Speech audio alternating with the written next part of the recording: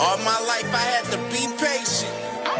Like Meek Millie, I was dream chasing. Finger to the law when I see haters. Oh, the feeling when you tell your niggas we made it. Ooh, baby. Ooh, baby. Ooh, baby.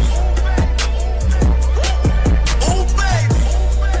It's showtime like Kareem Lakers. I make a masterpiece, scene basic. No Meek Millie, but I'm dream chasing. Took the shortcut like Anita Baker. I want the bright lights that you see in Vegas. I need a big house with like 3 basements. Drop an M on the whip, think I'm speed racing. Don't know if it's the Transformer or the Green Ranger. My nigga Mac got the beat banging. Young nigga selling crack as a teenager. Had fiends playing baseball out here free basing. Had me showing off the rings like a Freemason. My mama gone, but I keep pacing. Trying to keep it all together like I need braces. Family calling when they need favors. When I was broke, they was acting like complete strangers. All my life I had to be patient. Like Meek Millie, I was dream chasing. Finger to the law when I see haters. Oh, the feeling when you tell your niggas we made it. Ooh, baby. Ooh, baby. Ooh, baby. Ooh, baby. Rest in peace, the Nippy was the street savior. Got my credit right now, I need acres. Gotta turn your dirty money into clean paper. Trying to own a franchise without a key player. I go through hoes like I weave laces. Tree blazers, let they mama noodles be flavored. Meat takers that be acting like the D sacred. You bust in, you would think they on their knees praying. Then I slide like a screensaver. When I'm done, make some scrambled eggs, cheese bacon. Then it's on to the next, I ain't a speed dater. Little bitch ain't gon' hear from me till weeks later. I don't see no things changing. Kids still dodging bullets like they seen Matrix. These young niggas really need saving, but OGs won't teach them that the street's dangerous. All my life I had to be patient. Like Meek Millie, I was dream chasing.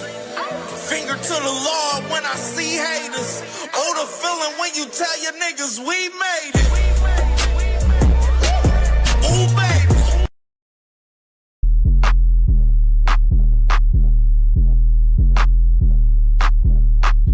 Rolling with the mafia, mafia, mafia. Rolling with the mafia, mafia, mafia. Rolling with the mafia, mafia, mafia. Rolling with the mafia, mafia.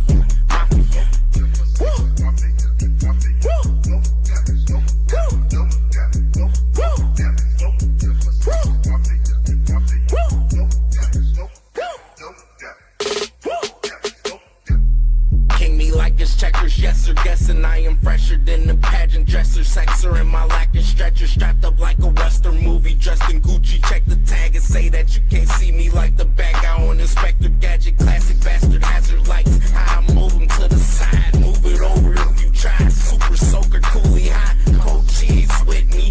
Velveeta, hell weeder.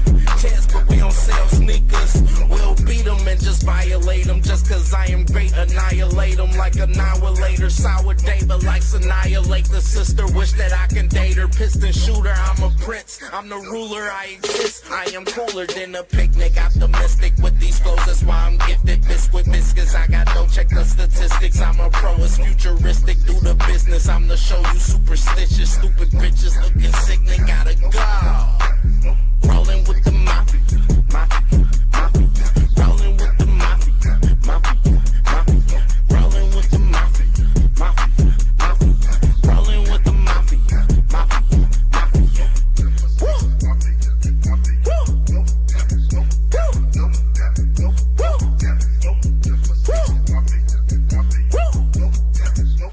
What the hell is you so scared of? I got 15 fights. Like, let's talk about these, talking real shit. I got 15 fights. You got 30. I'm a young cat, right? Well, come school this young cat. Come school me. The fuck? Come on. But they want to talk about, they just keep saying irrelevant shit. Oh, me and Shakur the bigger fight. Him and Shakur the bigger fight. He's not at your weight class. That doesn't matter. You got a mandatory right here. And you talk about a nigga that's not even at your weight class. And y'all keep talking about how this is not scary. Like, how? Y'all think this is crazy. Y'all. Let me calm back down. Come on, bro. Y'all gotta, bro. I am only 15 years old. It's not that much damage I can do to you, bro. I'm only 15 years old, bro. It is not that much damage I can do to you. Hey, I'm telling Bill right now, stand on your word. Bill, stand on your word. You hear me? Bill, stand on your word. Stand on your word, Bill. I know it's about to happen on this purse bid tomorrow.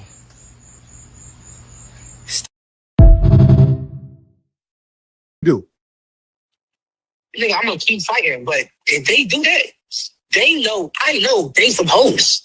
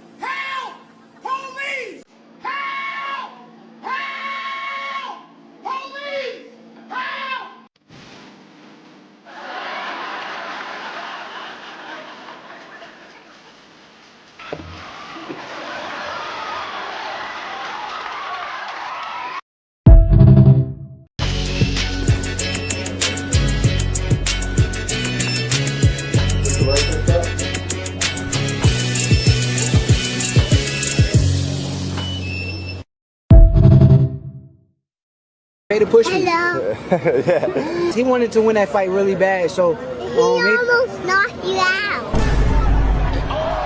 No, he did not. Girl, is you crazy? Told you what I was gonna do to you, man. You come up here, let me show you. I never fucked anybody over in my life. Didn't have it coming. You got that? Oh, I mean, I don't take anything personal. All I have in this world is my balls and my word, and I don't break them for no one. Do you understand? No, come on, man. That piece of shit up there, I never liked him. I never trusted him. I think you speak from the heart. Say hello to my little friend. You wanna play rough? Okay. You fuck with me. You fucking with me back. Go ahead, take your fucking bullet. You think you're Devin or better? Take your fucking bullet. Go ahead. I don't like to lose. I think the world see it now. Why I'm so confident. We'll get it done.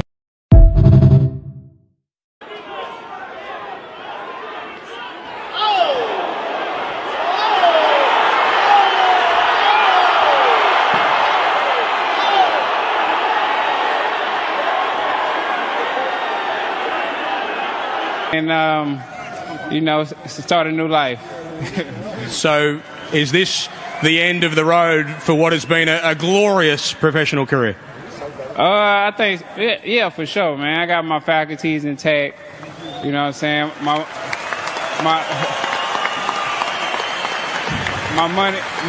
My money is good and working for itself.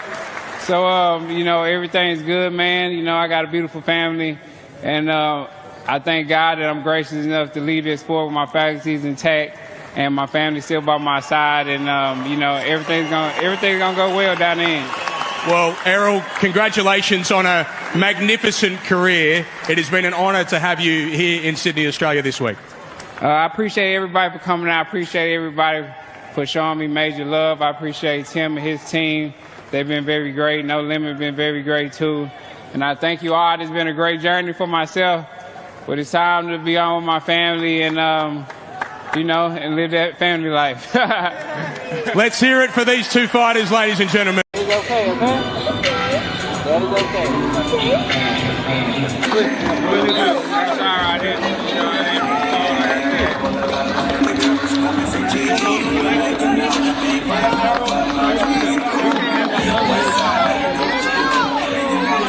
Now you can concentrate on your family, your kids, whatever they want to do. Hey, whatever they want to do, then you have to support that.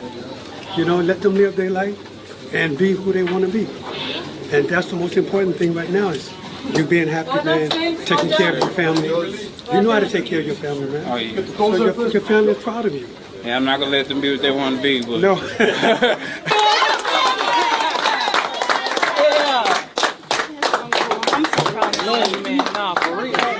I love y'all, man. I appreciate y'all. Baby, we here. Boy, this shit is over with, baby. We can move on to the next I'm sorry, I'm sorry.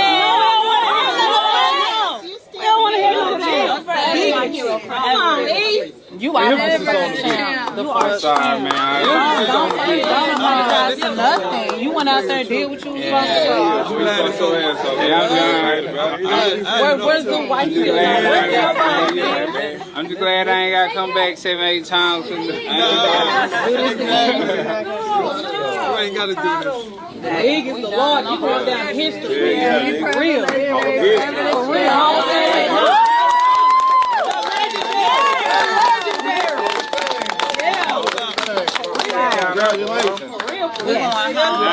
I still a bigger fish. I appreciate y'all though for coming, man. Appreciate all y'all for supporting me. Oh yeah. Y'all know me. I know it's been a long road, a lot of trials, tribulations, and I always. But you're worth it. Yeah. You still come back. We travel 15 years across the world for you any day. Any day. You hear me? And baby, we was chill. We were yeah. I'm talking about every time. Say that. Every time. Say that, sweet. Nah, bro, I appreciate all y'all for real. Oh yeah. Big. We appreciate you. More life. We appreciate you. More life, bro. I'm glad this is over. Yeah, Me too.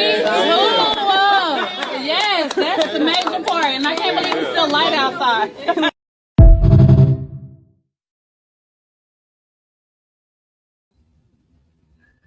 Welcome to Read the Room episode 8. We are back in full effect, live and direct, man. What's popping with the family, man? Hope everyone is feeling good on this Monday morning / afternoon for everyone, man, for sure. And what's popping? I got my twin with me. Y'all know what it is. Read the room, man. Y'all know the vibes, man. How my twin feeling this morning and afternoon? Oh, I am feeling great. Shout out to everybody in the chat. Y'all make sure y'all smash that like button and show us some love. Yes, definitely. Smash the like button. Most definitely. Y'all know the vibes, man. Y'all know what's the vibes. Y'all know the goals, boy. We do over here. You feel me? Let's get to 100 likes. It's 34 people in the building. It's 28 likes. 30 likes right there now. Let's get these likes up. If you haven't hit the like button yet, please, most definitely, smash that like button, most definitely, and support the grind. Support Read the Room through Cash App, $CamJNetwork, and $Jag Queen Boxing as well, man. Most definitely on this cook up this morning / afternoon for sure on Monday, man. Most definitely. I can speak for myself. I know I'm feeling great this morning. Definitely had some little shit going on this morning. Had to get this show together. But I definitely want to start off and salute my brother D1, man. My brother D1, first sponsor of the show today, man.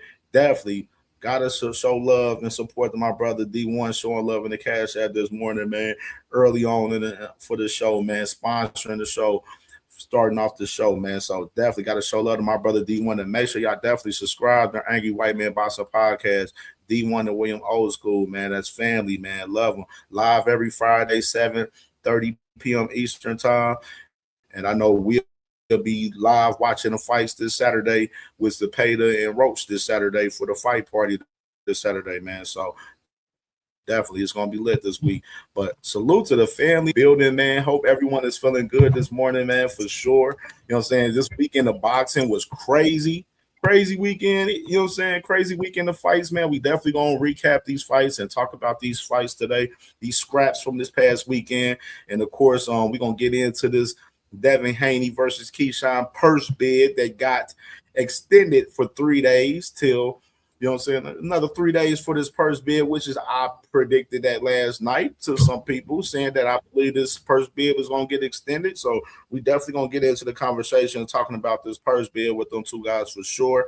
And definitely, man, you know, this salute to the family. See you all in the building, man, so far. Salute to the family so we can get into this content, man, for sure. You did. You know what I mean? So salute to the family in the building. Like I said, hope y'all feeling great this morning, afternoon for sure. And so starting off, salute to my brother SBG Mello in the building, man. Starting off, man, salute to my brother, man. Y'all heard my brother. Hit that like button, man. Support the channel through Cash App, $ CamJNetwork, $ Jack Queen Boxing, and most definitely subscribe to both channels, CamJNetwork and Jack Queen Boxing, man. If y'all not subscribed, man, most definitely. My sis, I gotta say congratulations to my sis. She hit over 2,000 subs now. You know what I'm saying? My sis cooking up over there on Jack Queen Boxing. So congratulations to my twin hitting 2,000 subs a few days ago. You know what I mean? For sure. You know what I mean? So it's lit out here, man. It's lit. It's lit. It's lit out here. Yeah, man. And salute to my brother D Free, man, in the building, man. Make sure y'all definitely subscribe to my brother D Free, man, putting in that great work over there on D Free Sports Talk over there, man. Definitely subscribe to my brother if y'all not subscribed for sure. All things in the building. Y'all heard my brother, all things. Smash the like button, man. Most definitely, man. YouTube legend, my dog, all things, man. Salute to my brother, all things in the building.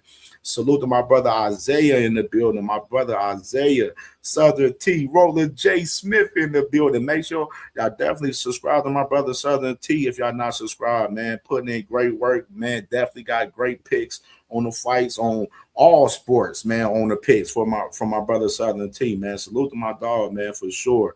And salute to my brother Bobby in the building. I see my dog Bobby in the building. I see you, Bobby, man. Hey, watch out out there, Bobby. Be cautious out there, man. Them hitters out there. Them hitters in the chat, man. You know what I mean? And salute to my brother Marta Prince in the building, man. Ohio in the building. Salute to my dog Marta Prince in the building. On the money line in the building. Salute to my dog on the money line. Joseph Bermia in the building. Y'all heard my brother Joseph Bermia. Smash that like button. If y'all didn't smash that like button, make sure y'all definitely smash that like button. Most definitely. Salute to my brother Tim Carey in the building, man. Appreciate my dog Tim Carey in the building, man, for sure. Lee Jackson in the building. Salute to my brother Lee Jackson in the building, man. Day one, man. Day one supporter on CamJNetwork. Real shit. J-Man in the building, Cincinnati in the building. Salute to my brother, man. J-Man 513 in the motherfucking building. Trey Skills in the building. Salute to my dog, Trey Skills. Sexy Kendra. Salute to my sister, Sexy Kendra, man. The beautiful Sexy Kendra in the building. Hope you feeling well today for sure, sister. And for sure, salute to Ruben Langford in the building. Salute to my dog, Ruben Langford in the building as well. Radio Flyer in the building. Make sure y'all definitely subscribe to Radio Flyer. If y'all not subscribed, definitely Radio Flyer. I see you. Salute. Miss Joette, my beautiful sister, Miss Joette in the building. Definitely salute to my sister, Miss Joette in the building. Absolutely, for sure. Terrence Gaden, my dog Terrence Gaden in the building. Poe Pounder, my dog Poe Pounder in the building. Salute to my dog Poe Pounder. Opulent LDTV in the building. Make sure y'all definitely subscribe to my brother Opulent LDTV if y'all not subscribed as well, man, for sure. Putting in great work on the entertainment over there on his channel, for sure. And my dog Rare Breed in the building. Salute to my dog Rare Breed in the building. My dog Big Dre, man. Make sure y'all definitely subscribe to Big Dre as well, y'all. Big Dre just dropped this interview with Lamar Roach on this channel, man. So definitely check my dog Big Dre out, man, for sure, man.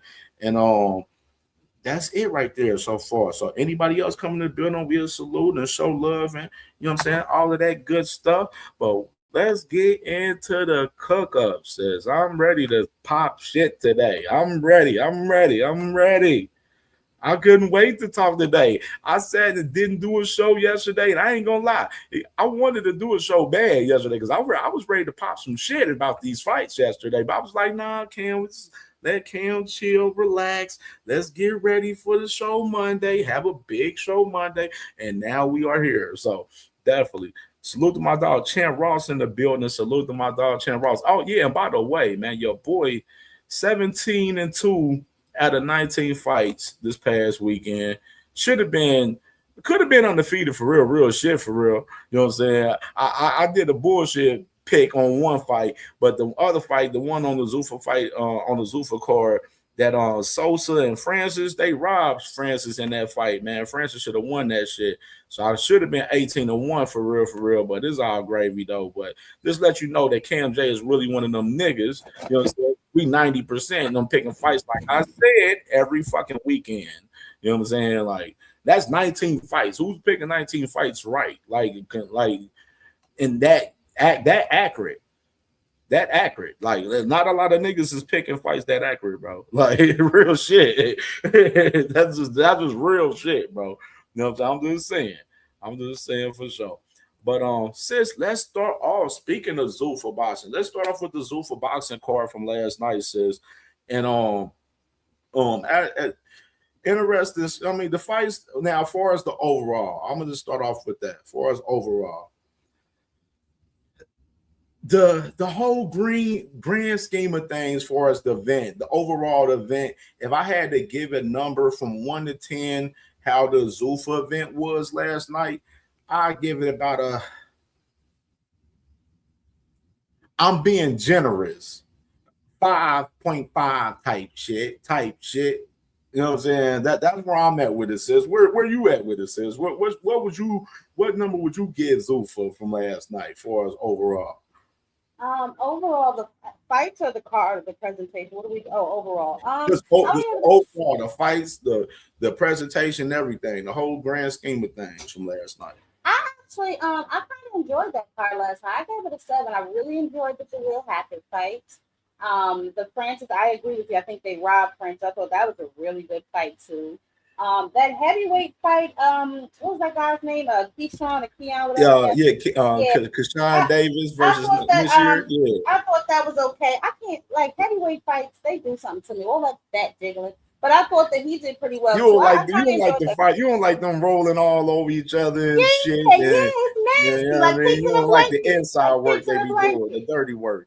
Picks in a blanket. No, because you can't really tell the impact. Like when a gut punch is like, did he even feel that? So it's like a little whatever to me. For real. Yeah. That I picked Davis in that fight to win that fight. Out of all the fights, I think it was like 8 fights last night. I was 7-1 out of all those fights. The only one was the first fight with Francis and Sosa. Was Francis? I felt Francis won that fight. I know D1. He was saying that he felt Francis won it. When I went back and watched it just to see if my eyes was tripping because I didn't watch it live at the time, and I watched it. You know what I'm saying? Back this morning, I'm like, man, they played me cock on that shit right there. And I was pissed, but it was all good though. But overall, it was some decent little scraps. I think I say the Emiliano Moreno fight with old boy was a good one. That was a good scrap. I had Moreno winning that one. You know what I'm saying? Which is that one now. Getting into it. Jaleel Hackett. And by the way, I see my boy Chan Ross, 6th place overall, but I don't know how, I think I was like 80, 90, 100 people in the daggone league. You know what I mean? But CamJ, 6th overall in the season, new season starting this week. You know what I'm saying? We trying to win it. We trying to get first places next season, though, for sure. You know what I'm saying? But definitely, if y'all, it's fun, bro. Real shit. Tap in with my brothers, Chan Ross. Subscribe to him. Tap in with them. You know what I'm saying? If y'all want to join the new season, far as Chan Ross Fantasy Boxing League, man, we need more people to come in, man. You know what I'm saying? And let's see if y'all really, you know what I'm saying, good at picking fights. You know what I'm saying? Join the league. Tap in with Chan Ross. You know what I'm saying? He on Facebook as well. You know what I mean? You can definitely hit them up on YouTube for us to message on YouTube and shit too. But tap in with them, join the league. You know what I mean? And let's see how some of the people fare in these picks with us picking. We pick every fight damn near every weekend. Like we'll be picking, some of the domestic fights out there and everything, bro. Like we pick a lot of fucking fights. So, and you know what I'm saying, every weekend you see me, D1, William Old School, Cash, Mello, like we all watching, fights crazy every weekend, you know what I mean? So tapping with Chan Ross on the league, you know what I mean? And let's see how people do their thing in the league this season, because the new season starts this weekend, man. And salute the Ring While Boxing Podcast, man. I ain't miss you, cuzzo. And the Butcher, salute to my brother, the Butcher. All right, now let's get into Jaleel. Says, hey, I know a lot of people was worried about Jaleel Hackett going into this fight with Sergey Derevchenko. I was a little worried too, as far as the style what Jaleel brings to the table and what we know Sergey Derevchenko brings to the table. Now, that's man Jaleel, he was cooking last night, sis. That man was cooking. I ain't gonna lie, that man was cooking. That jab was flicking and everything, man. He got hit with some shots. He had some little moments. Sergey had some moments where he was cooking as well, man. But overall, this was a great fucking fight last night between both of these guys. I ain't gonna lie. This fight was what I expected it to be. Last night in Jaleel, he got the win by unanimous decision, moving to 13-1 with 9 knockouts, beating Sergey Derevchenko. You know what I'm saying? Older guy, of course. You know what I'm saying? I know he's older, but at the same time, still was game, still was out there, doing this thing. You know what I'm saying? Out there, still a live dog. Says, what's your thoughts of Jaleel Hackett's performance last night, twin? Yeah, I really was impressed with Jaleel Hackett. I think he needs to work just a little bit more on his defense, a little bit more on his head movement. But overall, that nigga got a chin of gold. He got popped a couple times, didn't even look like he felt it. So I was, like you said, a little nervous for him going into this fight because Derevchenko is a live dog. He is a little older, but he's still very, very much game, as we saw last night. So shout out to Jaleel Hackett. He continues to improve himself. And as he gets in there with tough opponents, he comes out on top. So shout out to him for sure. He definitely got the goods. I saw Kenny Ellis in his corner. So, that was good to see him and his father. He was mixing the inside and out and everything, sis. Like, that's what we said. I think when we were talking about this fight leading up a lot, we were speaking about, Jaleel Hackett having to be able to don't fight on the inside the entire fight. You're going to have to mix it up inside and out. Give some different looks for Sergey Derevchenko a little bit. You know what I'm saying? You don't want to make it a firefight the whole entire fight. You know what I mean? Now, he picked the spots. Exactly he did. He picked the spots to make a firefight. You know what I'm saying? I only gave Derevchenko, I think, rounds 3 and 7. You know what I'm saying? Outside of that, I pretty much gave the rest of the fight to Jaleel. So, like I said, I was impressed. I even wrote that down as one of my candidates for fight of the year. So I was loving it.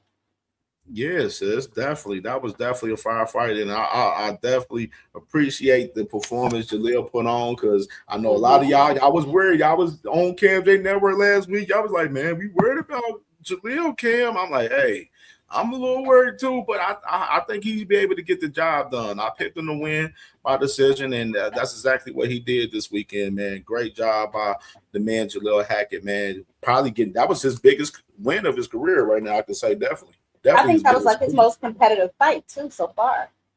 Yep, most definitely. Most definitely, man. And salute to my boy KP from KC in the building. My brother Band Up, man. Salute to my dog Band Up in the building as well, man. Pugilism, I see you, my dog.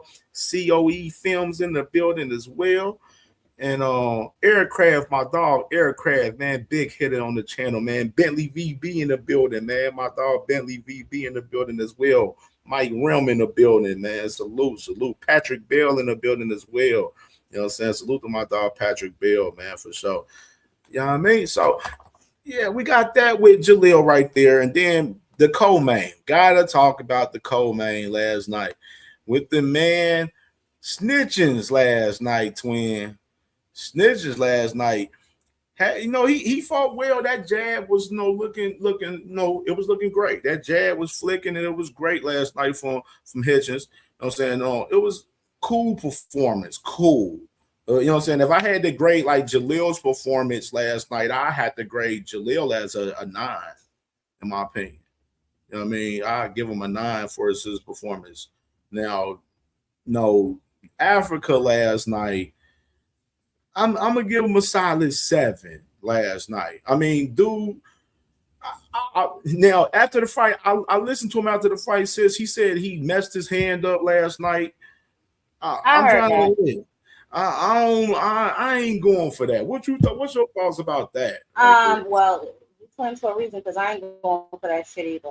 I was not impressed with Richardson Hitchens. If I'm being honest, he was very basic. I thought he ran a little bit from old boy, but maybe that's due to what he said. He hurt his hand or whatever the case may be. But yeah, I mean, and when I say I'm not impressed, I'm speaking from a standpoint of how you hear Africa talk, right? Because he don't fight like he talk, or at least he didn't last night, right? Because he talked like a gangster, but last night, I don't know. You know what I'm saying? That talk wasn't matching that walk. But again, he said he hurt his hand, so we're gonna go with that until we have other information to move forward with. But I wasn't impressed. I mean, it was basic at best.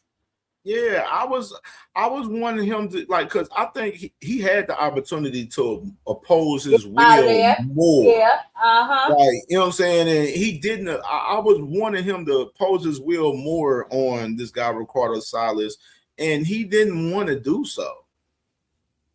He didn't want. That's why I said he felt kind of scary to me, and he don't like pressure. You know what I'm saying? He don't like pressure. That's clear. And he felt kind of scary. Again, you know, he said he had the hand thing going on after round 6. I think he said after round 6, right? So I don't know. I ain't jacking that hand excuse for real. It really kind of irritated me. Like, wait, for real. I ain't gonna lie, sis. I ain't gonna lie to it. I ain't gonna lie. That excuse, I ain't really jacking that excuse for real, twin. I ain't gonna lie. I was impressed. I told you, I'm not impressed by Africa as a whole, if I'm being honest. You know what I'm saying? He fights similar to Devin to me. You know what I'm saying? I'm not really impressed. But you know, he did all right. I guess that's his first fight on. He got some good. Don't get it twisted. He got skills. He got some skills. He got. He got skills. He got great skills and everything. But you know what I'm saying? We still haven't seen him really in no adversity and no fights at all that he's been in. Like, there's no adversity in none of these fights that he's in. And then we got to talk about. We got to run the clip with him with the post fight interview right here. God. This man off the chain, man. This y'all man's man with these call outs. My damn man. With this they man's with these call outs. Here we go. Let's run the clip. I want the other guys, the guys that y'all say is the stars, you know, the Devin Haney's, the Ryan Garcia, Karna Ben, Teofimo Lopez. Just intriguing fights that fans will be happy. Even what's his name? Brian Norman. I think that would be a fight where we could gauge that fight from Devin Haney performance against him and mine, because they're gonna say that I want Devin Haney leftovers, but I can't get the Devin Haney fight. So I gotta show y'all what I could do to everybody that he get in the ring with. So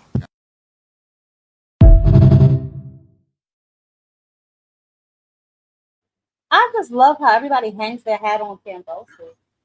I love how they hang their hat on Cambosis. It's astonishing to me. Well, I don't know if you saw, but Hammer Hands definitely called him out. That would be a great. Well, Hammer Hands is at 160, ain't he? No. Rodriguez is at that 150 mark. You hit that welterweight. Okay. All right. Yeah. So let's see then, because he definitely called him out. He said it was a snooze fest, and I concur. I'm looking at this nigga like, you call out. So you're targeting all. You target all 47 guys. Sister, didn't I say this though? I've been saying this you forever. target all 47 guys that was at traditional boxing. Then you targeted the guy that's at traditional boxing that's at 35.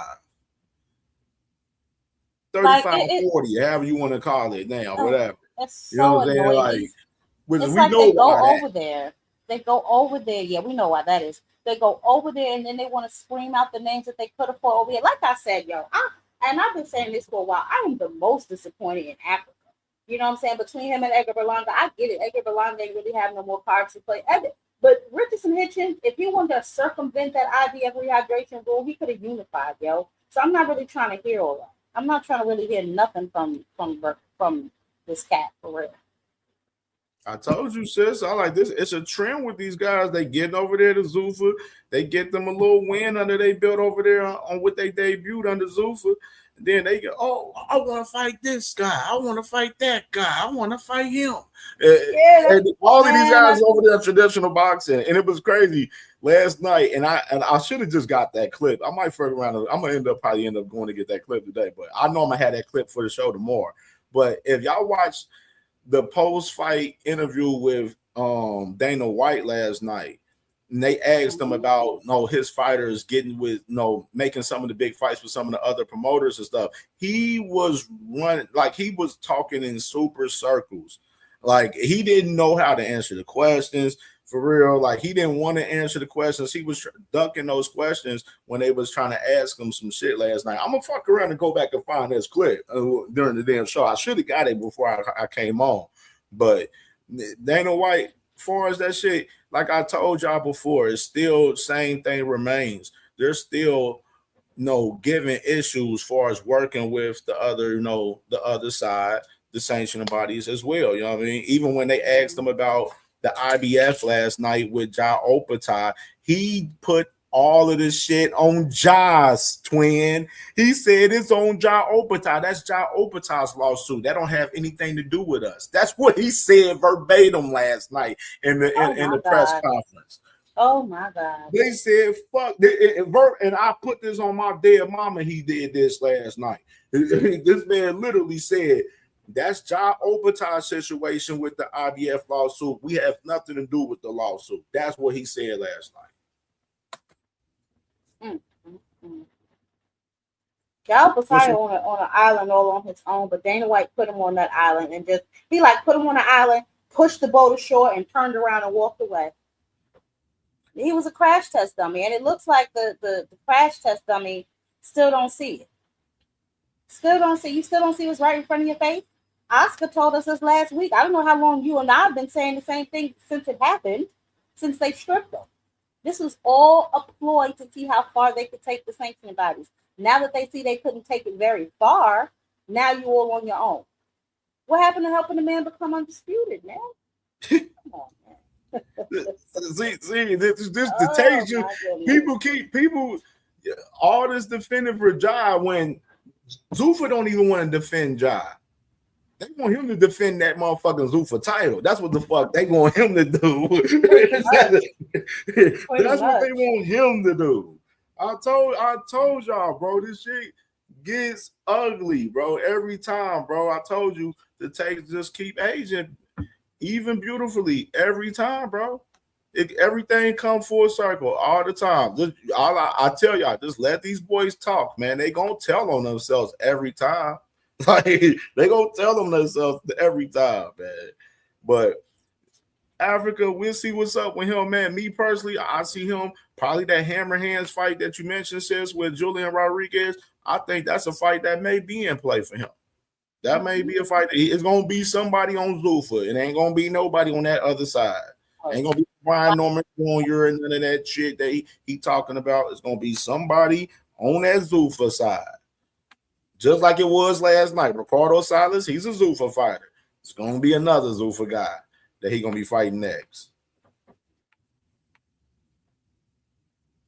So we can go ahead and get into this, man. Belanga. Belanga, boy. Boy, you survived a scare last night, Belanga. It was shaky, baby. It was shaky, baby. Let me go. I didn't think that punch landed when he fell. I thought that was like a push or a step on or like a misplaced footing. I wasn't really sure that he got hit. You talking about Berlanga, sis? Yeah.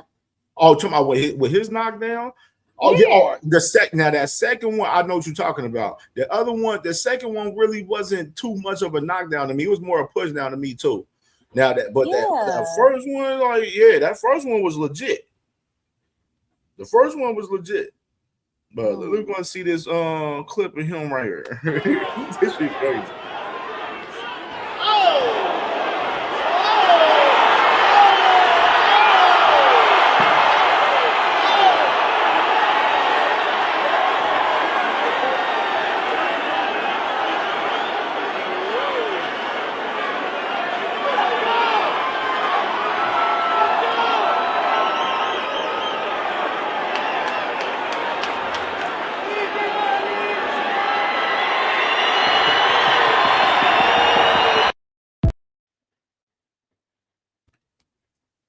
All right, so everybody in the chat saying he got hit. He did get hit. All right, I'll take y'all word for it. I'll take y'all word for it. Y'all the family, so I'll tell y'all word for it for sure.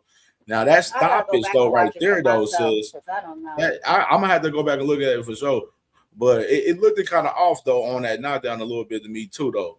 But now the stoppage for as Berlanga with Butler last night. What did you think about the stoppage? Because I know some people felt like they didn't like the stoppage for real. Nah, I think it was good because he was taking too many unanswered shots. You know, when a guy gets hit like that 3-4 different times, he wasn't doing a good job of blocking anything, and he was taking those shots. So he didn't bring his hands back up enough. He was not defending himself. You got to step in and do something. And it looked like from the way it looked, he looked like he was falling anyway because him and the ref they almost fell out the damn ring. And then the man, what got me was the man literally, he already on the ground, and then that man Berlanga was about to try to strike his ass right there. Yeah. I was like, Berlanga, you need to stop. Because if he had hit him his ass, that would have been a DQ, wouldn't it? Would have hit that man down here. Yeah, I was like, that shit was crazy. I thought the stoppage was it wasn't it was kind of off to me on the stoppage a little bit, but I understand though because Butler was getting his ass whooped leading up to that shit. He was taking too many unanswered shots. I was fine with it. Honestly, I was fine with it. He was definitely cooked at that moment. I ain't gonna lie, he was definitely cooked. But the fact that the man Berlanga. The defense is still not there for Berlanga, bro. I just don't see him, twin. It's not. I don't see. I've been telling y'all, it's no high ceiling for me for Berlanga, and he's going to get cooked over there, Zuffa, bro. It's a matter of time. It's a matter of time before somebody cooks his ass again. I don't know if that was a confidence builder, but even with that, he looked like he was struggling for a minute. You know what I'm saying? So I mean, listen. Berlanga is not that good. I mean, that's why last night when we was on D1 channel, shots at D1, everybody like pumping up Shiraz. I'm like, y'all pumping him up off of that Berlanga when Berlanga is not that good. Man, I ain't crazy about bro like that. My damn self. I've been telling y'all that boy. That was it's not low key for him last night. We told y'all that was a tough scrap for him for y'all with Butler though last night. Told you that boy Butler was gonna be game. Darius, it's not low key. It's definitely very high key, babe. It's not a secret. Berlanga is ass.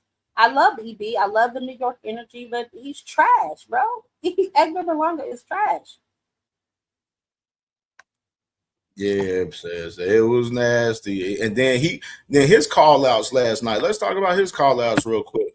This man, so he called out Charlo last night. He called out Caleb Plant. He called out Hamza Shiraz.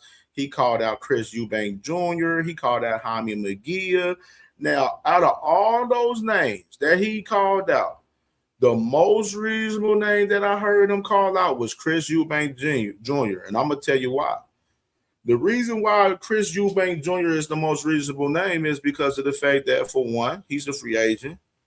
Then for two, they were already in negotiations in recent time. And before he had this fight locked in with Stephen Butler, before he signed this deal with Zuffa, they were already talking about fighting him and Chris Eubank Jr. The only problem was they couldn't get the weight situated for as which weight they was going to fight at. But Chris Eubank Jr., that's literally the most reasonable one, even though it's rumors that he may fuck around and sign with Matchroom. Eddie Hearn, according to Eddie Hearn, he said that they've been talking with Chris Eubank Jr. about bringing him over there to Matchroom and working with him over there. So I don't know, but out of all the names, the most logical name is Chris Eubank Jr. for Edgar Berlanga. Hamza Shiraz, I know for damn sure is not going to be next. Jaime McGee, he don't really want that smoke. He ain't going to be next. I know Jamar Charlo is definitely not going to be next. And I know Caleb Plant ain't going to be next. Like, so the I don't even know what's going on with Taylor. Logical is Chris Eubank Jr. I'm not even sure what's going on with Caleb. I saw something about him a while ago. But as far as Charlo would hurt Edgar Berlanga badly. I really doubt he wants that Hamza Shiraz smoke again. And again, these guys are on this side. They already have fights lined up. Like EB, go do something. Go do something. It's not gonna happen. Like you said, the maybe the Chris Eubanks Jr. fight is a fight for him. At what are they at? 168? Is that what he's going over there? They fought at 168 last night. Now, one thing Right. about last night, both guys came in overweight for the weigh-in.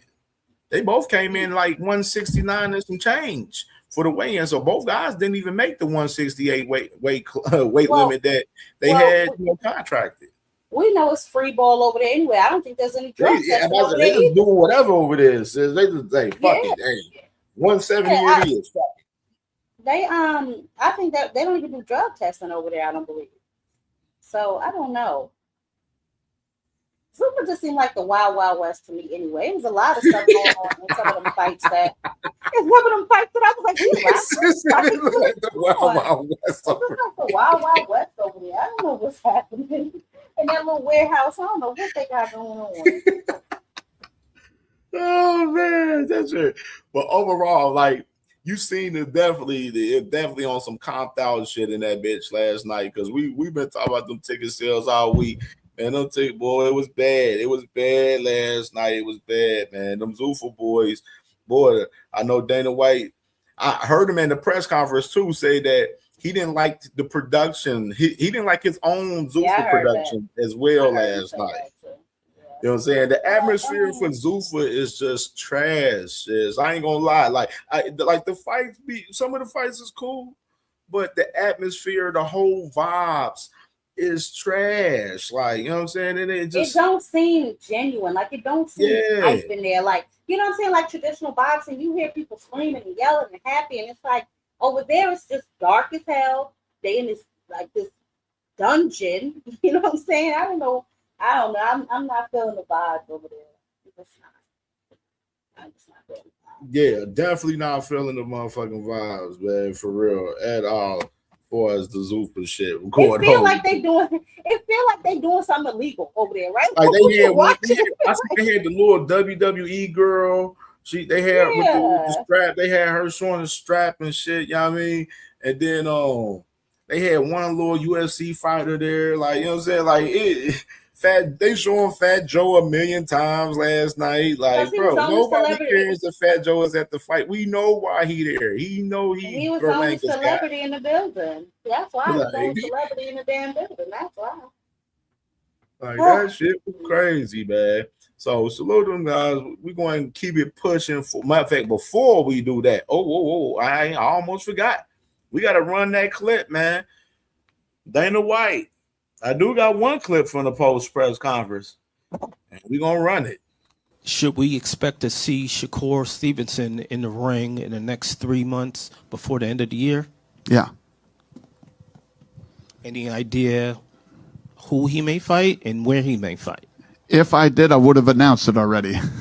I love Tank Davis, so I'm actually a fan, and we've talked to them, so. I don't think he has any plans to fight anytime. I don't want to speak for him or whatever, but I have talked to him, and I'm a fan. So, is that the Leonard Hearns of this era? Is something similar to that? The two best fighters. Well, you hope so. I mean, you hope so. We can make these fights, and you can only hope that we knew tonight's main event was going to be good, but you don't know until it plays out. But yeah, I'm looking to make all the big fights that are out there.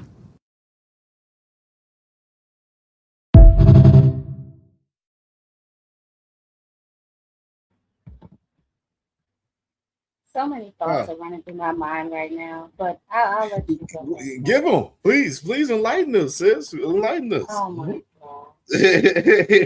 god! I'm gonna let you start this one off.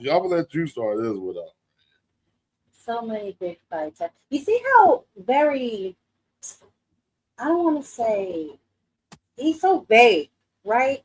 With everything that he says.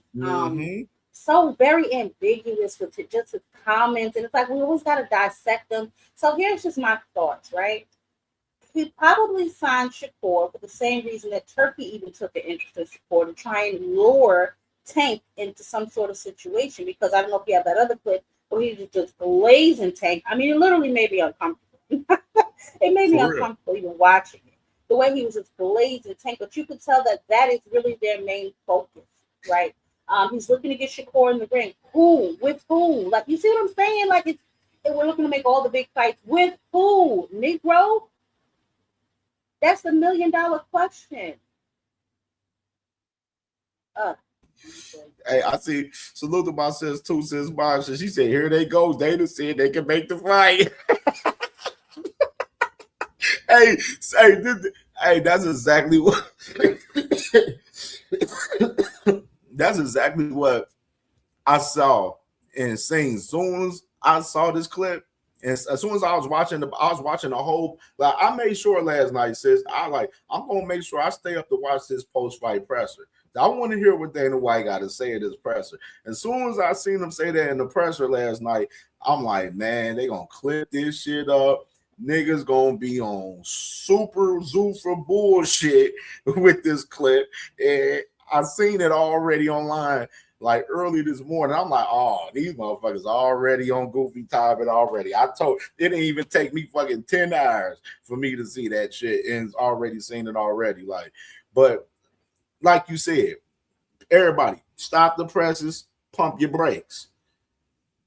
Dana White is confused as fuck. You know, just because the motherfucker said he talked with Tank, don't mean he talked with Tank about Shakur. You see what I'm saying? You see how ambiguous this or whatsoever. You know what I'm saying? That's what we have to put into, you know, real context as far as that shit. You know what I mean? And then on top of that, do you really believe he talked to a motherfucker? Me personally, I think he was capping. I think he was capping. That's just me. That nigga might have seen Tank somewhere and shook his hand and said, I talked to Tank. Like, these people. He said, I'm a fan. You know, I'm a real fan, you know? I'm a real fan. That's what that man says. He's like, hey, I'm a real fan, you know? Jesus Christ. You know, I'm here to make the best and make the big fights happen, you know? But at the same time, Ja Opatai, as far as his lawsuit, that's on him. He got to deal with that. You know, we have nothing to do with Ja Opatai's lawsuit, but we're trying to make the big fights happen. Okay. I mean, hello. like, okay. Dana White is crazy, boy. Okay. Y'all can listen to Dana White if y'all want to. Y'all can. You know what I'm saying? But we know how to read the room very fucking well over here. You know what I'm saying? That's why this show is called Read the Room.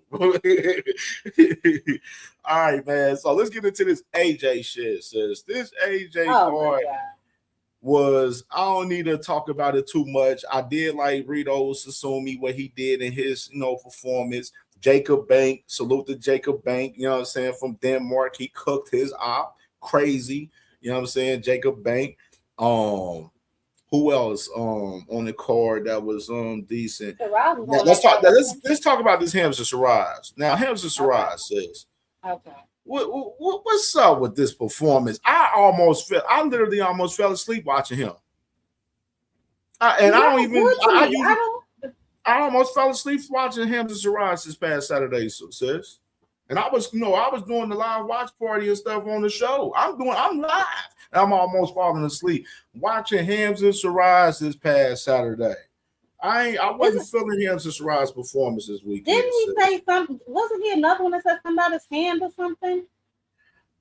I don't remember. I didn't get to see his post-fight presser for real. I watched it briefly. Because I was moving around trying to get settled for because I really wanted to watch that Edgar DeLonge in Africa. But he was making some sort of excuses too. I don't know, but I'm not impressed with him as a whole. You know what I'm saying? I think he's decent. I think he's got a little power. But he getting there with somebody who know how to box and all of that stuff. I don't really see him. Man, listen, they're moving him very strategically as well, in my opinion.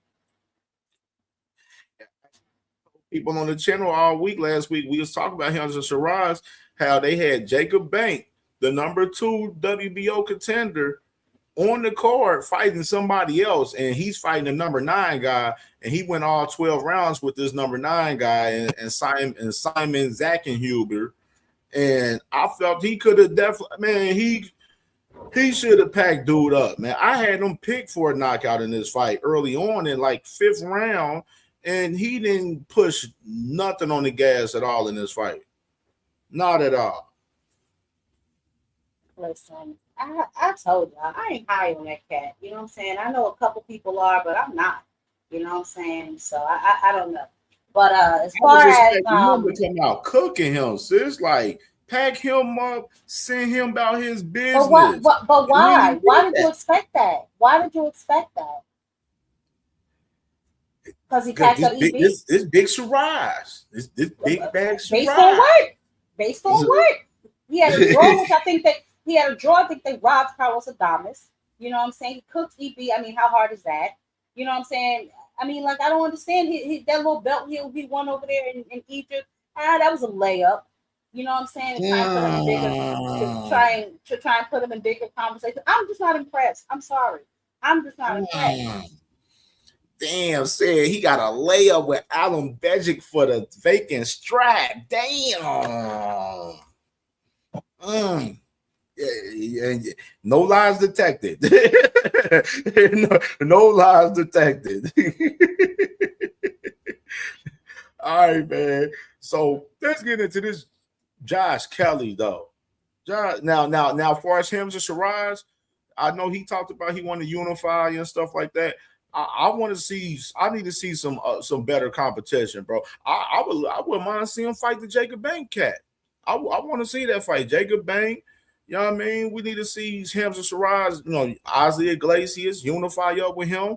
Jaime McGee, you know what I mean? Winner Canelo and Billy. You know what I'm saying? We need to see Canelo is not fighting that nigga. Canelo is not fighting that nigga. Move around. He'd go over there and fight Diego Pacheco, which I'm pretty sure, you know what I'm saying, Eddie Hearn is not trying to really make that happen, but move around, because I doubt that Canelo is going to fight him. This is Canelo's, he has one more fight, or is this his last fight underneath the Turkey?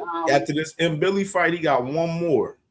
And we know Turkey want that Billy. He want that Shiraz. Oh, I know he does, but I mean, and maybe Turkey will make him fight him. I mean, make him do everything else. He lost the Mexican holidays. He's damn near non-existent, so possibly.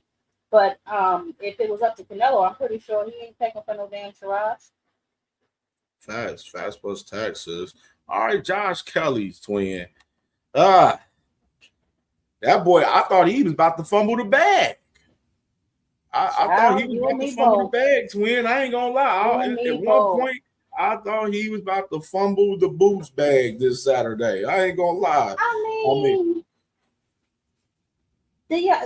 know we talked about this, and you said you expect him to keep his word. I'm not that confident, seeing as how he said that before and then he didn't. So I just don't know. I mean, now for us the performance with that Yarko, I mean, he was cooking early on in the fight, looking sharp, man. But then he started playing around in there, and I'm like, "What? You ain't that damn good to be playing around in there. You ain't Boots Ennis, nigga. What the fuck is you doing?" Like, I'm sitting there looking. I'm talking to Melo and D1 and Cash and William Old School. I'm like, man, what the hell is this man doing? Why is he playing around in there? He ain't that damn good to be playing around. Like, he got to get to work. And this man at Yarko, all pressure, coming through with pressure. Yeah, he came to fight. He came to fight. He was hitting. He had that boy Josh Kelly bloodied up like a motherfucker in the damn fight. He didn't even have no marks on him. Yeah. He walked out unscathed. This man, Josh Kelly, walked out bloodied up and bruised up in this damn fight, twin. Man, listen. Like I said, we'll see if he honors his word and gets in there with Boots. I hope he does. We'll see. But I can tell you this. I did see. I should have got that. I got the fucking content for that too. But I'd seen him on IG. He said that he was good, healthy, and everything, and that he'd be ready to go and ready for that big one for his next fight, as far as Boots Ennis and everything. And I did get a clip. Of the man Eddie Hearn after the fight talking about the man Josh Kelly performance and everything. Let me go ahead and run the clip real quick. Fight. And I thought Keevan did really well. They're both quite reactive fighters. You know, Josh moves his feet in very quickly. Keevan likes to throw explosive combinations. They clash heads a lot. Josh said that's the only time that I'm ever going to look better looking than him, apparently. And that nose is going to take a while to heal. And now he's got to look at the big fights. Like, you know, every fight's going to be tough. So you might as well gamble and get paid and be in those tough fights. So I think Josh Kelly against Boots Ennis next, very likely.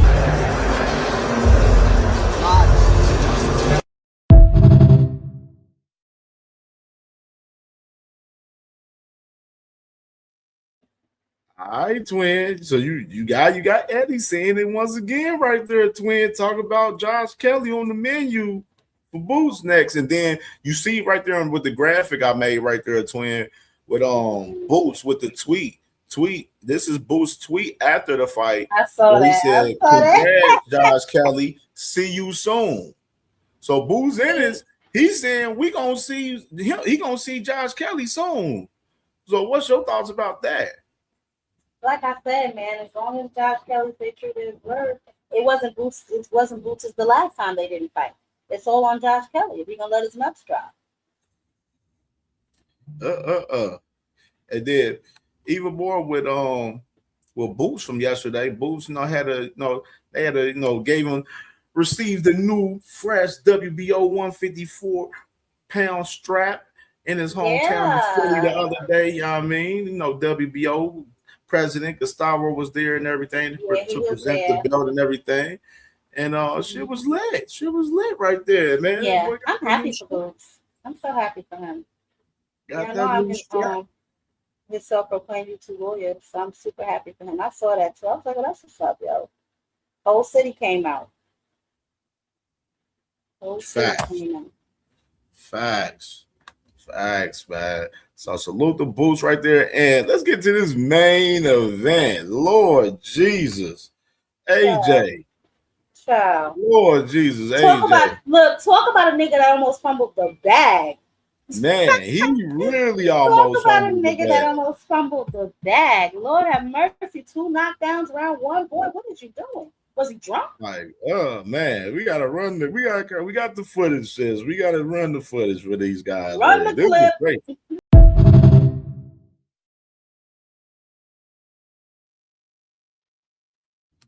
Man, oh man, that boy almost fumbled the bag. Like it the crazy part, that man got knocked down. Then he got AJ get up and he starts smiling. What the hell you smiling for?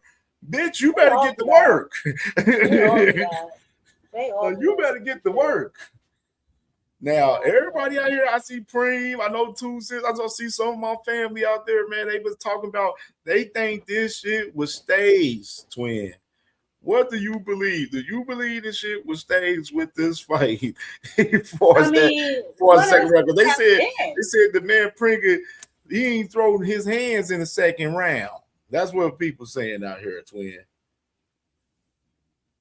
Honestly, it did look that way because he didn't throw that one single punch, and it almost looked like when he knocked AJ down, they was looking like, nigga, that ain't supposed to happen or something like it. It was just a shit show. I'll tell you what, Tyson Fury might cook his ass.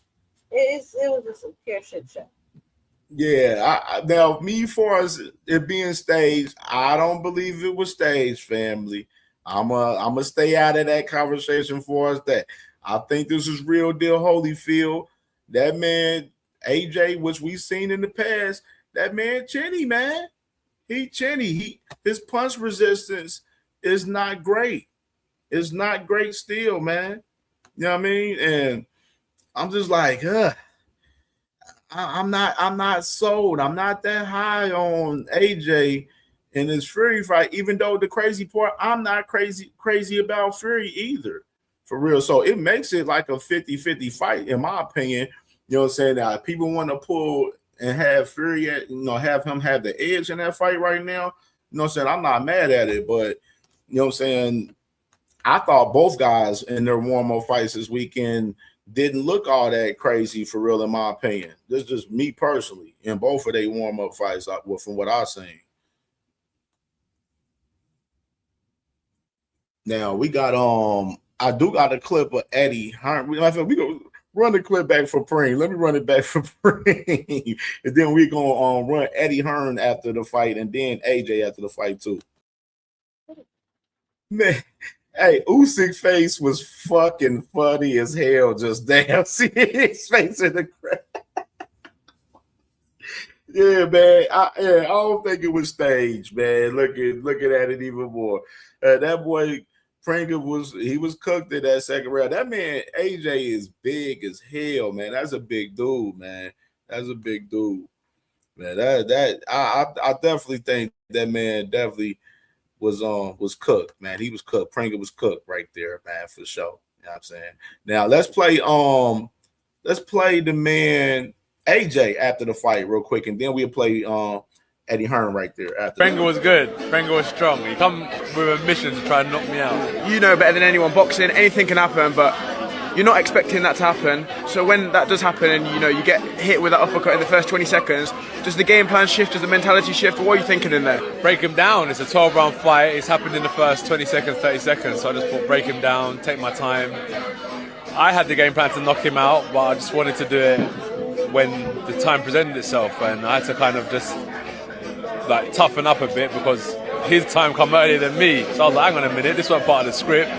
So tighten up, be tough, and be patient, because if I can get through this moment, my time will come, and it did in the second round. You stayed very composed. Did you ever for a second doubt that you would be having your hand raised by the time the final bell rings? No. I knew it was going to be tough because of the situation I found myself in, but I got it done in the end.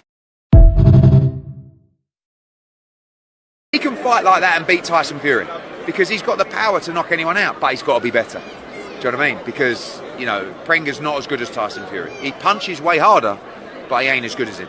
So he's got to be better. But one thing you will have to do is nail AJ to the canvas to beat him, and that's the reality.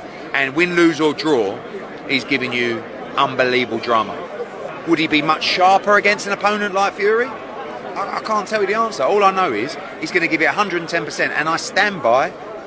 If he hits him on the chin, the fight's over, and I believe he knocks him out.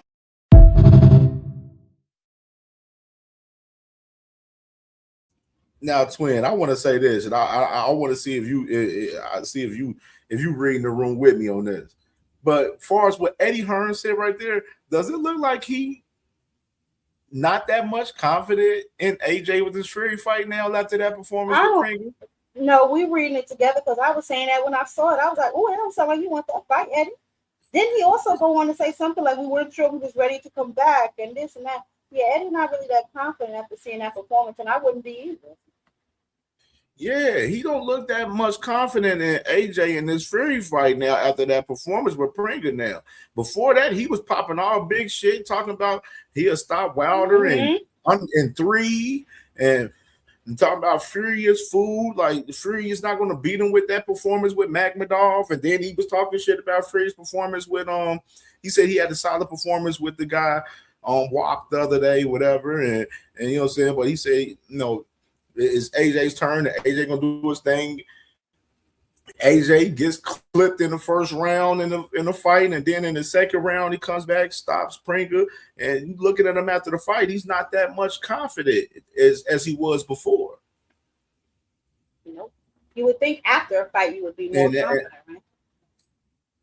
Yeah, absolutely, sis. And just even looking at it like from the perspective where AJ, he's like, nonchalant about a lot of shit always. He's very nonchalant. So with AJ, you're not going to get so much from him, as far as his perspective of it. But as far as from listening to him talk, he looked like his confidence isn't there as it was in the past as well. Neither one of them seems confident. And this fight has been, I made a video about this. We've been supposedly getting this fight for 172 years. Like, I mean, give it to us or shut up already. For real. For real, sis. That's why I was like, man, I don't know I don't know if I want to pick AJ in that fight with Fury, but we know one thing I do want to mention though about the fight though, as far as AJ and Fury, I did hear Eddie Hearn said that if they're planning to have this fight in the US, the fight is off. That's what he did say. Oh, yeah, I did see that too. I saw that too. Yeah. And so one thing he did say, Eddie Hearn said, yo, if Turkey and them boys is trying to plan to have this fight in the US, the fight is off. It won't happen. Mm-hmm. That fight is contracted in the US, then it's not happening. Yep. Yeah, it's contracted in the UK. And and they said this, they got Zuffa. They said Zuffa's not supposed to be involved in the contract as well. So we'll see how this shit plays out now that both guys got their warm-up out of the way and got wins in their warm-up fights, and see how they finish up on announcing this fight and where it's going to be, what date, etc., and all of that good stuff. You know what I mean? So, but let's get to the nitty-gritty, man. And Errol the True Spence versus the man Tim Tszyu this past Saturday night, which is the man Errol Spence. Didn't get the job done, you know what I'm saying? He went all 12 rounds with Tim Tszyu, didn't get the job done, but put on a gutsy performance, in my opinion, you know what I mean, off of a 3-year layoff with Tim Tszyu, with, a guy, Tim Tszyu, has been very active and everything. What's your thoughts about, the fight, sis, with Big Fish, man? The last scrap from Big Fish right here, the retirement scrap from Big Fish. It's pretty much what I expected, honestly. That's why I was trying to tell people on my show. I was trying to help them manage their expectations. I knew it was going to be an uphill battle. Not that I think that Tim Tszyu is a world beater by anybody's stretch of the imagination, but I knew that he was tough. I knew that he was more active, and I knew that he was coming in there to fight. Earl just, I don't know, he looked delayed to me. He looked a little off balance. His timing wasn't really there. And Tim Tszyu just could not miss with that right hand, yo. So I don't know. For anybody else, you know what I'm saying? Tim Tszyu was probably fooled, but I think that in this particular case, he had what it takes. Obviously we saw to beat EJ. So, but I'm glad that EJ decided. I thought he came back for himself anyway. I'm pretty sure he would have liked to have gone out with a win on his record rather than a loss. But I think that he did this for himself, just to see if he could come back, and for whatever reason, he got the answers he needed. He wasn't too bad, too badly damaged. So shout out to him in the next chapter of his life. You know what I'm saying? He's earned it. Facts, Swin, facts. Yeah, it's so many thoughts, man. It was crazy because, we had the conversation throughout the week, last week where, I played clips with Ronnie Shields and Errol Spence where, they was asking him about, is this his last fight? And, Errol Spence, he said, pretty much, had the sentiments pretty much of, yeah. We trying to, it's a fight by fight basis, pretty much. You know what I'm saying? We testing to see where we at and see if, we can make another run pretty much, but this might be the last fight. And they said, even if he wins, this may be the last fight as well. You know what I'm saying? Because it's up to him. It's up to him at the end of the day, like you said, Twin. And, I asked the whole question last week, was this, was this the last dance for Errol Spence? And obviously now we see after the fight and everything, definitely the last dance for him, obviously. And then, after the fight, I made this graphic, late that night and said, did Errol Spence know this was his last dance? 100%. And that was the question I want to pose for the family in the chat too, as well, man, do y'all believe Errol Spence knew that this fight with Tim Tszyu was going to be his last dance right here? Which is, I truly believe so. For as the performance from Errol Spence, I wasn't surprised by the performance. I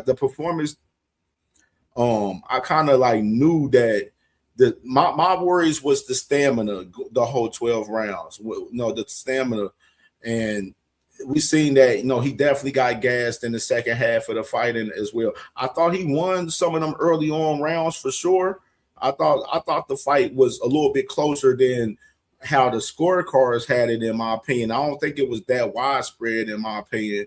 You know what I mean? But you know what I'm saying? I'm not mad at them giving Tim the decision. I ain't saying there was a robbery or anything or Earl should have won. I felt like Tim won the fight, clear, in my opinion. But it wasn't that widespread how the scorecards had it, in my opinion. In my personal opinion, I thought it was a little bit closer than how they had it. You know what I'm saying? So, but I mean, as far as the performance from Earl, I expected Earl to, be gassed kind of in the second half a little bit because he hasn't fought in 3 years a little bit. You know what I'm saying? And hopefully that he was going to be able to build upon breaking Tim down with the body shots. Now, I don't think Earl's power translated in this fight either. That's one thing I want to say too. I don't think Earl's power translated, and Earl fighting off the back foot wasn't the best, his best move. You know what I'm saying? If Earl had the stamina to be able to stay active with his punches and keep Tim off of him, you know what I'm saying, throughout the fight like he was doing early on in the fight, I thought he probably could have won this fight easily for real, but he didn't have the stamina or the legs to do that. And Earl still lunging in on shots. Like, I hate Earl lunging in on shots. And, you know what I'm saying? The lunging in, that shit, that was pissing me off with Earl, you know what I'm saying, as well. And not getting his head off the line at certain particular sequences in the fight as well. You know what I'm saying? Like, keeping his head right on the line as well, man. So, you know what I'm saying? I definitely was not surprised of what we saw from Earl this past Saturday night at all. Like, not surprised at all. But I do want to show love and praises to the performance he put on, for being 3 years removed from fighting, from his last fight, and then the car crashes, everything that the Earl's been through in his career, the wars that he's been in fights with Danny Garcia, Ugas, Sean Porter, all the wars that he's been in and some of the fights he's been in his career. You know what I mean? Just kind of knew that it wasn't going to be the the most solid, Earl, you know what I'm saying, 100%, you know what I'm saying, from the past in the fight. But, you know what I'm saying, I truly believe, as far as that, this fight, that he definitely knew that this was going to be definitely his last dance for sure.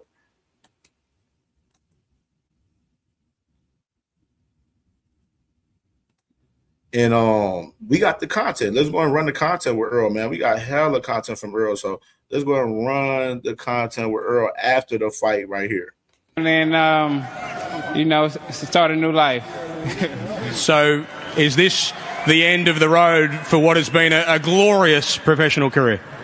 I think, yeah, for sure, man. I got my faculties intact. You know what I'm saying?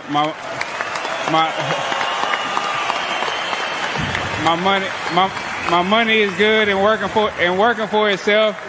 So everything's good, man. I got a beautiful family, and I thank God that I'm gracious enough to lead this sport with my faculties intact and my family still by my side, and everything's gonna go well down the end. Well, Errol, congratulations on a magnificent career. It has been an honour to have you here in Sydney, Australia this week. I appreciate everybody for coming out. I appreciate everybody for showing me major love. I appreciate Tim and his team. They've been very great. No Limit been very great too. And I thank you all. It's been a great journey for myself. But it's time to be on with my family and, and live that family life. Let's hear it for these two fighters, ladies and gentlemen.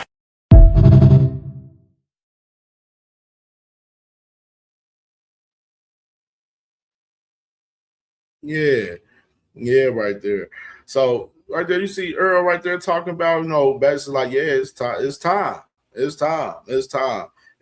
one thing I want to say too, as far as I didn't see no 9-3. Now, people saying 9-3 out there, I don't see no 9-3 in this fucking fight. Earl only went in 3 of those rounds in the fight. No, I had it more like on some 7-5 type shit, in my opinion, bro.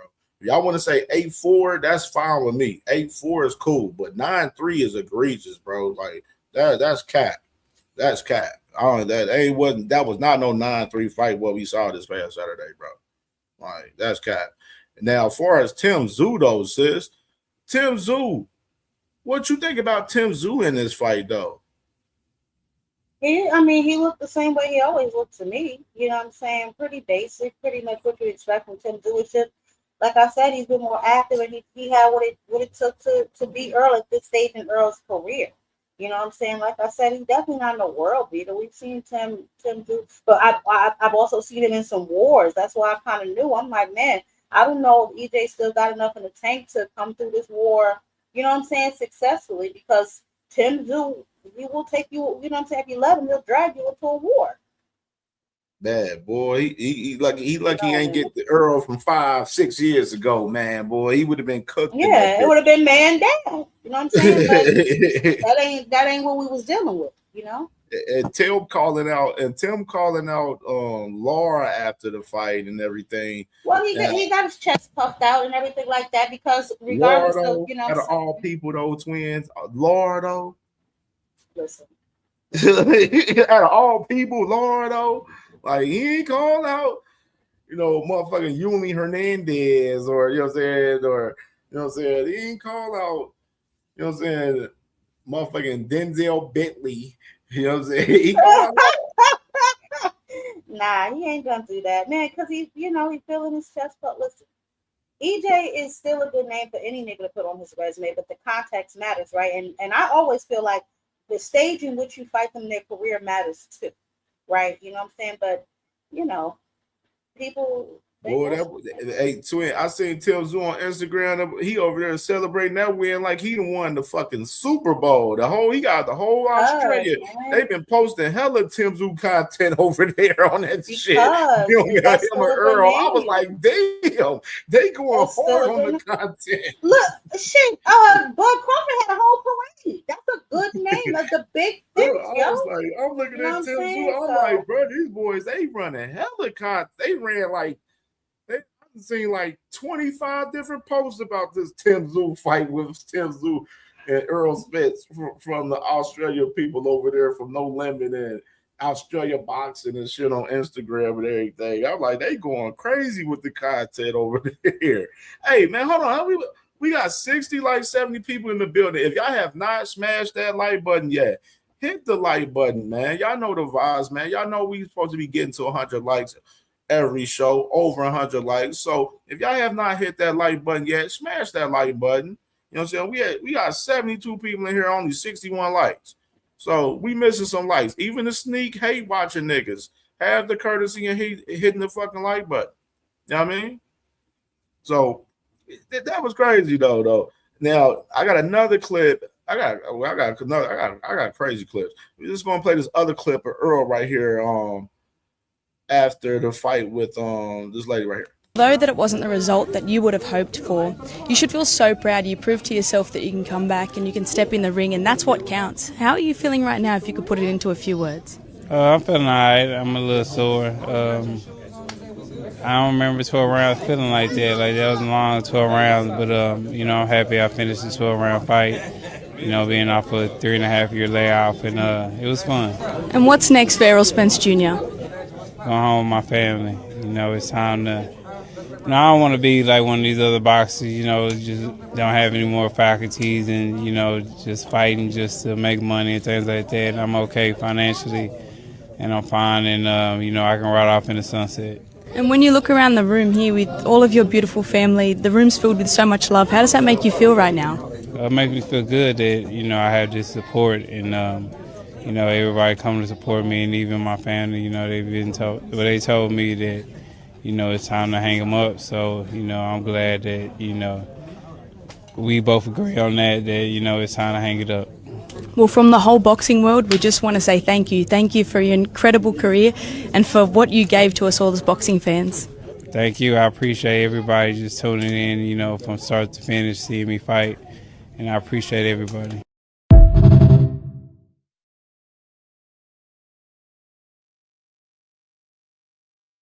Yeah, twin. You could tell that that's a conversation that takes place in his house, you know, keeping your faculties, because he said that a number of times now. So that's a conversation that obviously has been had within his family, and I really hope that he does, you know, still have some money left. I know I've heard him say that several times as well. that he has money left and he hasn't touched, some of the money from some of his other fights. So I hope that's really true. And like I said, I knew from the beginning that maybe he just kind of wanted to prove something to himself. You know what I'm saying? Not necessarily everybody else. But like I said, man, shout out to EJ and everything that he got coming next. He do sound a little punch drunk. I ain't gonna hold you. But for the most part, it appears that he's gonna be all right. And being at home with his wife and kids and his mother, that's probably what he needs at this stage in the game. Yeah, and salute to my dog Swoosh Life, man, showing love in the Cash App, man. My brother, man, showing love in the Cash App, man. Second sponsor of the show today, man, for Read the Room episode 8, you dig? And my dog, appreciate you, my brother, for sure.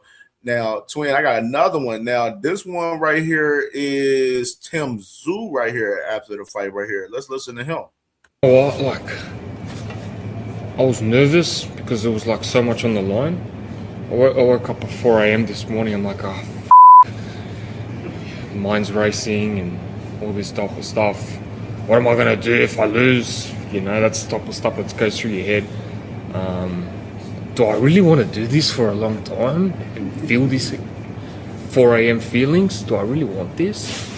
But man, when you put 10 weeks of hard work and a lifetime of sacrifice, it makes it all worth it, So yeah, I definitely need a little rest because I've been going back to back to back, 3 fights straight up. So, but yeah, I definitely want to make some super fights happen again.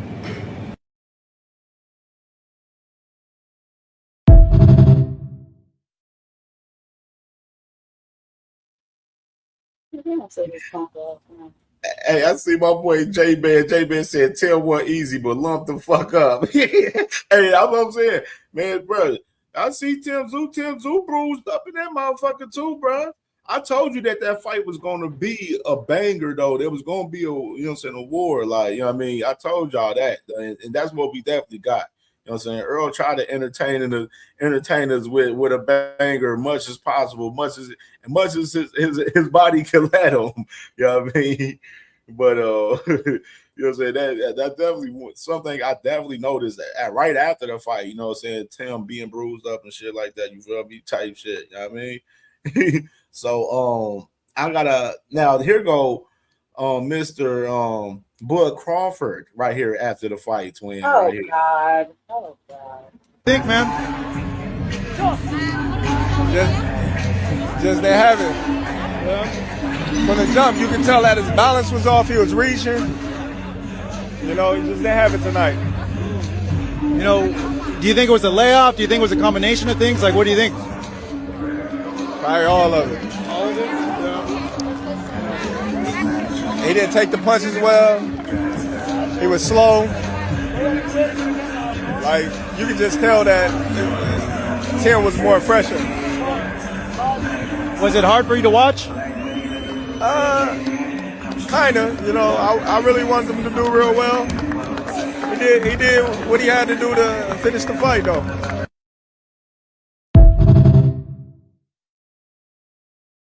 Announced that he's not going to fight in the ring anymore. Obviously, you think that's the right decision based on what you saw here tonight, right? Yeah, he's been in a lot of wars, with his fighting style. Come forward, take some punishment, dish some punishment, and try to break somebody down. That type of style, it only goes so far. I saw your tweet saying that the body language just wasn't there also. Yeah, like I said, he was all balanced, and he just didn't have it tonight.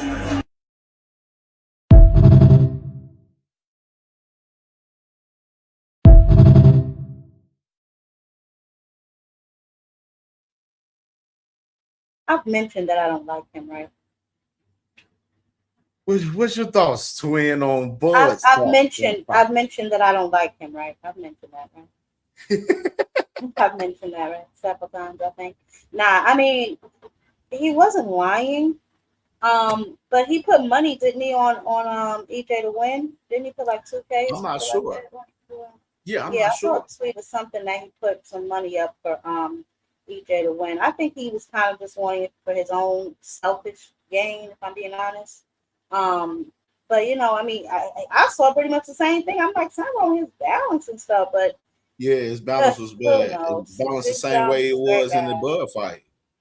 Exactly.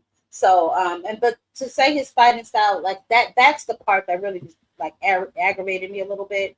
Like to say with his fighting style and all that. So I don't know, but I mean, it's the truth though. I mean, it's very much the truth. It's he very got much the, the truth. he got the go to war style. You know what I mean? Like He that's does. Earl. He going to war out there. He coming stepping. You know what I'm saying? So he wasn't lying at all, far as that, as far as what he said pertaining to Earl. Yeah. Or, I Yeah. mean, he kept it 100. He kept it 100 for once. Mm. For once.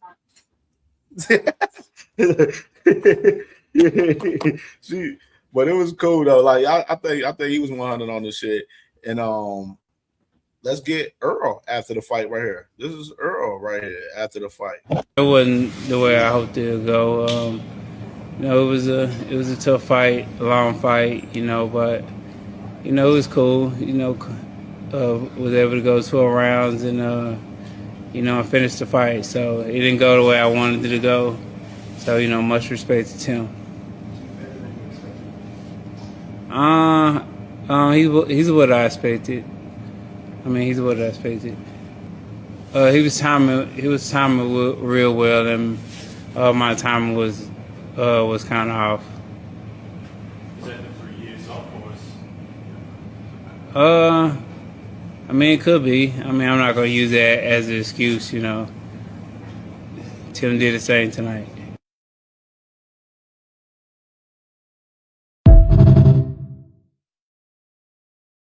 Man, I'm not. There's no reason to fight, man.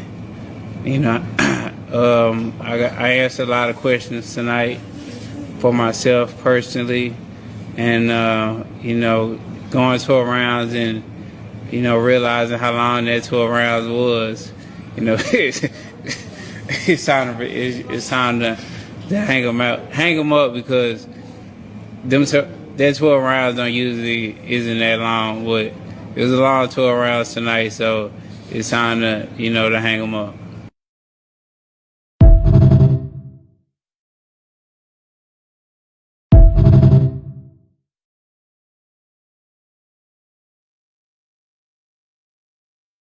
Yeah, he's a little punch drunk because he repeats himself a lot.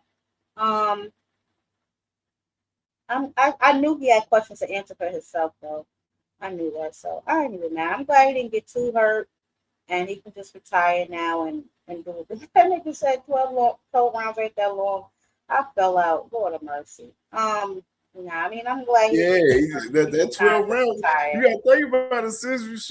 We getting up in age and stuff, and your body start moving different when you getting up, and that's just true to just life in general. Like saying, your body ain't moving the same when you are getting older, especially when you're not active, in that ring, sparring with with people, and and being active, as far as boxing wise and fight and actually fighting fights, within a 3-year span, like a 12 rounder right there for EJ right there, shit. Woo. I already know that boy was definitely hurting after that motherfucking fight for sure Saturday night. For sure. You know what I'm saying? Like, and that's why I think he just wanted more so. It was more so. This is my thing. I told people this. With Errol Spence, I was talking to somebody about this. I was talking to T Hill about this other day. I remember when months ago when I was talking to my guy Kenneth Boheri, man, from PBC, and we was talking about Earl. We just kind of chopping it up, man. They posted this video of Earl, and I was like, "Hey, man," I hit him up. I'm like, "Yo, man, hey, man, the fans, man, they want to see Earl back, man. Like, shit, we want to see Earl do his thing and see him back in the ring, man. It's just one more time at least, you know what I'm saying?" And then Kenneth, he was like, "Hey, we definitely want to see him back for sure. Hey, you may see him sooner than later." And then Tim Tszyu had the fight that he had in Australia recently, in April. He had leading up to that fight. All the promo was leading up to Earl coming back, and then they like, "Oh yeah, rumors Earl going to fight Tim Tszyu, and everything." Rumors came out. I'm like, all right, So we're gonna see this play out and stuff like that. Then Tim Zoo wins the fight. They make the announcement, Earl's back and stuff like that. I'm like, what I'm saying, all along, like, so how long we knew Earl was gonna make this comeback fight. The thing was about the fight was more so Earl, and I told people on the channel this past week, Earl didn't want that last fight with Bud Crawford to be that last fight that his fans remember seeing him. You know what I mean? He wanted to give us one more, whether he won or lost, you know what I'm saying, in the fight regardless, you know what I'm saying? He didn't want that scenery to be the same way, you know what I'm saying, in this fight. And he didn't allow it to be that way, even though he definitely, took a little bit of punishment in the fight, whatever, a little bit, but he didn't win the fight. But he put on a gutsy performance coming out of 3 years and, trying to get it done after everything he done, been through, of course. And you gotta, show love to that for far as that. Now, this clip, this one right here, this one gonna be the one that's wild right here. Now, this is the one right here that's fucked up. They're gonna be everybody fucked up right here, probably. What I played earlier.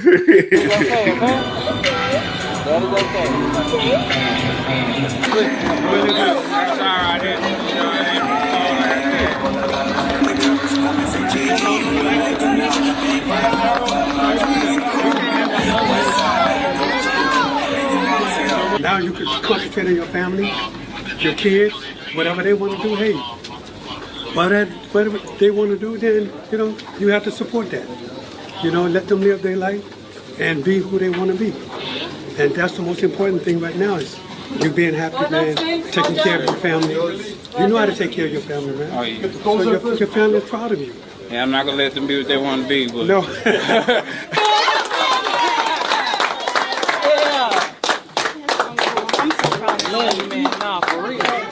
I love y'all, man. I appreciate y'all. Baby, we here. Well, this shit is over with, baby. We can move on to the next. I'm sorry, I'm We don't want to hear no shit. Come on, E. You are I'm sorry, man. Don't nothing. You went out there and did what you was supposed to do. Where's the white people? I'm just glad I ain't got to come back 7-8 times. You ain't got to do this. Big is the Lord. You going down history. For real. For real.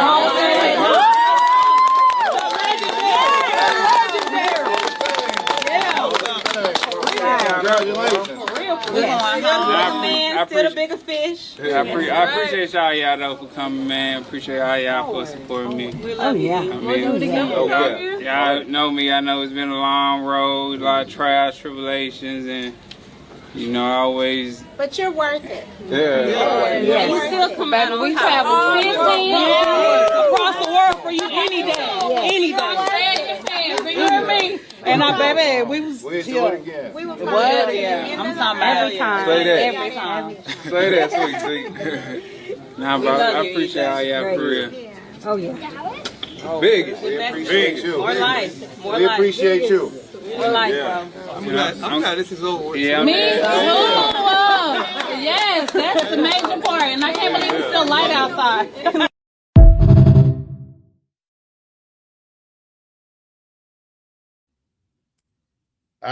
Man, the biggest. What did you think about that clip right there, twin, right there? Errol Spence last dance, leaving the ring and everything, the family, greeting them and showing them mad love and everything. What was your thoughts about that, twin? Yeah, that was special that he has that love and that support at home. That's really important. I was glad to see that. And they look relieved, you know what I'm saying, for him to be done and finished with this part of his life. Yeah, twin. That was crazy. I was like, man, that was one of them surreal moments. Like, yeah, this over. This is Spence, man. Last moment. This is it right here, man. You know what I'm saying? You ain't gonna see that man put on a pair of gloves and be in that ring again and fighting ops out there anymore, man. That shit was surreal. As a fan of his, for real. That shit was real out surreal, man. And even more, I gotta get the lady name that this little graphic of Errol right here, man, that put together. And this lady, she actually put the lady that makes Errol. I gotta get her name. I gotta remember her name. But the lady that I made thought who made Errol's his outfit, yeah. Mhm. She put this whole picture of like all the outfits that she put together for for Earl in the past for his fights and everything. And I had to graphic it up, you know what I'm saying, on some shit myself along with it. And question, big question that a lot of people been talking about. I've been seeing on the YouTube space and around the boxing streets over the last 24 hours.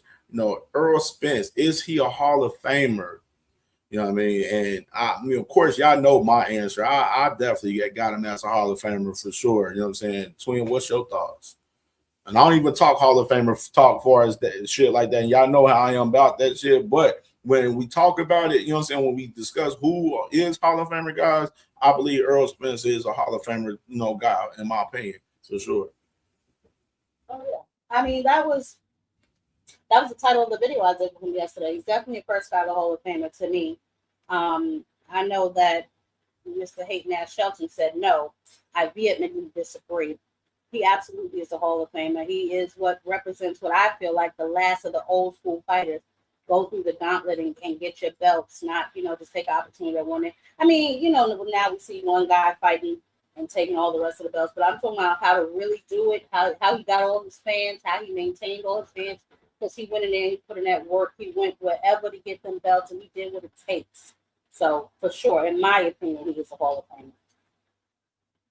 Absolutely.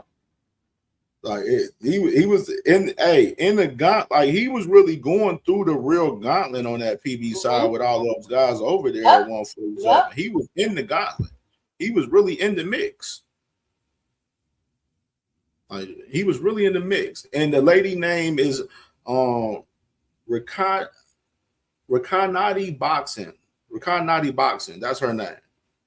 That right here with this graphic right here with all of these fits from Errol Spence in the past and stuff, and she made the the one for this fight as well.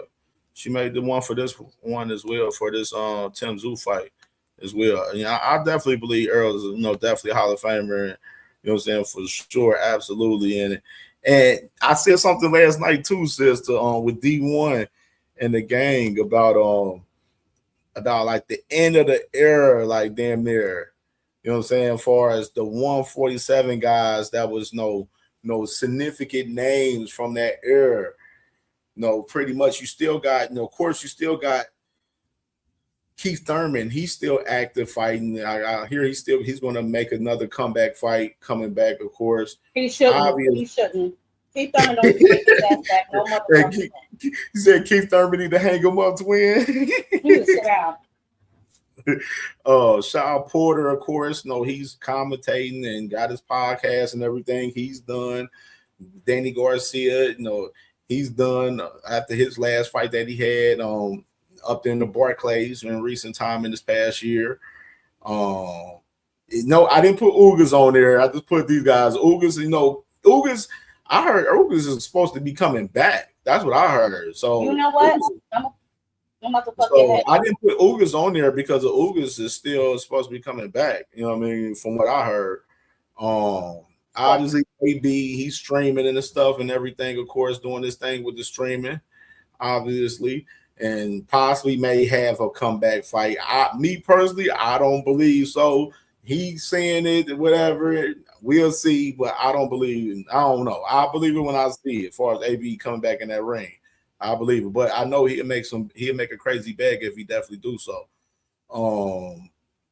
Then of course, EJ and Bud, Bud, you know what I'm saying, was the guy that was undisputed out of these guys after beating Errol Spence 3 years ago. And the 147-pound division now, damn sure ain't nothing close to these guys. I was about to ask you that. What does it say about these old fighters that they think that they can come in here and compete with the younger guys? What does that say about the younger generation of these guys? For real. What does that really say about them? You know what I'm saying? For real. For real, twin. Like, and I said, like, that's why I said the 147-pound division hasn't been the same since this era guys was really active at 47 doing their thing and campaigning for real. You know what I mean? Like, the 147 now, you got, of course, Devin. Of course, we're going to talk about him with this purse bid extension, very shortly. You got Ryan Garcia as the WBC champion. And you got, obviously you got Rolly Romero as the WBA champion, going to be fighting Teofimo Lopez August 22nd. And then you got Leon Paro beating, and winning, the IBF strap, recently, against Lewis Crocker, from Lewis Crocker. So, I mean, the 147-pound division right now ain't nowhere near how this 147-pound division was when all of these guys was active and doing their thing, cooking up crazy and stuff. You know what I mean? And even before that, if you want to talk about the Pacquiaos, the Floyds, the Marquezes, and the Cottos, and all of them, you know what I'm saying? Like, this 147-pound division ain't nowhere near any of those era guys.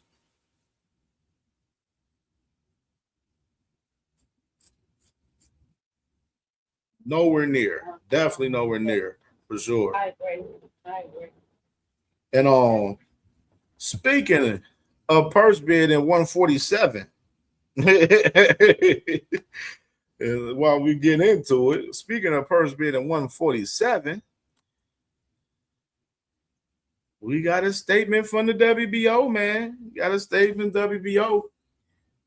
Devin Haney and the man Keyshawn Davis has 72 hours now. So the purse bid, they got an extension for 3 more days.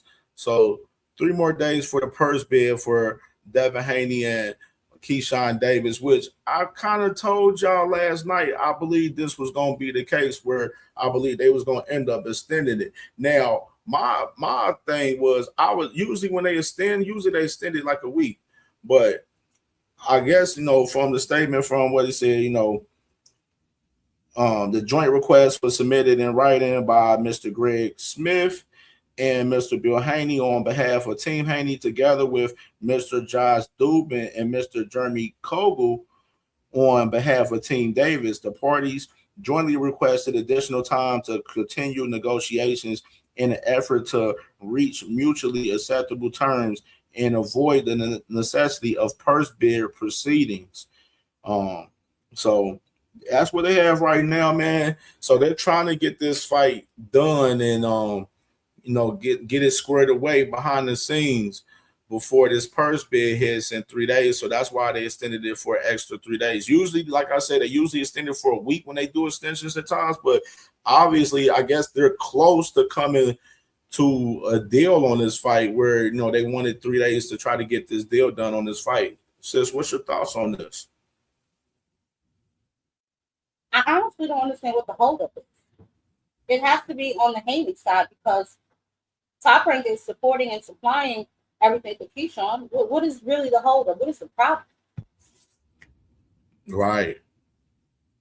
And you've seen the narratives that have been putting out recently out there from that Haney side over there. They've been pushing out like, what's up with Keyshawn? Keyshawn's been quiet and everything.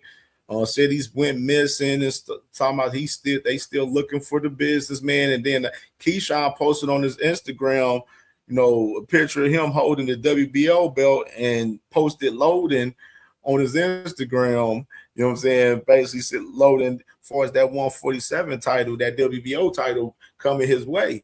You know what I'm saying? Pretty much. You know what I'm saying? And you talk about, that's why I was like, Nose Candy Billy up here talking like Keyshawn quiet. Keyshawn's not quiet. It's, of course, I ain't gonna play the whole, the whole shit from yesterday with the whole IG Instagram live that, the man Keyshawn said, but I do got a little short clip of it though, and this is what the man said right here. Hey,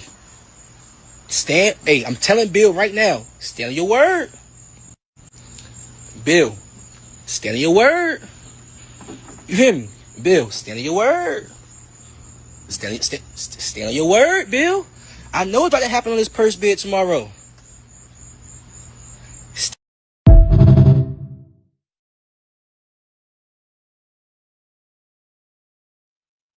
Hey, I know the little narrative because I see Too Rich in there because that's a narrative that I see some of the Haney side saying that Keyshawn wants more money, which is I don't believe in that narrative, bro. If that shit goes, and I told y'all this other day on CamJNetwork, if that shit goes to purse bid, Keyshawn's going to take that 25%. It's all upon whether Devin's going to take that 75% and who bid upon that and, et cetera from there. You know what I mean? So, like, I don't believe not one bit that Keyshawn's trying to get more money out of the deal in this fight. You know what I'm saying? Like, we don't know what they talking about behind the scenes in reality. Nose Candy Bill ain't even really, besides him trying to push that little shit, because that's where it got it. That's where motherfuckers got it from, because he first started pushing it, talking about, oh, Keyshawn ain't gonna take the 75%. Oh, Keyshawn want more money for the fight. But Keyshawn ain't said nothing about the fucking business about the fight. He just said, yo, we know what the fuck going on. Yo, Bill, stand on your word. Stand on your word. Let's get this shit shaking. We ain't got to do all this extra shit that y'all trying to do, trying to paint narratives. Like, this is the weird part about this shit, bro. I want to ask you this, twin, on this. Why the fuck, and I was thinking about this before I came on, why the fuck does the Haneys try to paint narratives about negotiations within the fight? You know why. I was really thinking about this before the show, before I came on, and trying to wrap my mind around this and sitting there thinking, I'm like, what? Like, I've never seen people do this shit so much, as far as negotiations, as far as paint narratives on what's happening with the negotiations, with the fight and whatsoever, like in this manner. Like, what's your thoughts on that, twin? Well, we know the business is not get handled on X. You know what I'm saying? And we know, like you said, he's constantly pushing out these narratives. But deeper than that, right? Let's just for 1 second, let's just pan real quick, do a real spin around the last maybe 3 months of his lives, right? We ain't even got to go back that far. Well, isn't he the $100 million Zuffa man? I thought he was supposed to be the $100 million guy too. I thought so. That's what they told me. It's giving broke behavior, right? Like, so when you go to purse bid, maybe they're complaining that the bid is, starting at 200,000. DHP, put up the 200,000, and y'all continue to bid up from there. It's the fact that they're even trying to shape this narrative as if Keyshawn wants more money. The WBO rules stated 75-25 anyway. Keyshawn seems to be fine with that. Keyshawn is the one with the backing with Top Rank. Right. I don't understand. It's ludicrous to me. It's ludicrous. Like, I literally just shake my head looking at this. I'm like, what? Like, nobody give a fuck about all this little bullshit ass narratives, bro. Make the fucking fight happen. Make the fight happen. Like, all of that weird shit, you know what I'm saying? Throw that shit in Runky, bro. Put that shit in the trash. Nobody cares about what y'all want to do as far as paint a narrative on who ducking. Y'all trying to paint a narrative that Keyshawn's trying to duck the fight by outpricing himself and shit. When y'all niggas duck the fight outpricing yourself on another situation, but that's a whole nother fucking whole topic right there, story right there. Yeah, but that goes to their pattern. That goes to their pattern of when they go to purse bid, they like to drop belts, you know what I'm saying, because the money isn't right, so they say. But DHP is supposed to put up money for their fighter, but for whatever reason, they run around here all the time with their damn handout like they want them welfare checks. It just doesn't make a lot of sense to me. If you are a business entity, you have to put some skin in the game. If not, shut up and take what you're given. That's just business 101. You have no leverage outside of that belt, and guess what? If you decide not to pursue this fight, you're gonna have to drop the belt anyway. That's a fact. That's definitely a fact. It doesn't make no damn sense. It don't make no damn sense. So, I mean, I don't know what the hell they got going on. And then the DAZN deal, we haven't seen anything concrete from DAZN. We seen Bill and them put it out. I seen on box last night. He was like, Cam, man. I'm like, now this is my thing. For as Teofimo Lopez, he had that interview after the press conference with Rolly. With Rolly, and he was, he talked about his deal. Now from that day when he did that, I lined it up. It was about like a good week and a half span for the zone went until they made their official announcement that T.O. had his deal and stuff with them and stuff. So maybe we were probably about a week or so they officially probably announced it. But it's interesting to see how it play out though, because that shit has to play out for us. This situation for us, 3 days, coming up in 3 days. Them trying to get this deal done. I just can't trust anything that comes from the Haney side. And even in that video, you know what I'm saying? Keyshawn's like, stop DMing me. Why are you DMing me? Nigga, like, what are you doing? You're not my promoter. You're not my manager. Why the hell are you DMing? When you supposed to be talking to Josh Dubin and Jay Prince. Why are you talking to the fighter? Because he's trying to get Keyshawn to agree to some shit that Keyshawn wouldn't regularly agree to had you go through the manager and had you go, because now he's dealing with Bob Arum. Bob Arum has already done this. They trying to play little mind games with Keyshawn too, in the sense. But he's not buying it. He's not buying it. They start becoming people harassing you before the fight. It's like it's almost like people don't even want to be bothered with them, yo. They're like such a nuisance. But now you're dealing with Bob Arum, and Bob Arum's been in this game for a very long time. He knows your market value, Devin. Okay, you were signed to a 3-fight deal with him. He knows your market value, so he can keep playing these silly little games if he wants to. Yo, facts. I'm glad you said that right there. As far as that, Top Rank definitely knows that bid value for sure. You know what I mean? And we've seen it with the Sandor Martin shit. You know what I mean? So it's best that they make a deal before that value gets out in these 3 days. You know what I'm saying? I was looking forward to the day for us that shit, but I kind of had a feeling they was. I was too. I had a feeling they was going to extend it, but they better get a deal done in these 3 days, or we're gonna see about that value of Devin Haney for sure. You know what I'm saying? In 3 days for sure, and I'm gonna be sitting here right here. What was that? Friday, Thursday?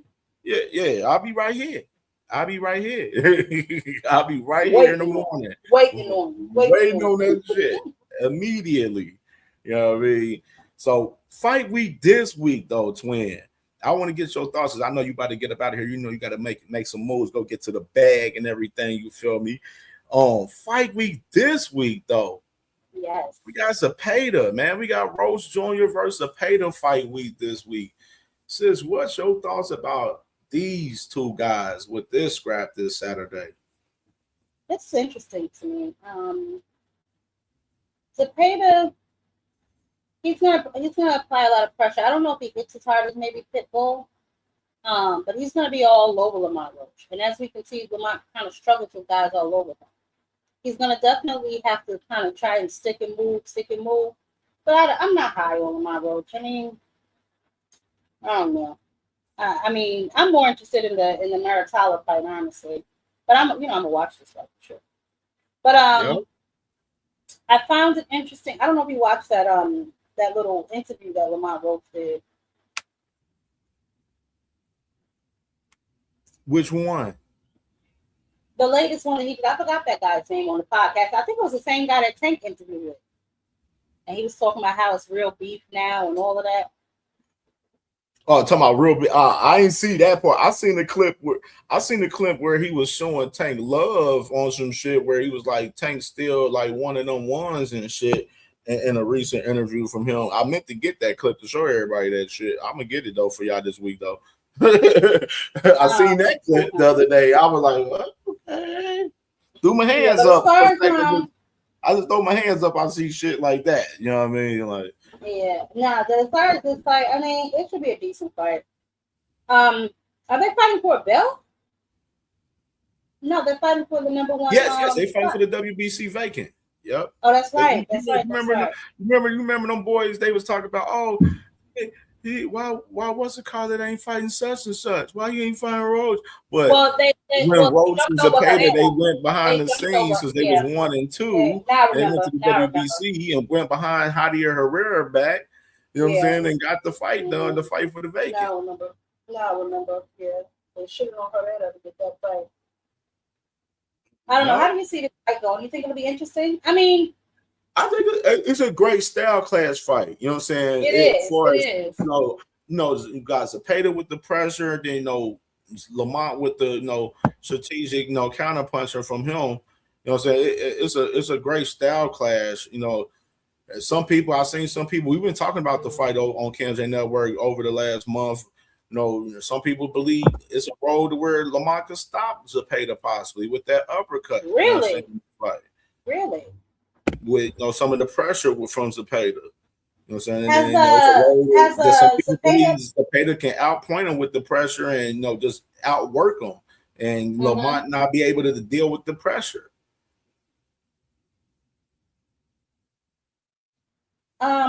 When is the last time Zepeda was stopped? He's never been stopped. So that'll be interesting. Yeah, he's never been stopped. Like, because his only losses from Shakur. Exactly. So we'll see. Yeah, that's his only loss from Shakur. Is that fight right there as far as that one, and then you got the co-main event. You got 235-pound title fights on this card Saturday night. Raymond Muratalla and Robson Conceição right here. This might be Raymond Muratala's last fight at 35. So he's moving up to 140. Isn't he? Yeah, this might be his last fight at 35 right here on this Saturday, because he might move up to 40 unless he gets to unification. I know my dog, my young boy, you know what I'm saying, the youngest world champion in boxing, Ohio runs boxing, you know what I'm saying? Abdullah Mason said he won't smoke with Raymond Muratalla. He want a unification. You know what I'm saying? If his ass can stay down for one more fight, we can get this unification cracking. If he get past Robson Conceição this Saturday. You know what I'm saying? If he with it, you know what I'm saying? If he's with the vibes, we with the vibes. I know we definitely with the vibes, but we don't know if Muratalla with the vibes yet. You know what I'm saying? It doesn't. I don't know, because if he can't make 135 no more, why not just? I mean, if he wins, then cool. But even if Conceição wins, shit, fight him. Yeah. We want all the smoke. We want all the smoke. I know what. I'm gonna say that I said this on my show before, and I believe it bears repeating again. Why is it that it seems like they are moving Abdullah Mason a little less strategically than they are moving Shakur Stevenson? Like, if he fights Muratalla, like, his resume is almost. I mean, listen, I don't know. He been cooking Shakur's old opponents. Didn't he beat up the African on that card? He beat him after they stopped him. You know what I'm saying? Like, come on, man. I don't know. It's just something I see. They said Top Rank moving Abdullah Mason more tough than they was moving Shakur when he was on Top Rank. I'm talking about Jay Prince too. Yeah. Because I just find it interesting that they let Abdullah fight Albert Bell, but Shakur ain't know nothing about no Albert Bell fight. Right. Right. His team turned it down. But Shakur said, I ain't turned down no Albert Bell. Your team turned down. You may not turn it down. Your team turned it down, bro. Take that shit up with Brad Goodman, bro. Take it up with him, man. Take it up with him. You got to take that shit up with that man. You know what I'm saying? And that interesting part, far as this fight though, this weekend though, far as these fights, Charles Conwell on the card, his last fight on the Golden Boy deal. He's on the card Saturday night. Fight this guy Pete Noel, which is a tough fight for him, most definitely. He's on the card, man. They got Raul Coriel on the card, man. So it's really a live card this Saturday, man. So we got some good action this Saturday night, and this is on TNT Sports, and the Zone. So this is on cable TV on TNT Sports this Saturday night, free, this Saturday, y'all. So for all of the people that want to know about what network is going to be on, this is the second official event, the fight for us TNT Sports in the Zone this Saturday with Roach and Zepeda this Saturday. Traditional boxing shit. You know what I mean? Traditional boxing shit. That's low key. That's low key a little popping card right there.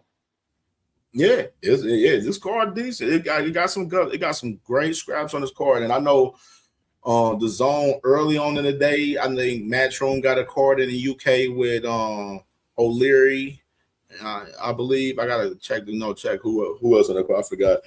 So we got a UK card early on that day on the zone. You know what I mean, so we got boxing Saturday, man. It's gonna be lit. It's lit. Starting off the month hot in August, man. Hot in August. Yeah, the summer actually gave us some pretty decent cards. Yeah, traditional boxing continued to kick ass. Continuing to kick ass. Dana White over there, he up here telling John Opatai, hey, that's John Opatai's situation for us, the lawsuit. Ain't that nasty? That doesn't have anything to do with us. He said that doesn't have anything to do with us. Meanwhile, he was the one that said we're gonna sue them. Right though. Like, he was the main one talking about suing somebody. I'm like, these boys crazy out here, man. They is crazy. Shit, I already know, sis. You already know you about to get ready to go and get to the bag, sis. Yeah. Going through your thing, Twin. I'm glad you came up. We got to do something this week again, too. We got to do something again this week. All right, chat. Y'all have a great day. All right, peace, y'all. I'm gonna call you later. You already know, Twin. All right, have a good one, Twin. For sure. All right, man. Y'all know the vibes, man. Reader Room episode 8, man. Y'all know the motherfucking vibes, man. Smash that like button, man. Where we at on the likes, man? We at 83 likes. We need 17 more likes to 100. So if you have not smashed that like button yet, smash that motherfucking like button. Smash the like button, man. And NHA, come in appropriate saying what's up. Salute first before you say some stupid shit. Y'all niggas say y'all gonna convert. Y'all gonna convert when Tank signs the Zuffa. He's not signing the Zuffa, dude. Y'all niggas get too hyped up. Like, y'all see some shit and run with it and get gassed the fuck up so fast, bro. And I be getting weak as hell about that shit, bro. Like, it'd be the funniest shit for me to see y'all dudes get gassed up by seeing something, bro. Seeing somebody say something, talking about they spoke to somebody, bro. And then on, you know what I'm saying? And even if he did, I wouldn't give a fuck. We'll be calling the Radio Tank too. We'll be calling his ass Radio Tank if he take his ass over there to Zuffa with Shakur ass too. Won't be no fucking difference. He'll be Radio Tank going over there. It won't be no difference. All right, let's go ahead and drop the link, man. Open panel, man. Open panel, man. The link is pinned to the comments. And we'll drop it a couple of more times. Go ahead and pull up, man. Let's talk about Errol Spence. Errol Spence, man, retirement scrap. Devin Haney versus Keyshawn purse bid. 3 more days on the purse bid. Kristen Pringle almost having that man AJ fumble the bag. All of that good stuff, man. You know what I'm saying? All of the scraps from this weekend, man. The link is in the comments. Pull up. Open panel. Open panel, my family. Big Drizzy. What's going on? What's going on? First of all, shout out to everybody. Happy Monday to you. Have to excuse my voice. I'm not feeling very well today. But I'm gonna say congratulations to Errol Spence. Thank you for a wonderful career and all you have done for the sport of boxing, and all the times that you took that risk to step in the ring and do what you did and come out. Congratulations to Big Fish, and happy retirement.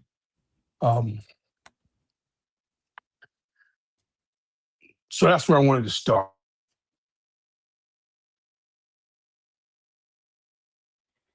For sure, man.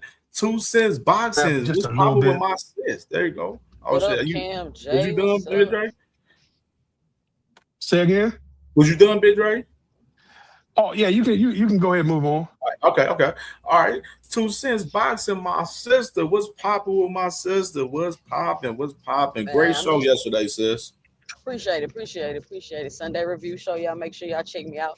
That's my quote unquote hardcore show where we talk about all the fights and go through the ranking and read the sanctioning body news. And the sanctioning body news that I dropped yesterday was crazy. I don't know if anybody caught it or not, but I'm definitely gonna have to do some more content on it.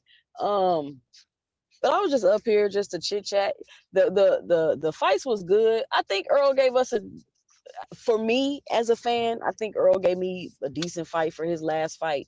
Right. We already knew what was up with Earl. We already knew what was going on. I'm not sure what people expected from Earl. Right. It was all just like hoping, you know what I'm saying, that he could overcome all that thing and just cook up one more time. You know what I mean? You know what I'm saying? He still had Tim Tszyu busted up. Shit, Tim Tszyu needs to retire if you ask me. But hey, it is what it is. Earl is done. It's the end of an era. Now we just gonna have to move on and watch the upcoming fighters. But it's always, you know, it's always sad to see a favorite fighter go. Like, damn, I ain't gonna never even get to see them fight no more. Yeah. And he's leaving on a better note than like a Deontay Wilder, than Tyson Fury, than Anthony Joshua. He looked better than all them niggas, if you ask me. Even a washed Earl. Well, you know, looks he better than put all it. of He them. put in the work Saturday night, Sunday morning, over there in Australia, and you know, he realized that there was some flaws in his game that he couldn't correct. Balance is not something that you're going to correct, you know, in a training camp, and you know, your reflexes aren't going to get any faster. That's just what it is. So, you know, I say congratulations to Earl, and thank you for all you've done. Yeah, facts. Very entertaining. Probably maybe the last of the throwback fighters. The fighters that's entertaining, able to sell pay-per-views while collecting belts, able to do all of those at the same time and captivate and capture the hearts and the minds of the people. So hopefully we get another one that's able to do that, but we'll have to see. I mean, of course, Boots and them gonna come up, but it just ain't gonna be the same. You know, Earl overcame a lot. He did a lot. He showed a lot. You just thinking about that era of them guys. That's what made me think of. That's why I made that graphic of the era of all those guys at 147. I was, you know, and me and Jad was talking about it. Like, the 147 ain't. I don't see the 147 era ever being like this era and from the past, you know, with the Floyds and Pacquiao's and stuff in the past. I mean, that's because that's PBC you talking about. That's why. Exactly. I don't know why you got that one top ranked nigga up here ruining the whole fucking picture of everybody who made 147. That one weak ass nigga. His biggest fight was at PBC though. See, Pound for pound hater, Sin. Yeah. Damn, Sin came out clapping off the game. Yo, Sin. Yo, shut them up. I just seen one nigga in the middle, and I thought it was one of the panelists. I seen one nigga in the middle. I didn't even know that was Bud. I thought it was a nigga from YouTube. I ain't gonna say nothing, man. Yo, shut the uniform, man. Sin got the last belt. We gotta set it up. Who did anything for 147? No, Sin's a solid nigga with me. He kept his word. That's all I give a fuck about. You get called the hater. Sure, you get called the hater for what you say about Bud. I get called the hater for what I don't say. So it just seems like it ain't no winning in this game when you come to that. It ain't. Y'all should figure that shit out by now. I got the IBO for haters. Hey, yeah. Salute to They the didn't OG, recognize man. sanction about it. Your shit went down right. You know what I'm saying? I just don't like that people, I feel like the criticism is being leaned heavily on the expectations that we had of EJ as opposed to really how good Tim Tszyu did. You know what I'm saying? Like, I think Tim Tszyu was in rare form. No, that was y'all. I understood it. That was y'all's fandom. Y'all love EJ. And y'all was hoping bro. you could put it out the bag one more time. I'm gonna keep it 100. But like I told you, Errol Spence looked like a dude who's been on the couch for 3 years. That's what he looked like. I see now. I don't believe that. I think that he was in much greater form. First of all, the nigga took bigger shots and didn't drop at all in 12 rounds. Another reason for Bud to be investigated. Let's talk about that. I commend him for that. I commend him for making it through the 12. I commend him for making it through the 12. I didn't think he could make it through the 12. No, that's bullshit. I Come on with that bullshit. think Tim do Come pull on back, with bro. your bullshit, Sin. Now you full of shit. But anyway, You gotta stop. I I think Tim believe do that carry he himself, made it bro. through the 12. I'm not gonna lie. So congrats to him for making it through the 12. Congrats to him for going out and on he his and he shield. was He's a look. dog. Errol's a dog, and Errol had a great career. Go ahead and rest now, champ. You did your thing. It's over. Go take your So rest. let me just finish with my critique because I'm the only one who put my money up. Plain and simple. You know what I'm saying? So he was staggering. He was hurting this nigga. Like he hit him with some effective punches, but Tim was walking this nigga down looking like George Foreman in that bitch. Like this nigga was eating these shots, standing knee to knee He with did this say there was no motherfucker drug testing and for this forcing fight. him. And go ahead. He said there was What no you say, drug Dupree? testing for this fight. Yeah, look, I don't even want to put it on drug testing because I think the strategy for Tim being a less skilled fighter, for Tim, look, I'm gonna just take it away because I don't want to desensitize or act like it wasn't a good performance or a good fight. First and foremost, you know what I'm saying. But for Tim, as being not so skilled of a fighter, not as skilled as Errol is, for him to have it in his mind that I'm going to stand in front of him, tire him, make him tire himself out, take his best shit. And give him something better. That was a bold ass strategy for a lesser skilled fighter, and I salute him for how he executed it because it came out looking good. Like yo, he got a solid performance. You know what I'm saying? I ain't gonna say that EJ looked weak or anything like that because I didn't see that. He just didn't look strong enough for the opponent that he had that night. So, and He I'm the looked one weak who said, compared to his old self. oh yeah, we always want to compare him to that. The same thing that they compare Boots to because they don't have nothing else to compare him to because we see him always doing better than Crawford. So who else can we compare the nigga to? But, you know what I'm saying? But the real point is that I said in particular, I'm the one who said that ain't no tough niggas in Australia, so on and so forth. So I gotta really eat my words and analyze and get that Yeah, I man did his tell you credit he was for how tripping, well though. he did. For how well he did in that Toughest fight. nigga in Australia is the See, what kangaroo. is you talking about? Was that? Tim need to fucking retire too. What is you talking about? I mean, that's cool, but he could retire on What a are you high talking note. I about? think that, you know, say if he did retire, yo, he should call out the man who beat Spence and get him in there. You know what I'm saying? And he probably will beat that 45-year-old dude. He probably will beat him. I'm saying, beat who? Laura? That 45-year-old nigga. What 45-year-old nigga? Laura? You gotta be talking about Aaron Laura. Blondie Laura, man. Oh yeah, I was about to say, yeah. I thought you was trying to say Bud Yeah, I was think 45. Laura I'm might like, be bro, older come than on, him. Bud, Laura younger than beat me. Tim Man, Zoo. still fight. Fuck out of Laura here. too motherfucking old. He ain't gonna do shit. Too old. No, I say, but we ain't gonna If act Laura like don't Laura's catch him in the not, and first we 3-4 gonna rounds, stop then he might acting go like to Laura's sleep. just an old, washed up nigga. Laura's still a great fighter. Why are we trying to put niggas out on them saying act like motherfuckers ain't Aaron who they Blondie are, act Laura like gonna they ain't go in there effective? with Tim We Zoo. haven't seen Laura look bad though. He Exactly. gonna He's not go no in there with fucking Tim Zoo bum. and get his old ass kicked. So put him in there. Hey, look.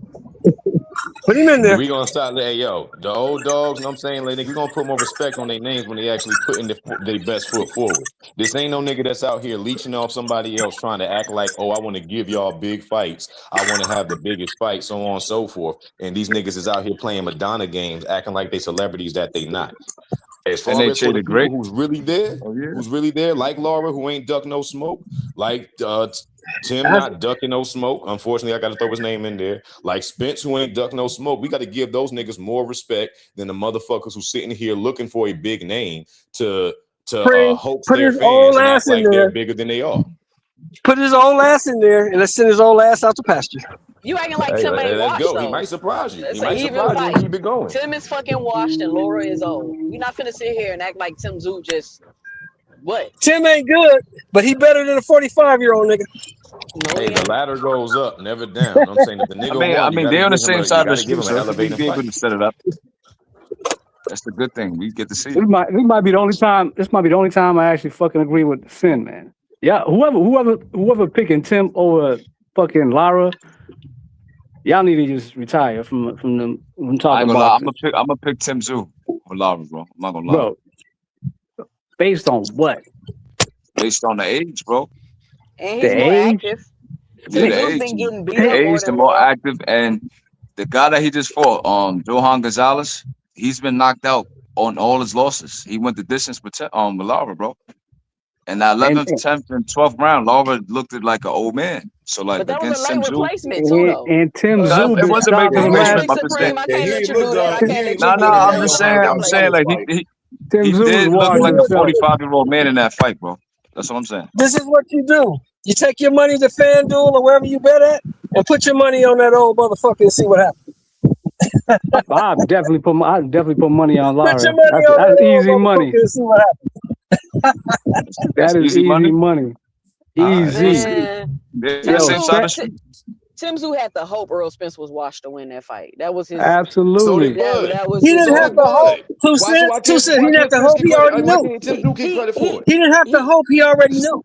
I'm not saying he don't get credit. I'm not saying he don't get credit. I'm just saying y'all think Tim Tszyu finna just go beat who is what I'm asking. He gonna beat Lara. I'm I don't know if saying he beats this is what I say, Janabek. you saying. I don't think he This is what beats I say, you Adames, saying. but he's gonna beat that old motherfucker. Yes. Hey, Only look, I ain't saying who fighters he- Tim I'm Tszyu not beat is saying who he is. another washed fighter. Hey, hold on. I'm not saying who he is or who he isn't going to beat. What I'm saying is that he should have a fight that complemented his last performance, plain and simple. Errol Spence is a big name, and he had a great performance against him. I think he shouldn't be counted out towards his, it should be complimentary. He shouldn't go down and fight Madrimov or a nigga with 12 fights or nothing like that. He should fight a nigga of equal stature. That's all. He shouldn't fight That's what I think they're gonna do. or nothing like that. You know what I'm saying? He should go. Okay, well, since he should fight somebody of equal stature, he should go fight the motherfucker with 71 fights. Go fight him. Who's a Yo, nigga listen, with man. Yo, 71 Sheldon, fights? we're not playing guess who's the No, boxing, that's bro. what Sin said. I'm just saying what Sin said. He said You said a it. nigga I with ain't bringing it up. 71 fights that be running from Go niggas? You fight the talking nigga about with 71 Canelo? fights. You talking about That's nigga the that be only nigga I running know from with niggas? Another 71 nigga that fights. be running from Go niggas? fight him. We trying to fight get him. ducks out the way. We trying to get ducks out the way. Anybody who says I think you Tim don't Tszyu make gonna enough fight money, Lara, and then they're you gonna got feed big him to enough Yo-Yo. game for me, you don't deserve to Then fight like me. I We said, don't want to put fuck the with them old niggas no more. motherfucker in They're there. not fighters. Put the old Those niggas motherfucker are in there. divas. If you put Those niggas are Adames in there, Adames gonna beat the shit out of him. If you put Janabek in there, Janabek gonna beat the shit out of him. Give him the old motherfucker. He'll beat him. I think he's gonna beat Lara, and then they're gonna feed him to Yo-Yo or Adames. Because they on the same side of the street. Yeah, both That's of what I them will think. beat him. Both of those guys will beat him. Both of those guys. I know they're gonna feed. They gonna sacrifice But I him think to either Adames isn't Adames or the other guy. Adames moving up to 68? He wants to, but he's still at 60. I thought he was moving up. Now he's still WBC champion at 160. But feed Adames to Yo-Yo. Yeah, he's still. No, Yeah, he's still I think they're champion, gonna get but Tim he's Tszyu, still the Lara fight, and then it's either gonna be Adames or Yo-Yo. I mean, for unified, we're gonna see. Denzel Belly got the WBO, so that's what I think is gonna happen. My personal opinion. Give him Denzel Bentley. Denzel about to fight Yo-Yo. Oh, that's a good fight. I can't wait for That's a that good one. fight. That's a good fight. Yo-Yo got another. I think Yo-Yo, he about to fight one of the contenders coming up. I forgot the name. I just talked about it the other day. They talking about having him on that Ryan Garcia kind of band card. I Oh, like he not gonna that fight kid. Denzel yet? Nope. Hey, I What like that happened? kid. Cam. I like that kid. What's the story with that, Cam? I can see. Yeah, Hernandez is a monster. I like him. Denzel Bentley probably end up having a voluntary defense, probably with one of them UK guys, probably knowing him next fight. And I then he like gonna that fight Yo-Yo. Hernandez motherfucker though. He nice. He nice. Yeah, Yo-Yo's the truth. Yeah, Yo-Yo definitely one of them. He him. He him. Hey, Cam, what's up with that motherfucker at 68, Iglesias? What are you doing? Who? Iglesias. Oh shit! He's supposed to be negotiating a fight with Carlos Adames right now, but I don't that's know a good fight. That's a good fight. Recently, though, it's been kind of That's a good fight. I want to see that. That's a good fight. Carlos going to sleep. Better stop playing He around. might. Knockout, my brother, man. What's poppin' with my brother? Knockout, man. Knockout live What's tonight, good? man. What's good with y'all, man? Live Salute to tonight, everybody, man. bro. What's going on, 7:30 KO? Pacific time. Hey, KO. What's up? Like you said Friday. KO. I told you, KO. I told you. You told me what? What'd you tell me, bro? Remember, you said, oh, I think OG Shell just come up here and you say, I told you. Well, I told you, nigga. What'd you tell me, bro? Oh, the Errol Spence shit? Yeah. Oh, yeah, man. That boy was cooked out there, man. Fucked up my Man, I they can't want to bet Spence to fight Earl, Fundora, man. bro. That boy. I ain't mad That'd at have him been a though. He had nasty a great fight. career, man. He did his thing. He Hey, had a I great wasn't even career. mad, It's yo. time to Like, go I kick think it. the It's nigga time to did go kick good, it. Time to go kick it. bro. He ain't look blotched. He ain't look like when he fought Crawford, nigga falling over the weak ass jabs and shit. Know what I'm saying? A strong wind blow over, and this nigga's, know what I'm saying, it's a 10 count all of a This sudden. This nigga nigga got can't to get help up but and hate. regather himself. That's why I love This saying nigga wasn't this much nigga better can't help form, but yo. hate. He went out like a gladiator. Know what I'm saying? So I was pleased with, like, I wasn't pleased with of course I wanted a different result. I put $100 up. I had to pay this nigga Shelton Moore so he could talk shit up here for the next fucking 6 to 8 weeks. What the fuck? I think Nasty. he looked like a slower version of himself. Just Nah, he he just just look couldn't. washed. He Yeah, look he washed just right couldn't now, turn bro. up that gear. Like he just don't have his leg. Nasty. It look like his legs gone. You know, they say once your power's gone, like it's a wrap. His legs are done. It looked like he was fighting on a boat. Like he just could not get his balance right. Like he couldn't get his balance. So if you can't get your balance, you can't sit down on your shots. Even though he looked like he was giving. Timmy started He was folding hitting up that in some nigga of them hard. body shots. He was hitting Timmy that was nigga folding hard up too, in some of Saint. them body shots. Not as hard as he normally would have been. Nah, it wasn't landing like real that because talk Tim though. was prepared. Tim was Real prepared at that talk though. 180. They don't tell her how much that nigga weighed, but he was looking like Foreman walking that nigga down. When I seen him clamp his fists together and was like, "Give me more," I was like, "Oh shit!" Like, I ain't gonna lie. Like, Real shit though. Tim Zoo look washed as fuck too. I'm gonna keep That's what I 100. said, KO. I said they That both boy need look to washed as retire. fuck. I don't Thank you, think so, but I KO. think it was Thank good. I think you. it was solid. But maybe I don't watch enough of Tim Zoo. Nah, But they go both ahead, need to KO. I ain't want to cut retire. you off. Tim Nah, Zoo said he was nervous. That boy Tim Zoo, man. Like he get to 160 or whatever. Maybe Laura. Maybe he can do something with Denzel. But he get to fighting. He get to fighting the best people in that division. He cooked there too. Even though 160 ain't really on shit. But you know, Carlos Adames is leaving. Janabek is leaving the division. So it's kind of open right now. He might can be Hey, champion KO, under let the me ask you this: you right think circumstances. you think Tim Zoo can fuck with Jesus Ramos?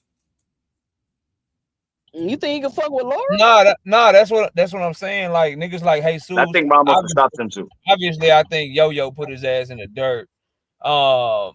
You know, like I just don't like Denzel Bentley. He can see him. He can probably, if he get the right opportunity for that IBF vacant that Janabek dropped. Laura's like 56 years old, so maybe he might be able to do something with Laura. But like the younger guys, like you said, Jesus, I'm thinking of guys like Elijah Garcia. I'm thinking of guys like Yo-Yo. Like he got his hands full with them young niggas. Then he better pray that don't nobody from 154 decide, you know what? I'm going to 162. Like he better pray like Sebastian Fundora don't come to 160. Boots Hennis ain't in 160 no time soon, because them type of niggas, you know, Virgil Ortiz, like they folded him the fuck up. Like if Virgil be like, I don't think he could beat on Denzel Bentley. I think KO. Fundora gonna be going to 60 soon. I don't know if Fundora gonna really fight Boots, and not that Fundora himself. I'm talking about his management. I don't really know if they're gonna make that Boots fight. I could see them just going up to 60, because I think Fundora should have been went up to 60. But I don't know. We'll have to see. I mean, Xander was talking like he was about to move up to 160 after the fight. yeah, I think they wanna. I think PBC wanna, if the zone allows them to. I think they'd want Fundora to like fight Jamel. They want him to fight Laura. They want to try to probably milk that Boots in his fight for as long as they can. Type shit. So we'll see though. Yeah, we're gonna have to see.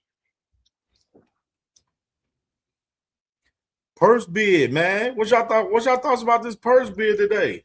Man, I'm so over this shit. I can't even lie to you. Just tell me when the fight happening. Why is it so dramatic? I'm not understanding. It's just a soap opera. Mr. Fitz said, my read on it is, if Devin Haney's truly signed to the zone, then it won't go to purse bid. They should be able to make that fight. But if he was truly signed to the zone last week, what's going on? What's taking so long? Why do they need another extension? What's the holdup? What's the problem? So I'm just waiting, bro. At this point, like either them boys fighting or somebody gonna duck. But let's get to the shit, man. Let's get to it, because this shit. Why does everything he does, bro? everything involving Devin Haney, bro, it's always like this long, dragged out. This nigga can't never just make a fight, announce the fight, and fight a motherfucker. Oh, you talking about them? You talking about them stage fight negotiations? I was talking. You talking about the stage fight negotiations? I was talking about. It's always 4-5 months of negotiations, 2 more months of back and forth. Then the fight get announced. Like, damn, nigga, like just like why is it so hard to get a fight done with you, my nigga? Because niggas is nervous, KO. You got to give them niggas time to develop, man. These niggas is nervous, scared children that want to get the most that they could and take the least risk possible. You know what I'm saying? They already see themselves getting hurt if they go to a certain depth in the sport. So they got to make sure everything is safe. You know what I'm saying? Got to be 70 degrees exactly outside, no precipitation. Got to be birds chirping, damn bees pollinating shit. Everything has to be perfect for these niggas. You know what I'm saying? So you just got to give it this 6 months to a year for these niggas to get the nerves to finally give the fans the fights that they want to see. Yeah, I don't know, bro. Whatever, you might be right. I just know them niggas like, oh, we got all this drama with Brian Norman Jr. negotiations. Oh, it's so much drama with the Rolly negotiations. Oh, it's so much drama with the Shakur negotiations. Oh, it's so much drama with the Keyshawn Davis negotiations. Like, y'all niggas don't get tired of this shit, Devin Haney fans? God damn, nigga. At what point do y'all acknowledge that they clearly must be the problem?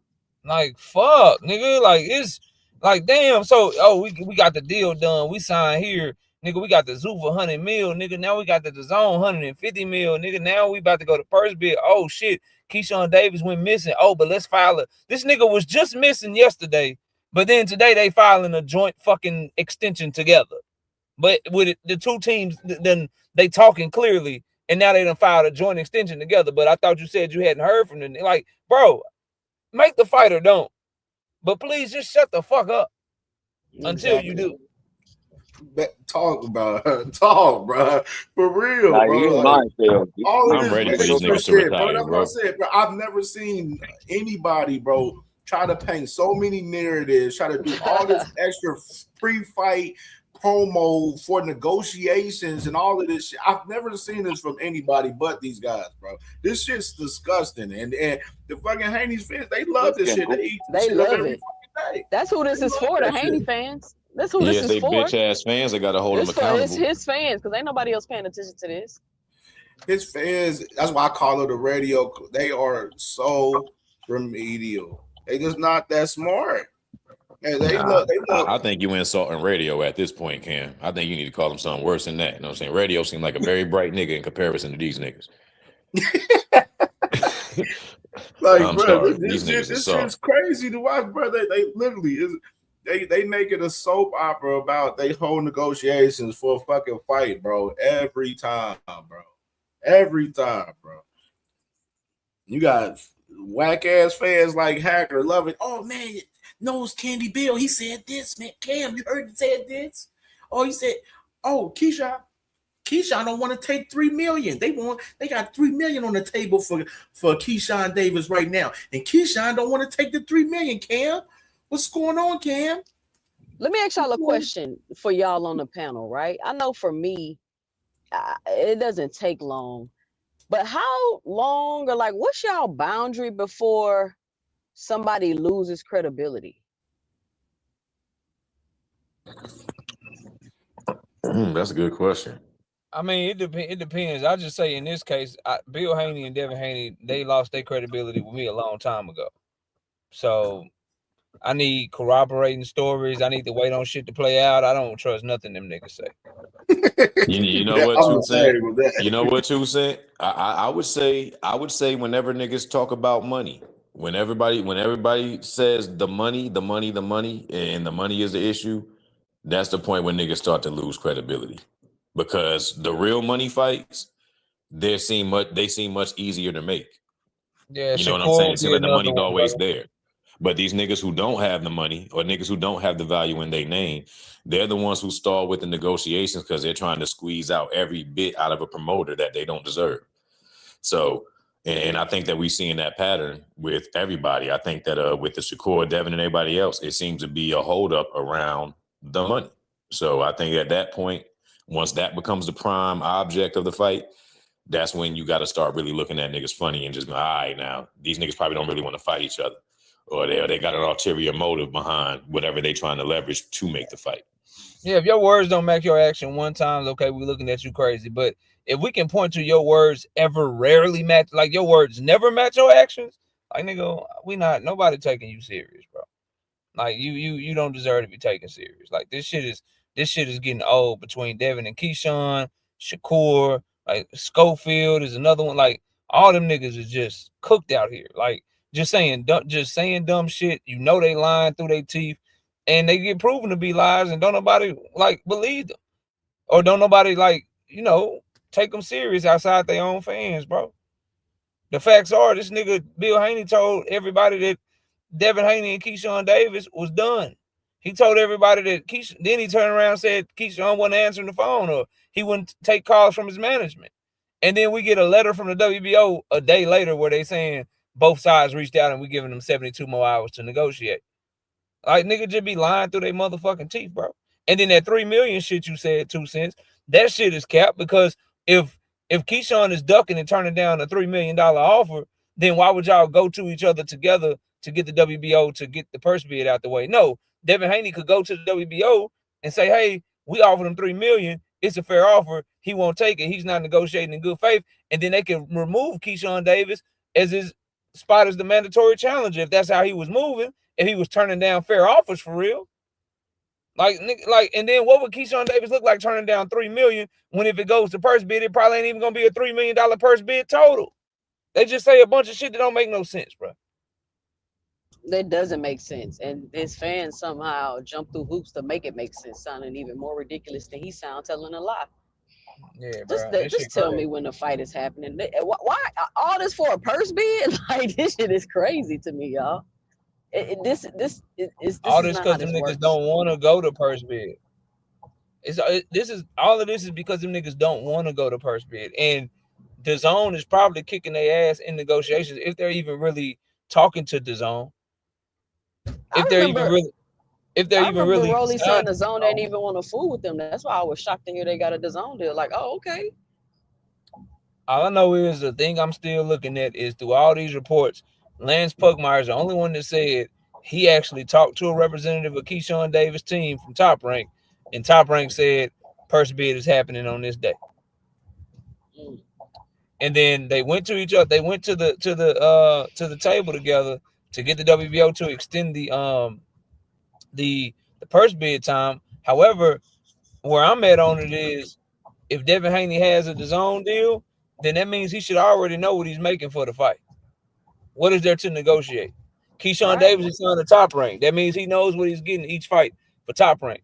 So what are there to negotiate? And I'm always holding in the back of my mind that the only reporter from Sean Zattel to Dan Rayfield to Lance Pugmire, Jake Donovan, whoever that said they actually talked to Keyshawn Davis' side was Lance Pugmire. He said they anticipate going to purse bid. Because if Devin Haney is not signed to DAZN, then Top Rank is just going to give him what they think the fight is worth. And if he don't like it, they're going to let it go to purse bid because they know that in the purse bid, they ain't going to have no competition. So this nigga got 72 hours, bro. Before the chick is going to come home to roost. Either these reports are accurate or they're inaccurate. Because if it's going to purse bid, then that DAZN shit is a motherfucking lie. Because we haven't heard an official announcement on that yet. All we've seen is reports, but we have not seen DAZN come out and say nothing. Devin Haney or Bill Haney come out and say nothing officially that he signed a 3-fight deal to DAZN or a 2-fight deal to DAZN. We have not got that announcement yet. Hey, what's up? Okay, KO, I just heard you. Are they really signed to DAZN? That's what the report said last week, bro. That's according to KO, how about this? This is how this shit works. I seen ESPN write about it. I seen a couple of quote unquote credible sources report it, but of course that still don't mean it's true. But this ain't the payola syndicate news. That's what I'm trying to say. When you read the reports, you always got to see what they're saying in there. So I seen all those reports too, but they're all quoting Dan Rayfield. They're all quoting Sean Zattel. So they're not giving you that. They're not doing their own work. They're just re-reporting the news. That's That like is if true. I go live and I'm like, yo, CamJ, I was over on CamJ and he said this, and then I talk about it or whatever. He's the source because that's where I got it from. And then somebody else comes behind me and they say the same shit. Then somebody else comes behind that person and they say the same shit. It's no new sources. You're not verifying anything. You're just repeating what the original person said. So all we've really gotten is Sean Zattel said it, and I think Dan Rayfield, to try to get ahead of it, this is just my opinion, I think he repeated what Sean Zattel said, because he just said sources say such and such and such and such.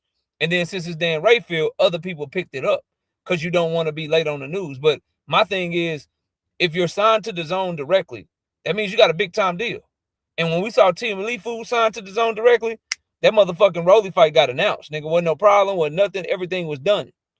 But Devin Haney signed to the zone now almost a week ago, and we still ain't got shit. They still trying to push back a purse bid, and the zone has Top Rank, who they pay the budget for, and they allegedly have Devin signed, and they can't work this shit out somehow. Yeah, that don't sound right. They Yeah. doing that Bud Crawford negotiating. Yeah, that stage fright shit. I'm telling you, boy, these niggas are scared. Them vampires melt when you put them in the limelight. These niggas are not real stars. They get nervous once you finally put them doesn't make any underneath sense. that magnifying lens of a real star. I mean, it started with the $100 million. I don't The think zone they is probably scared like, with yeah. And we see how the zone is moving too. And I just want to say this too. If the zone is signing you for multiple fights, they're telling you the fights they want. We see what they're doing with Virgil. We see how they're carrying it with Boots. If they sign Devin, it's just my opinion because it just makes sense from a business perspective. If I'm signing Devin, nigga, I need you to agree to have Ryan Garcia on this shit. If I'm giving you multiple fights, like, yeah, get your Mando out the way, but we want the Ryan fight too. And probably Rolly too, shit. Or we want the Rolly fight. Like, we want these unifications. Can you sign up for these shit too? These are the names that we putting on the table for you if you want a multi-fight deal from us. So that could be a hold up too. So I'm just interested to see how this shit play out, because it's looking like we may not get anything, until the purse bid. Every day that goes by that we don't get a motherfucking announcement, it looks like that these fucking DAZN reports are looking fugazi out this bitch, man. But what's crazy is Keyshawn just did that live. We reviewed it on my Sunday review show, and he said, I already know the information. I know about the purse bid. I know the numbers. I know everything. So what's the problem? Like, what's the holdup? So Yeah, like, neither one of them could be trusted. I mean, don't listen. It's all theatrics if you ask me. But let's just take it for surface level. He's saying he know everything about what's going on. So it's like they're pointing in one direction and doing something else. Like, look over there, and then they doing this over here behind the scenes. So like, look at Keyshawn, he missing, but they the ones scrambling and scraping in the background. 2 cents. I don't think they're signed. This is what it sounds. I don't think they're signed to the zone. I'm not gonna say if they are or It don't not, seem like it because is. I don't know. But all I'm gonna say is I haven't heard an official announcement. And before they were signed to the zone, they were signed to Zupa for $100 million. So yeah, exactly. Yeah, that's what I'm saying. This is all this shit fucking crazy. Well, I got a question. So is it a possibility that Keyshawn could be just trying to get a little, extra oomph, like, like my man Frank Martin was trying it, or similarly to what Shakur did with Herring and what he tried to attempt with Haney as well. Nah, because you gotta set them out, right? KO. So the zone, bro, with the zone having all these promoters, bro, that means that they all are not, getting along better, and they all talking more. Top Rank already knows who gonna bid and who not gonna bid, bro. So they know whether or not they have any competition for this purse bid.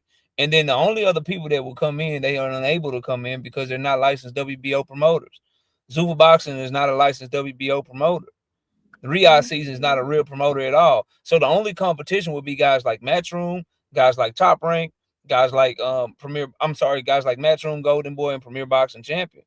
Well, they're all under the same banner as the zone. Everybody's getting their money from the same place right now, bro. The zone is putting up the budget for everybody's distribution deal right now. So with that being said, they know whether or not Matchroom, Golden Boy, or PBC is gonna bid on the fight, and I don't think they're gonna bid on the fight at all. Top Rank probably knows this, bro. And so if anything is going on, like I said, Devin with the zone is his only saving grace. If not, Top Rank is literally probably telling this nigga, this is what we paying you for the fight. If you don't like it, we ready to go to purse bid. That's what it sounds like to me, KO. If you don't like it, we going to purse bid, my nigga. Good luck. Because we know niggas ain't bidding on this shit. And if Top Rank wins the purse bid, Keyshawn already got a minimum in his contract, fam. He gonna get his minimum regardless if it's a Top Rank fight. The only way he would have to abide by the purse bid rules is if another promoter wins the purse bid. And then But y'all if gonna have Top to Rank, admit if Top that Rank Bill wins ain't that been purse bullshit. bid, yeah, if Top Rank wins that purse bid, he getting whatever the fuck he signed to get per fight. And it'll be Devin Haney that'll be like, yo, I get 75% of what? Yeah. Yeah, well, I was wondering if that's how that worked. So so if that's the case, KO, that sounds like the reason they let it go to purse bid is because they didn't have no choice. Yo, you either sign. This is just my head, and this is my opinion based on the business of boxing, right? If Devin Haney is signed directly to the zone, that would mean they give him a deal and they say, we're paying you this much per fight, which would then make his side of the fight should be done because he doesn't have to negotiate with Top Rank for money. Top Rank pays Keyshawn. The zone pays Devin, and they get the fight cracking. So why do they need more time? Why is it even a threat of purse bid? Now, if it goes to purse bid and Top Rank loses, then that Top Rank would be loaning out Keyshawn to some other promoter. That promoter would pay him based on the purse bid, and he would have to pay Top Rank the 20, 25%, whatever it is, when he fights on another card. But if Top Rank wins it, then all Top Rank has to do is pay him his minimum, regardless of what the purse bid is, which means they can lowball that bitch. Yeah. Well, what is do you know? Well, I guess you want to know his minimum. Do you know what's the next minimum though? Keyshawn's? I don't know. I don't know his minimum. I just know every fighter, when you sign a multi-fight promotion deal, they give you a minimum. Some of From them what I read, from what I read Right. on the Top Rank for Keyshawn, his like minimum, like the minimum for like big fights for Keyshawn is like 700,000 plus. So that's his minimum for like big fights. Now for as like the smaller fights, it's like that 350,000, 400,000 range, that range for Keyshawn, from what I read on Keyshawn recently, for as like money on him. Yep. I mean, so whatever the minimum is, bro, that's what he gonna get regardless if Top Rank win, the first bid, bro. Imagine Top But y'all don't think no one thing promoter's gonna bid on this shit? One thing about it, KO, I've been telling people, because I've seen people trying to put the narrative about the 3 million, him denying all that. I'm like, Keyshawn is fine with whatever it is. They're trying to make Devin duck the fucking fight regardless. Yep. Either vacate or duck the fight regardless. That's what they're trying to do. He's going to take whatever's on the table for him. Yep. 100%. Because Top Rank wants, what Top Rank would prefer is Keyshawn, if he's gonna lose to Brian Norman Jr. Facts.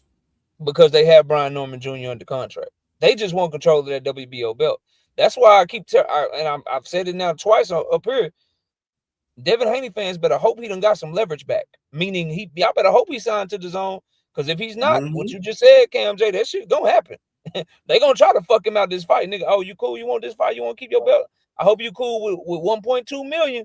Because bitch, we only bid like 2 million on the purse bid, nigga. Good luck. So Matchroom or Queensberry or PBC, you don't think they have no interest in this fight whatsoever? No, why would you piss off? Why would you piss off the zone? I mean, they all part of the same umbrella. I mean, yeah, but if you the zone and you just signed Top Rank, why would you want somebody else to get that fight when you already have Top Rank under contract and they have Keyshawn Davis? Facts.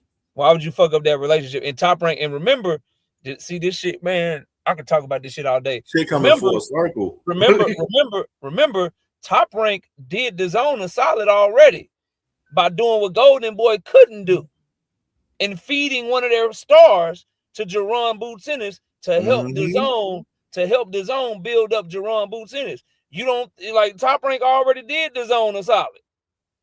that Golden Boy was unwilling to do with the Virgil Ortiz shit.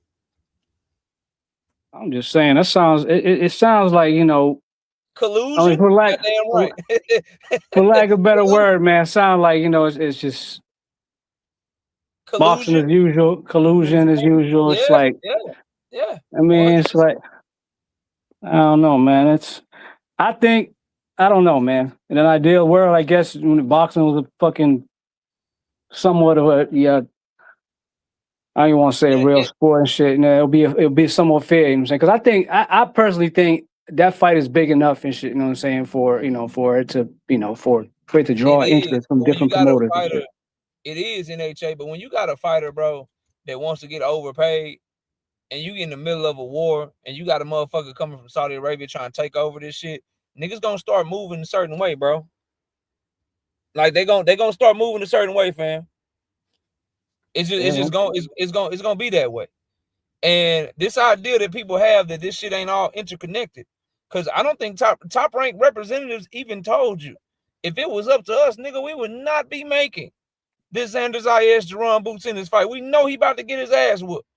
And you think they finna be like, all right, the zone, that's cool. So you want us to put Xander in the fight that he could lose, and now you want us to put Keyshawn in the fight he could lose too? Nah, bro, we need something back for that. We need something back for that Xander shit. We need you to do us a solid.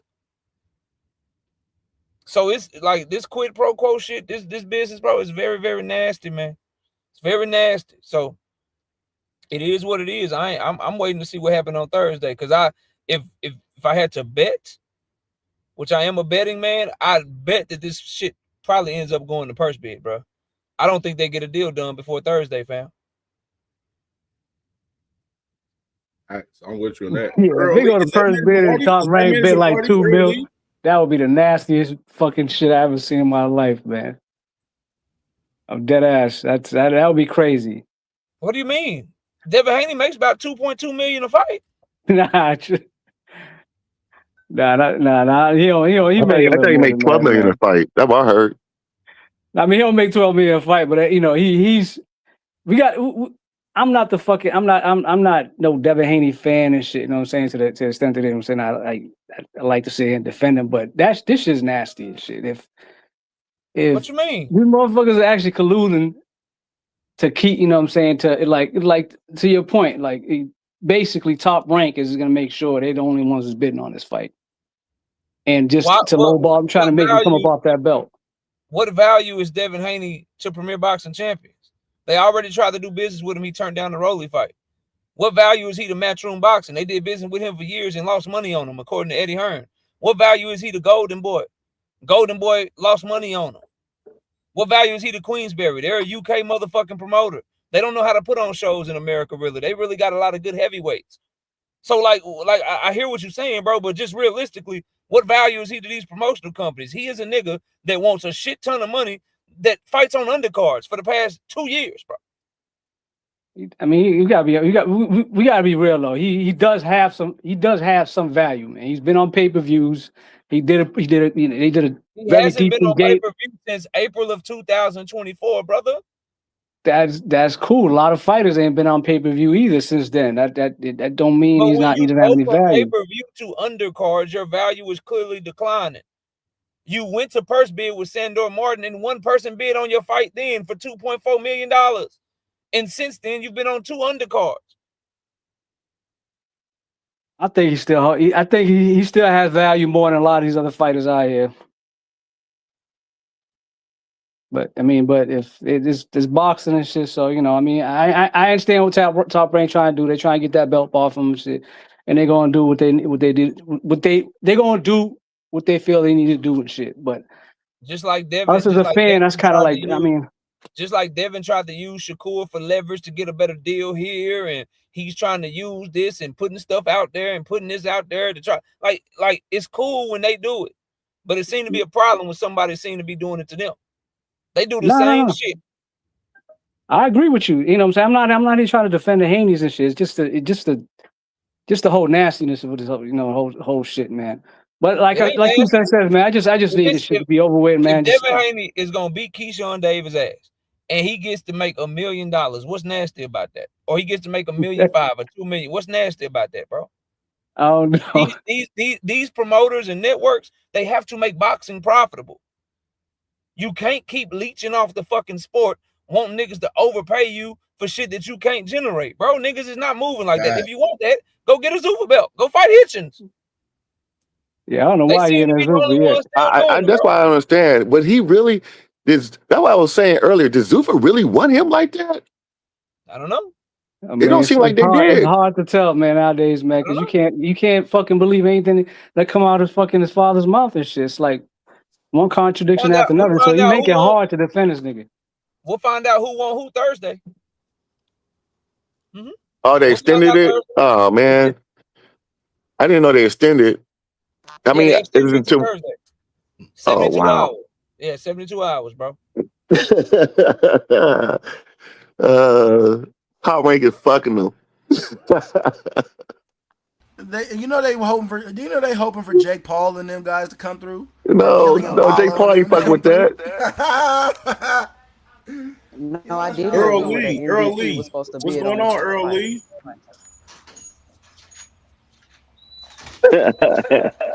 Shit, top rank might be. And if you ain't noticed the name, Band Up Bud, I'm on my bullshit. Hey, that's manager Marty profile. Hey, that is. Hey, Yeah, you might want to put that in the back, CamJ. You don't know if that's a real person or not, gang. Yeah. Motherfucker ain't say shit. Who got an echo? Somebody got an echo now, bro. Was that me? Nah, you was good. Band Up, I think that's might you be banned up. when you go off mute, bro. I'm muted. If it's still going, yeah, let me know. I'm muted. I'm about to mute. Yeah, it's you, bro. That was you. Yes, you.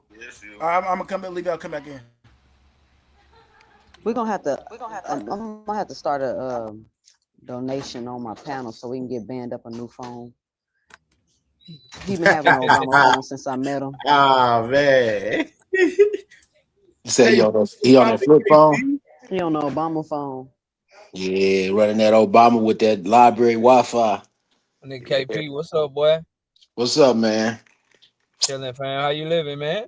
I Man, ain't seen you in a minute, dog. I was up here last week. CamJ called me a Bud fan last week, man, because I was telling the truth. Damn. Uh-oh. I don't know you as a Bud fan, bro. Yeah, hey, he don't really know, bro. He don't really know. I don't know you as a Bud fan, KP. Hey, CamJ don't know how much crow we had to eat that night, bro. Yeah, that shit was ugly. Boy, that was a lot of that was like jerk chicken crow, black and seasoned crow, seasoned Lori salt crow. I didn't even have no shoot this past weekend. I didn't even do no reaction to it. I couldn't even bring myself to do it, nigga. I just had me an old fashioned, took my ass to sleep. Man. Yeah, I took me a performance and all, but you guys really let sit up here and say that nigga Tim Zoo look good. I can't believe that shit. Tim Zoo didn't look good, but he took he's a bum. Earl had a little bit more legs up under him, he probably would have won. He probably would have, but that's what I knew. I knew the legs was gone. I mean, that nigga was out of there, dog. Bruh, they did what I thought they did. They sold niggas a dream. I mean, I just say this, bro. I don't trust nobody trying to lie to me and tell me a nigga good and he ain't been around since Biden was the president, bro. Like I just couldn't buy this shit. You couldn't sell it to me. That's that type of sandwich I'm not buying, bro.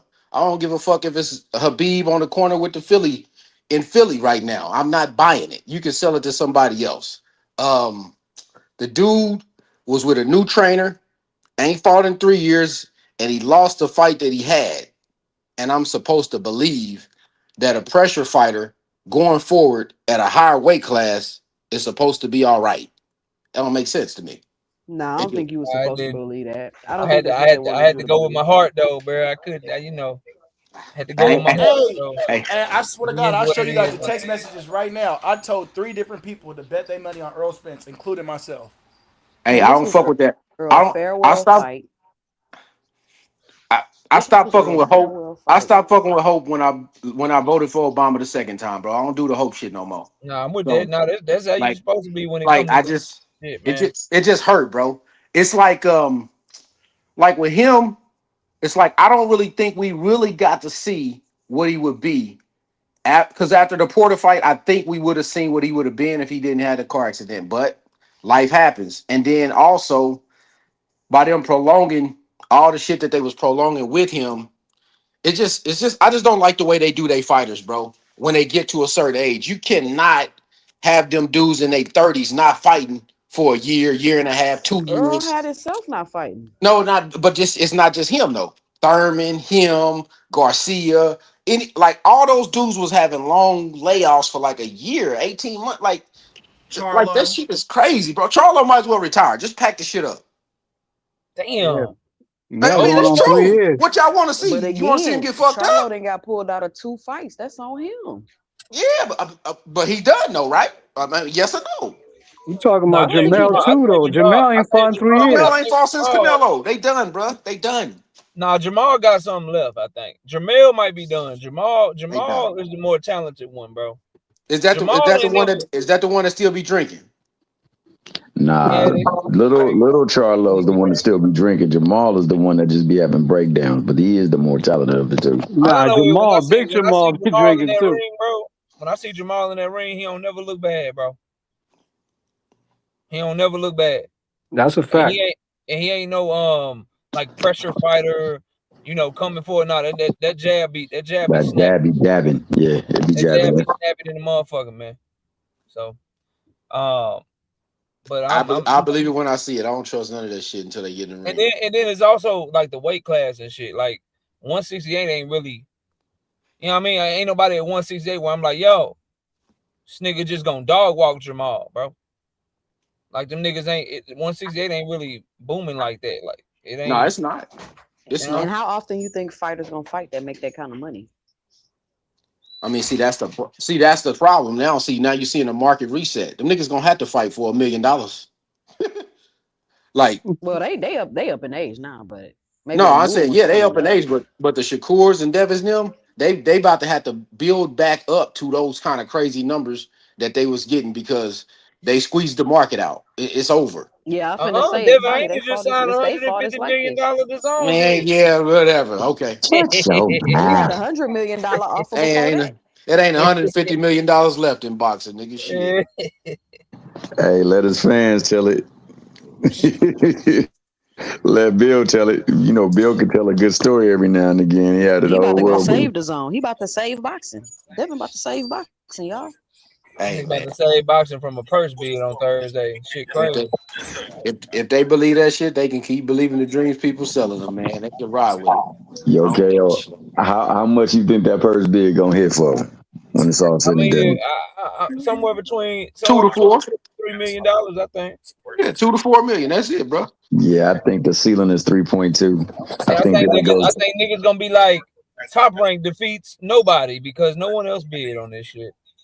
Do the same thing as they did with Spence. Somebody listen to a Bud Crawford interview right now. Yeah, somebody is. That's probably banned up on his water walker stuff. No, band up on mute because you guys keep telling me. I'm up here queuing up this mute right here. I can't get blamed for both things. I can't get blamed for both things. Hey, that was Manager Marty. Manager Marty, you can pull back up, bro. I didn't know that was you or not because you know these trolls be crazy out here, man, putting people pictures and shit up here coming up. You know what I mean? Hey, Kim, I got pull back up, Manager Marty, man. Pull up, bro. Oh, my man Earl Lee was Manager Marty. Yeah, that was him. He said he couldn't pull up from his actual account on StreamYard. Yeah. Yeah, that's what I'm like. You know, the trolls be crazy. Can't take no chances around here. Somebody be hopped up here and started twerking. Man, but the twerk team on the building. Saying there's some more shit out here. Hey, you never know if Club Johnson Bounce sent the entertainment this way. Club Bounce entertainment out here. Cal say, I done cornered the afternoon market. I can't have niggas fucking up the bag, man. Nah, I respect that They shit. motherfucker pull out their Johns and shit and start waving shit around. It's like that's why I'm like, Yeah, you better keep that screen up until they start talking and see what the hell going on. Wow. I be hovering that motherfucker. Hey, I be hovering that motherfucking remove button like a motherfucker on my shit when I had the panel open, boy. I be hovering that bitch, waiting on the nigga. Like, nah, don't play. Wait, that be for real. I'm fucking around, throw up a whole graphic and everything just in case motherfucker get freaky out this. Nah, bro, you ain't about to hear me with no bullshit today. He said, just in case somebody get freaky is crazy. I did the morning after show. Shit, I did the morning after show. I talked about the fight, nigga. That's all y'all getting. I ain't doing that shit, man. I ain't talking about that shit no more, man. Shout out to Earl, man. Yeah, man. That's Hey, I don't know why everybody's so salty though. I don't know why everybody's nah, so that shit was hard to watch. I'm Can I I'm ask team y'all Bud a- all day, man. But I picked Spence, strictly on the strength that I believe Tim ain't been the same since that first Fundora fight. I truly believe Tim washed and shit. And I think any other one of these top guys and shit, what I'm saying, or even mid level is gonna give him work. You know what I'm saying? The top guys is dusting him. So I picked Spence, but god damn, that shit was fucking horrible to watch and shit. 'Cause Man, I like Spence. It's hard to not like him as a person and shit. You know what I'm saying? Because he looks just like a such a downright person. But I was fucking dead ass wrong in this one and shit. I ain't gonna hold you and shit. Can I ask the He panel a looked better than question though Anthony about Joshua, that and he fight? looked better than Tyson Fury. Yeah, go ahead, there. Oh no, so I was saying, because I was watching the fight. I'm a casual, so I was like, damn, is Tim really faster or is Cuz he just lost his step? So it's like Lost in it. boxing, lost it do your bad. speed go? Do your speed go before your power, or is it the other way around? He Like, lost everything. He lost his legs and Well, everything, his bro. legs are gone. His legs are gone, so that's and gonna His that's take where your time to timing wasn't explosion rebuild. come there, His from, huh? bro. legs and his Punch timing was placement was bullshit. off, man. I was like, oh, what the He fuck am was I blocking watching? punches with his faces too. He wasn't slipping nothing, so it was like, Well, you uh, can't He generate any never slipped power. punches. You can't generate any power He if your never really base is slipped your punches. base is done. His foundation's okay. gone. You So can't he got get no your legs. You power comes can't. from the floor. It Everything come comes from from the the floor. explosion from the Yeah, ground up. All right, you don't makes have it. sense. Same thing Okay. with Wilder. That's why you have problems with Wilder throwing the right hand now. Like if he throws it, he throws it, but it's not like a whip that he used to throw. He had a whip right hand. He don't have it no more. His legs is gone. It's gone. It's gone. The Okay. only way the It's only gone way he because he would never. really First of still all, he have never it worked on it. if he was like a heavier fighter, like a George Foreman, like just a big heavy ass dude, like Mm-hmm. that. You don't lose it like that. Wilder's a speed puncher, Speed speed power power. puncher. So Speed power. he translates speed to power just from the whip of his hips, and you just don't he don't have it no more. It's just Yeah, gone. that's where you generate that torque from your. Yeah, Okay, that it's makes just gone. sense. Okay. Damn. Manager Marty was popping, man. What's popping, brother?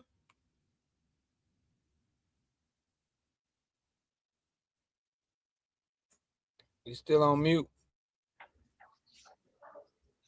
Yeah. Throw the graphic up, Cam. Mr. Roll the tape. Roll the voice.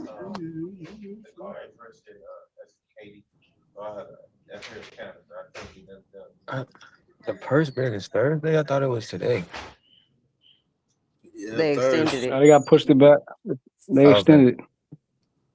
It was supposed to be They today, So what bro. did extended y'all it. think about Berlanga? What do y'all think about Berlanga and Hitchison? I feel like Zuffa is building some monsters over there with them, and I don't mean that in a good way.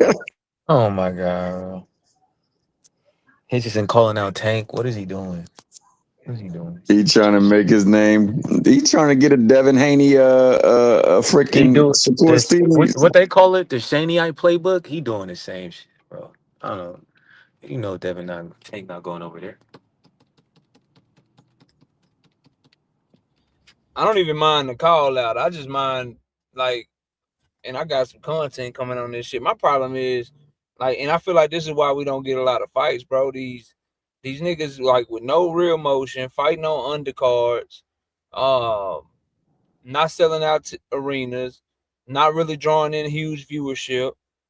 Why these niggas like calling out like star fighters and telling them niggas what they need to do and shit? Like that's the problem for me. Like, yeah, nigga, fight me at welterweight, no rehydration clause. So this nigga got to come 2 weight classes, no rehydration clause to fight. Yo, nigga, you was on Berlanga's undercard in the Netflix theater, my nigga.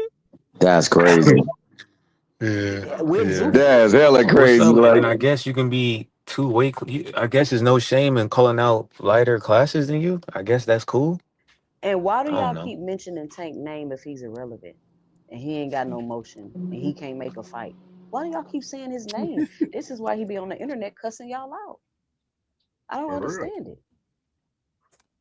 it's the old playbook. You know how it go, Jay. We ain't bubbling by ourselves, man. We got to get that soda stream And machine. you got Dana White looking like you part of the Addams family at the press conference talking about, yeah, I would love to make a fight. I'll talk to Tank. And then like what are you talking about, Dana White? When did you talk to Tank? One of y'all got an echo.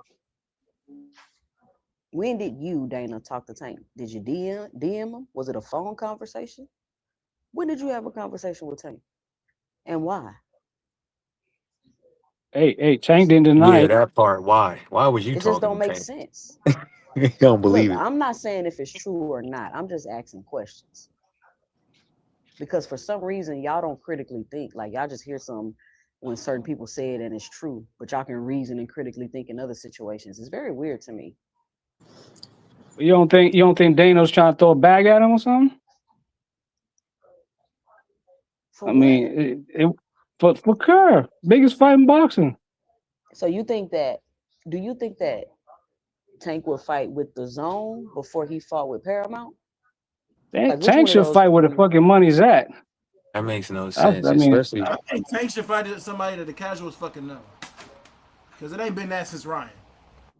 Huh? So who does the casual? Who just said that dumb shit? That was it. Oh Right, my god. Outside of Ryan and what? You want to say Pitbull Cruz? Like, I want to see Tank against somebody that, if it's not going to be, of course, Shakur and Devin and all that, how that shit goes. And, you know, I already just made the whole Schofield shit. You guys think he going to duck out? Ain't no fight bigger than those two fights. Then he got to fight somebody That was egregious right there. That was crazy. Simple as that. Somebody Who said that? The casual? The Bando, Bug Bouncer. Oh, yeah, I'm on my bullshit today, nigga. Band up Bud today. Bud Crawford area. You see the picture, nigga? What it is? You got some But Shakur is Tank's biggest fight, man. If anybody, we can't say that's not. I mean, to me, it don't fucking matter what that shit happens and shit. You know what I'm saying? If I'm Tank, obviously I'm not Tank and shit. If I'm a prize fighter, I'm just saying, if I'm a prize fighter, but cool. I'm not Tank. I said it. If I'm a prize fighter, I'm a fucking fight. You know what I'm saying? Wherever the fuck wherever it's at. You know what I'm saying? I got, as a boxer, as a fighter in that profession, you got to show up in those fans to make as much money. But Tank, wherever he go is where it's at. We don't know that we don't know if it's not either. But Tank, wherever he go is where the money at. He ain't got to go nowhere. It's wherever he goes. What? But as you just saw, Zuffa ain't it, man. On top of that, Shakur. What's not it about Zuffa? If they could put the fight for us fans and shit, what is not it about Zuffa? Hey Cam, I ain't making a dime off Zuffa, so I don't give a fuck about their business model. Hey Cam, So they what finna is be it about? competing with football and shit too. They need to stop There fighting you on go. Sundays.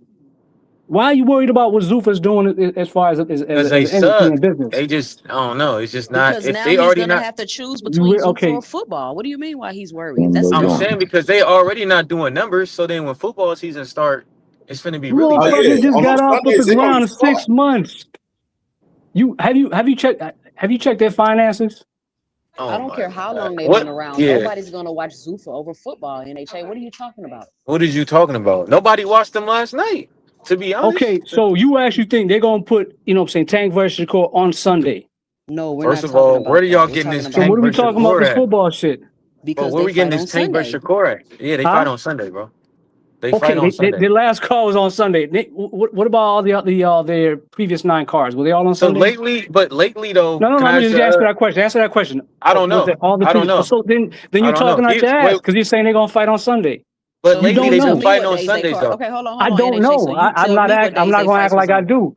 But I would assume, as a, you know what I'm saying, a smart businessman, Yes, they But fight. They put they've been fighting on Sunday. so has PBC. Tank fought on Sunday I can before. You know that, tell right? you right No, now. Tank Let me say fought this. Let on me say a this right Tank Sunday. now. fought Pitbull on a Sunday. Yes, on a We Sunday. can cover the bullshit. Yeah. We can cover the bullshit. That fight is not gonna be with no motherfucking Zuffa boxing, bro. Regardless, he gonna still have to bring his ass over there to traditional boxing for that fucking fight, bro.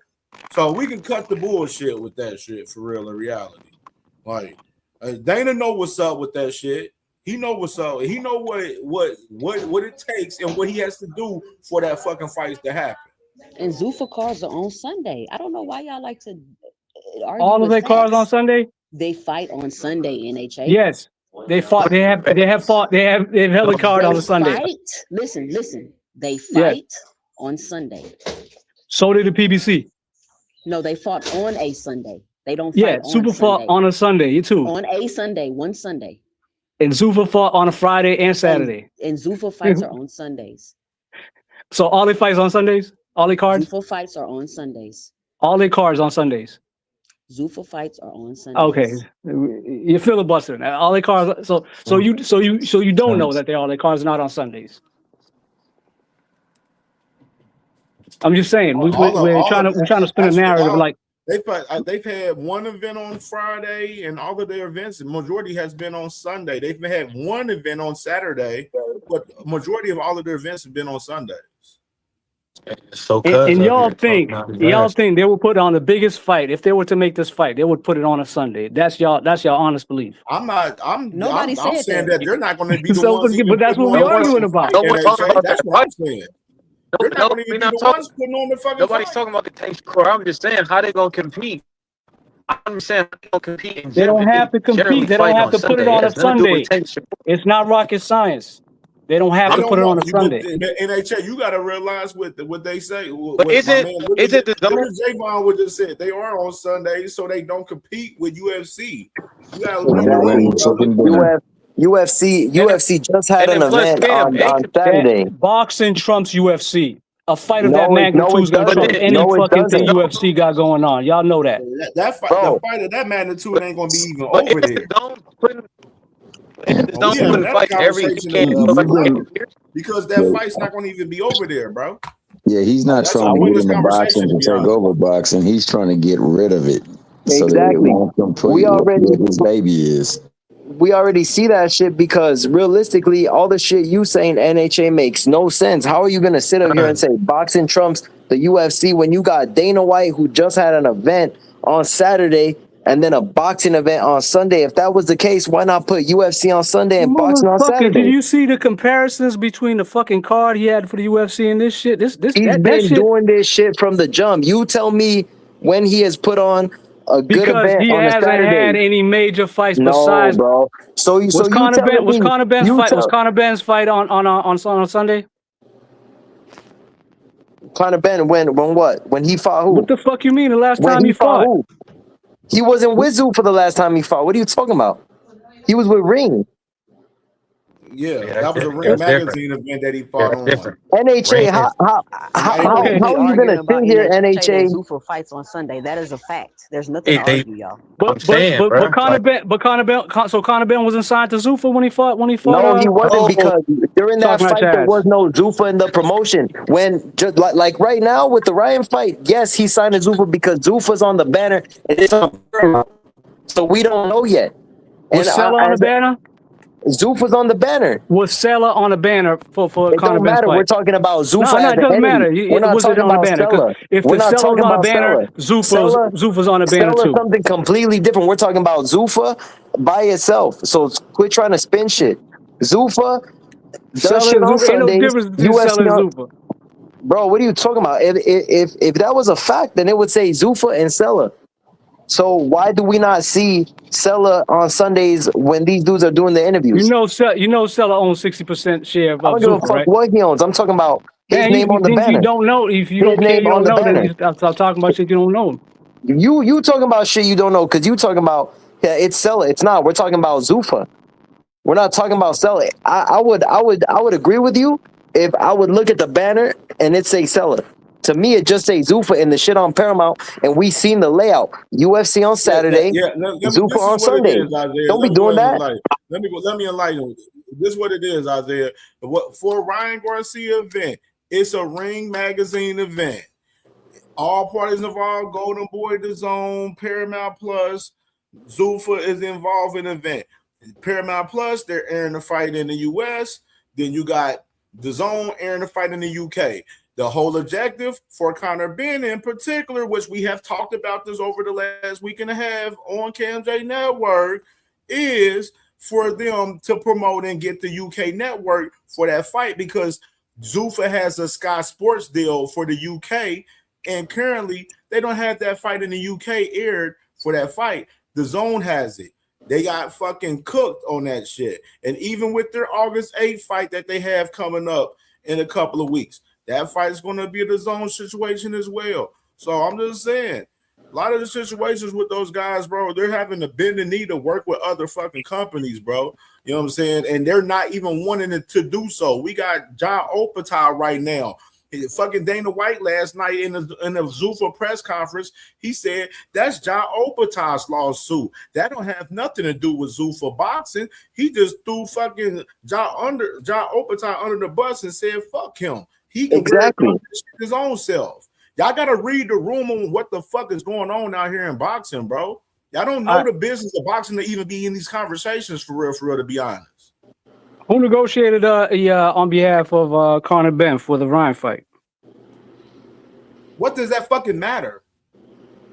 It matters. It matters a lot. It doesn't matter. You answered a relevant question, pretty much.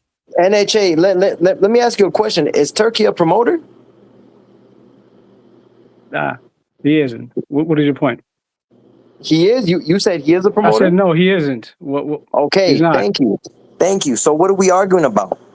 I don't know. You tell me. What do you just brought up seems like you just made up an argument out of thin air. When did I say Turkey was a promoter? Because isn't Turkey Sella? You talking about Sella, and he owns 60%, but I have yet to see Sella on a Zuffa banner. Every time I see a Zuffa event, it's always Zuffa itself. What I'm trying to tell you, they're all the same. They're not the same because you just said it. Turkey isn't a promoter. Zuffa does not have any of these licenses. And it would surprise me if they have to get a WBC license just to do the fight. Who brokered the Ryan and Conor deal? I don't know. Turkey. Does he have to be a fucking promoter to do all that? I don't think you understand it. No, I understand clearly. No, I never argued that Turkey is a promoter. You told me Stella is the one putting on these events, when at the end of the day, in the Zuffa banner, all I see is Stella Zuffa. controls the funds for Zuffa. I don't see none of that. Right? So until I see the purses for Zuffa. Yo, NHA, don't get me wrong. I've seen some ring events that have Stella's name. There, I could believe it. But you telling me that just because he was there doesn't mean that. I am telling you that Stella controls the funds for Zuffa. But you just said that he's the one that controls everything. So if you're telling me that he controls everything, you're pretty much saying that he controls the money. That's just like DAZN controls everything at DAZN and shit. They have the funds. You're not making no sense. 60% of that shit. I mean, the whole conversation is really irrelevant at the end of the day. You know what I'm saying? Let me bring Manager Marty in. Manager Marty, man, what's popping, brother? Yo, salute everybody. Can y'all hear me? Yeah, we hear you pretty good now. You good. You sound better. I can hear you, Mr. Bowtie. Oh, man, I appreciate that. Huh? I said, we got you, Mr. Bowtie. What's up? Hey, man, everything good, man. Thanks for having me on, CamJ. Yeah, I was in a crazy spot with the going around the back blocks. You know how it is. Signal be crazy. But real quick, though, I heard a couple people as I was trying to get back on and off, mentioning something about the minimum guarantee. I wanted to give a little correction. I think I don't want to misquote him. I don't want to misquote him, but I think Knockout said it. So just to clarify something, everything Knockout said was correct up until one point. I wanted to make sure all the information get out properly so that when we talk about these topics, you know, we make sure we had accurate information for the people. So it's not the minimum guarantee, right? Just wanted to clarify that it's the maximum guarantee, not the minimum. Every fighter's contract will always state two numbers: your minimum and your maximum. The minimum is just the base, right? Just real quick, if somebody don't notice, I can share this. Fighters get paid by the rounds that they compete in or scheduled to compete in, right? So in this case with Keyshawn, because this is a 12-round fight, there's a world title on the line, and it is actually televised. Those are the three standards that's typically used to be able to justify paying the fighter their maximum guarantee, not the minimum. In this case, it is the maximum because this is a 12-round fight. This is a title fight between him and Devin Haney, and of course, it is actually going to be produced on a network or a streaming platform. In this case, meaning DAZN, right? So Keyshawn will get paid his maximum guarantee if this is a top ranked promoted card. From what I'm hearing, real quick, phone calls I've been what I'm hearing, and I'm not going to go deep into it because I gave my word that I wouldn't. But the base of what I'm hearing is that Devin Haney and Bill, they are not satisfied with the number that Top Rank has put out there for this fight. Now, Who's some of surprised? this is some of this is being predicated off of the fact that if y'all remember 2 years ago, Bob Arum put up 2.42. It was like 2.420 something thousand, 2.42 million 2 years ago for Devin Haney to fight his mandatory, which was Sandor Martin for the WBC title. I don't know if y'all remember that. Bob Arum put up 2.42 to guarantee the ancillary rights, etc., for that fight. Devin Haney's response to that 2 years ago, when Bob Arum was the only promoter that was going to put up the money, only because, of course, he was promoting Sandor Martin. Devin Haney's response to that was he vacated the title, and of course, there was no way that Sandor Martin can get the title fight. And so now, of course, Todd DeBuff, who is obviously the president of Top Rank, the stepson of Bob Arum, they're having a hard time. They are not shy to put up the money, but right now, the millions that they talking about paying, Devin Haney's people is not satisfied. And right now, from as of like I said, got off the phone with some serious people over there with Top Rank. They all know who I am. Right now, it looked like it's going to go to the purse bid on Thursday. The thing that I said to the people on the phone, I said, why don't y'all get Turkey involved? Why don't y'all convince Devin to try to get Turkey involved? Because we know Turkey will overpay the fighters. But Bob Arum and them do not believe that this fight is worth more than what Devin Haney and them projecting. And that's the problem right now. But as of today, right now, from what I'm told, this fight purse may proceed this Thursday. So And there is no we'll DAZN see. deal? Well, here's the thing about the zone. This fight will happen on the zone, irregardless of whether Devin Haney is signed to them or not. Because don't forget, if Bob Arum is promoting this fight, meaning that if he wins the purse bid, Top Rank recently signed the deal with the zone. Okay, so all of Top Rank fighters will fight on the zone in every card that's promoted by the zone, just like PBC fighters and Matchroom and the rest of them. The only outfit right now that don't have a contract with the zone is Zuffa Boxing. Turkey Al Sheikh, of course, he has the Ring magazine, so he does have a contract with the zone. But Dana White and Nick Khan's company, Zuffa Boxing, they don't have a contract with the zone. They do have the contract with Paramount Plus. But for this Ryan Garcia and Conor Benn fight, they're going to do a cross promotion between Paramount Plus and the zone on behalf of Golden Boy and Ryan Garcia for the DAZN part. So that's where we stand at now. Things can change. They got 72 hours, but as of right now, within the last 2 hours, I can assure you that what I've been told, this thing looks like it's going right to Thursday, unfortunately. But the Haneys are the ones. It look like they trying to overprice this thing more than what Bob Arum So, and them is willing to put up. Marty, so I got a question. Now this is what it is. So when we was talking about far as the Haney's pushing the narrative that Keyshawn's trying to outprice himself, in reality, it's them on the other side doing so. Yeah, well, yeah, because remember, Keyshawn Davis has absolutely no control of anything. He's been promoted by Top Rank. So Bob Arum is the one, and Todd Dubuff. Those guys are more of the ones that's sitting at the table. And actually, to be quite honest with you, Bob Arum, he's very, very old in age now. So Todd Dubuff, he's the one really, sitting at the table, and not so much Bob. Bob is more hands off because of his age.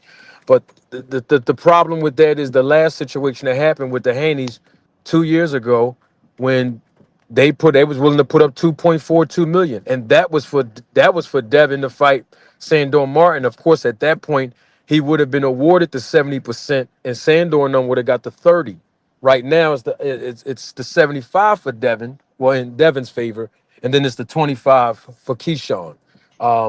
But it won't matter because Keyshawn Davis is locked into a guaranteed contract with Top Rank, which is why I'm saying that there's a correction in that. It's not the minimum guarantee, y'all. It's the maximum that Top Rank will have to pay Keyshawn. So I just wanted to clarify that. But like I said, for right now, at 3:41 Eastern Standard Time, right here on the East Coast, it looks like on Thursday, they are willing to go to the purse bid because they're not willing to pay what the Haneys is talking about. And that's just what that is for right now. I mean, think about it like this. The WBO has an outstanding, long-standing relationship with Top Rank. Okay, that's the reason why Keyshawn Davis was even a candidate to skip the first 15 ranked WBO fighters to get this opportunity to fight, to be mandated in the first place. All right, because you got the top 15 fighters that's ranked in each sanctioning body. They're the ones that have the legitimate opportunity to fight for a world title. It's typically the top 10, but they try to make it fair enough so even people in the top 15 will be able to get the opportunity and a shot. But there's so much money involved to be able to put on these type of fights of this magnitude, and Bob Arum and them is not willing to keep overpricing, the opponent to say, look, we don't mind putting up 3 million, but we're not going more than 4 or 5 million for no Devin Haney against Keyshawn. I mean, that's just where they at right now. And that's all I got for y'all, because I gave my word I wouldn't spill nothing else. But that's where we at with that right now. Now, things can happen within 72 hours. I mean, I've seen so many things happen within 72 hours. But right now, they are at a standstill. They are at an impasse. And it has nothing to do with Keyshawn Davis not answering his manager's phone call and his promoter phone call. I just want to let you know that. And don't forget, Jay Prince is the new manager of Keyshawn Davis.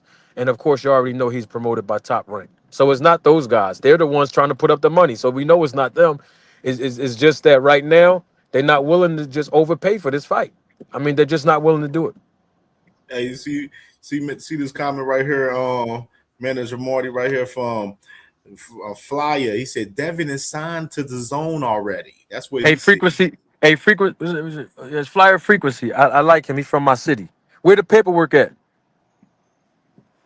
I haven't heard a legitimate announcement yet. And I'm not saying, listen, I'm not saying he is signed to them and he's not signed to them. Because if I really want to find out, I can make a phone call, but I'm not interested in that. What I'm interested in is this. Okay, let's say he's signed to the zone. Great.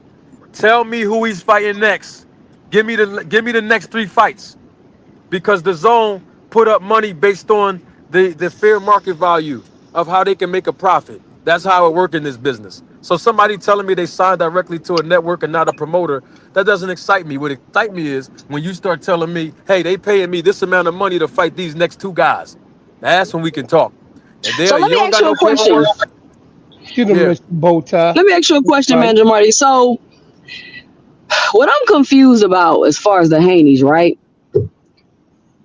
Would this mean that the gig is up? Like this the end of the road for them, or is that just in this situation? Because we've seen a situation to where they were allegedly offered no guarantee for the Rolly fight. And now we're seeing another situation as to where it's like, okay, well, we don't want to accept the money or whatever it is. I mean, I'm just curious, like, what happened with the Turkey back end and all of that, and the 3-fight deal with Turkey and all of those things, and just all of these, the $100 million deal from Offer, all of these things that you were so sought after and so valuable. Like, what is so tough about making this fight? And if I they think don't take the money for this fight and they do drop the belt, what would you think would be next for them? that's a good question. I think it all boils down to Devin Haney and Bill Haney's business model. Their business model is simply guarantee, guarantee, guarantee, low risk. That's their business model, right? And I mean that in the sense that for the Rolly situation, like you just alluded to, the way that PBC do business, we already know is based on percentage. But if you look at what's happening right now, to prove my point that I just made earlier, this fight is based on a percentage too. It's the same thing. They don't want to deal with the percentage aspect because they are about guarantee money and low risk as much as possible. And so if you go back and look at the Rolly situation, you know, they had no backing there because they were the B side. They were not the A side because they weren't putting up any money. Of course, Tom Brown and PBC and Al Heyman, they were the front runners because Rolly Romero was the A side. And Devin Haney looked at the paperwork. Bill Haney looked at the paperwork, and whoever else they had looked at the paperwork. And to by all accounts, Devin Haney came out on the Ring Magazine podcast, and he himself said, "This is a great deal. The money looks good."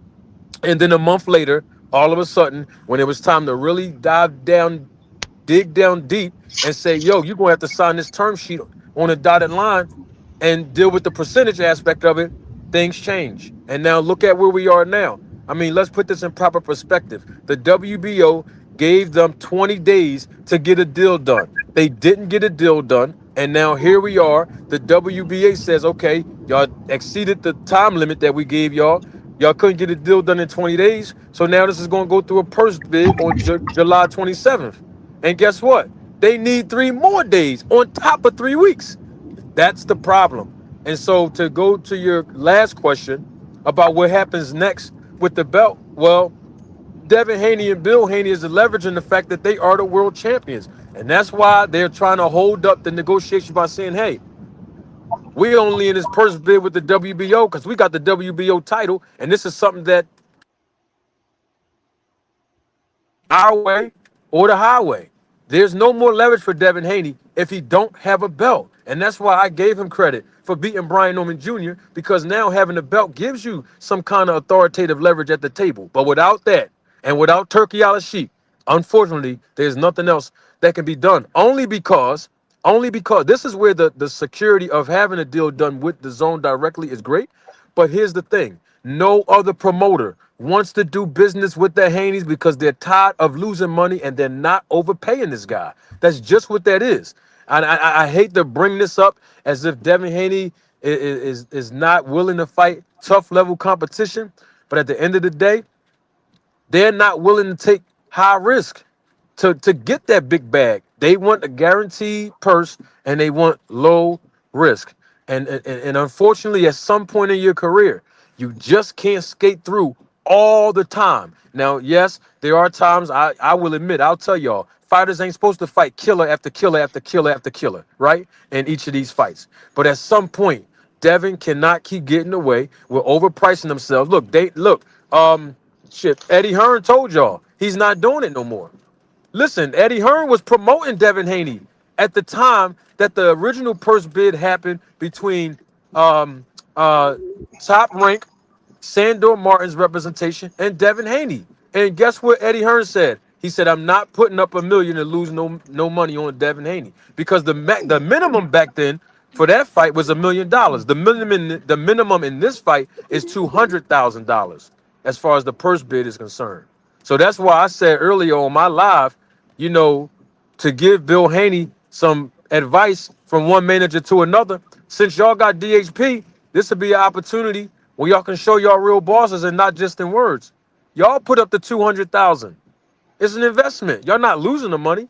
Devin Haney gonna get 75% of the purse regardless. Y'all put up $200,000 on behalf of DHP promotions, and then you use that as leverage to make Top Rank and other representation and other promoters that want to bid on this fight come a little bit higher because y'all putting your money where your mouth is. But they haven't done that. As far as the phone calls I was on today, they haven't even done that.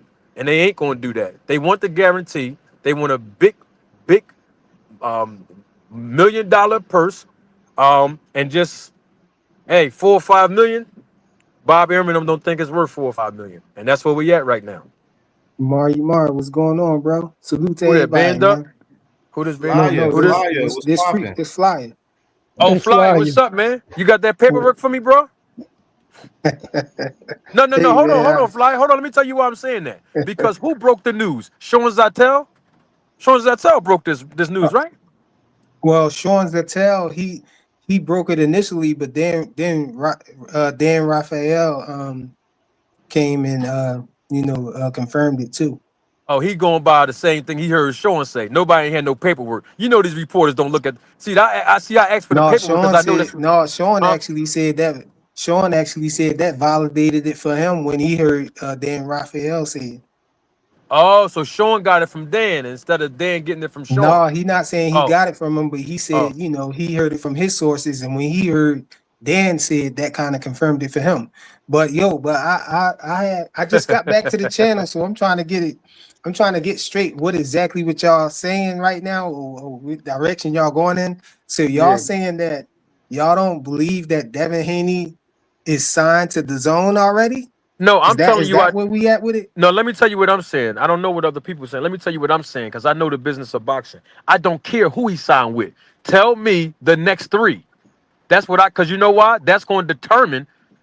That's going to determine A, whether he's really signed with the zone, and B, how much they're willing to pay him for it. That's I important. mean, that That's don't make important. sense to me though, Marty I know Marr. it don't. I know it don't. But listen, How will we know that none of these guys?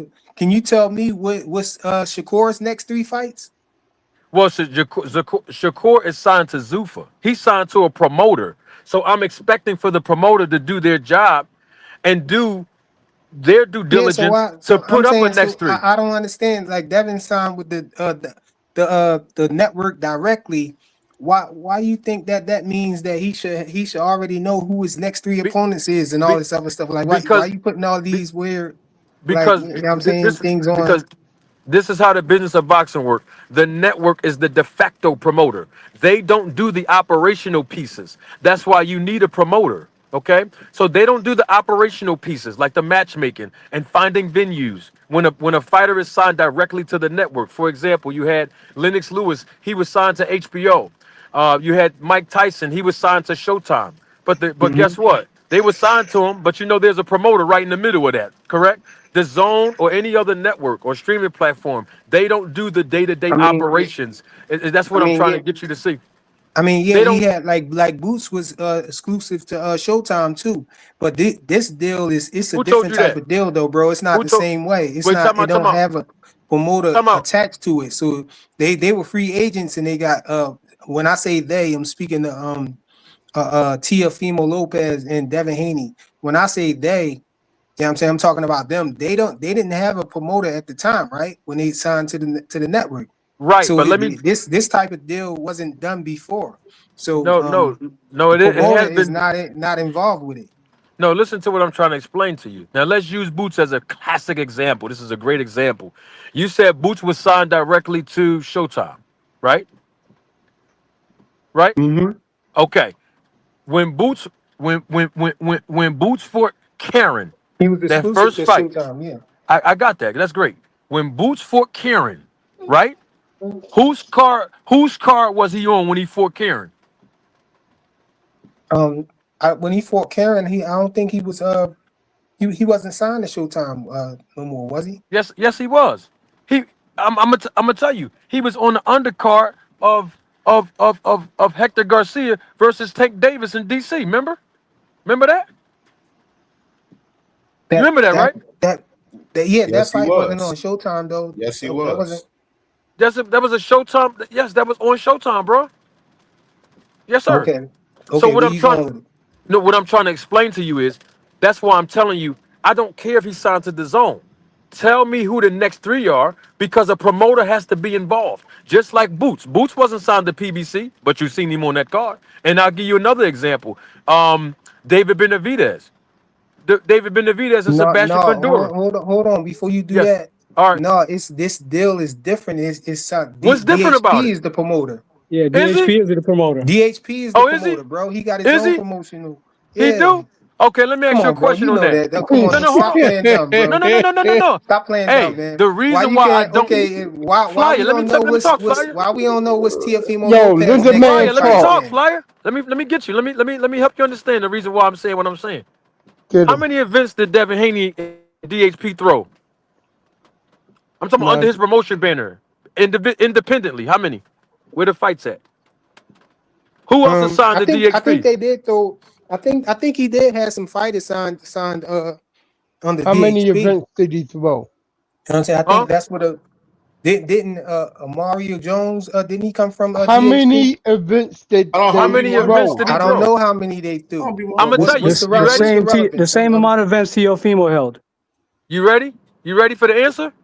Zero. what's your relevance, bro? Zero. The point is they're not signed. When the zone when the zone went to Devin, since you're gonna say that he signed to the zone, okay, we're gonna run with that. All right.